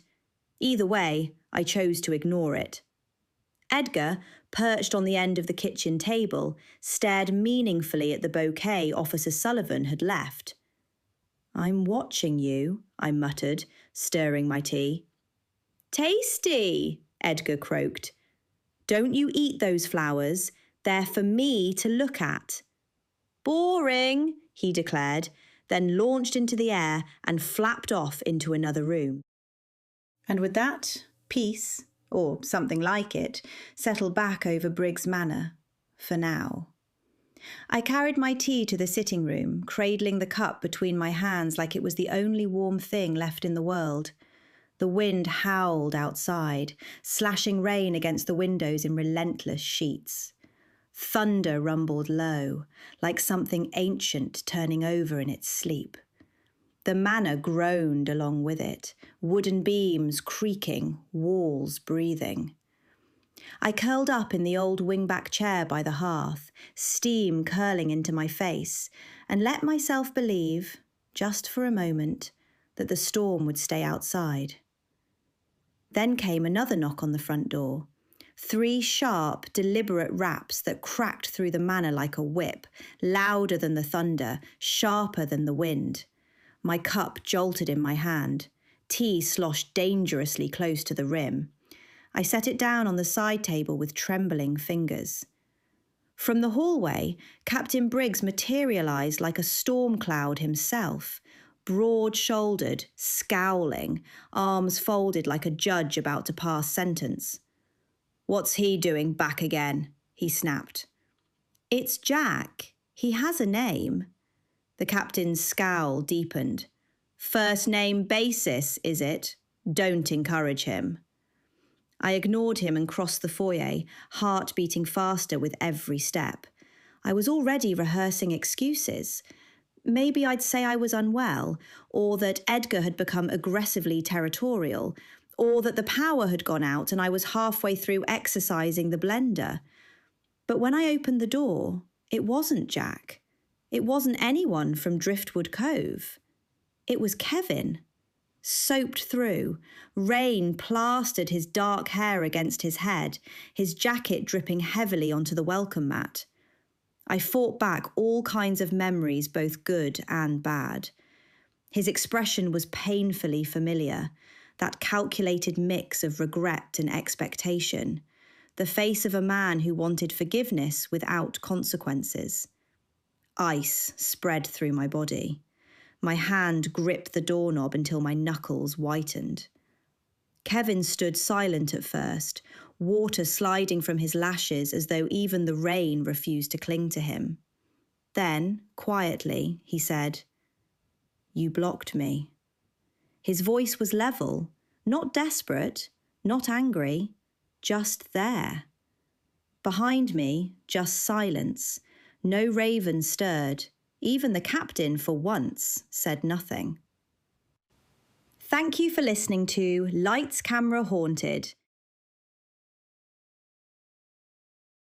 Lights, Camera, Haunted. Copyright 2025 by Eva Onyx.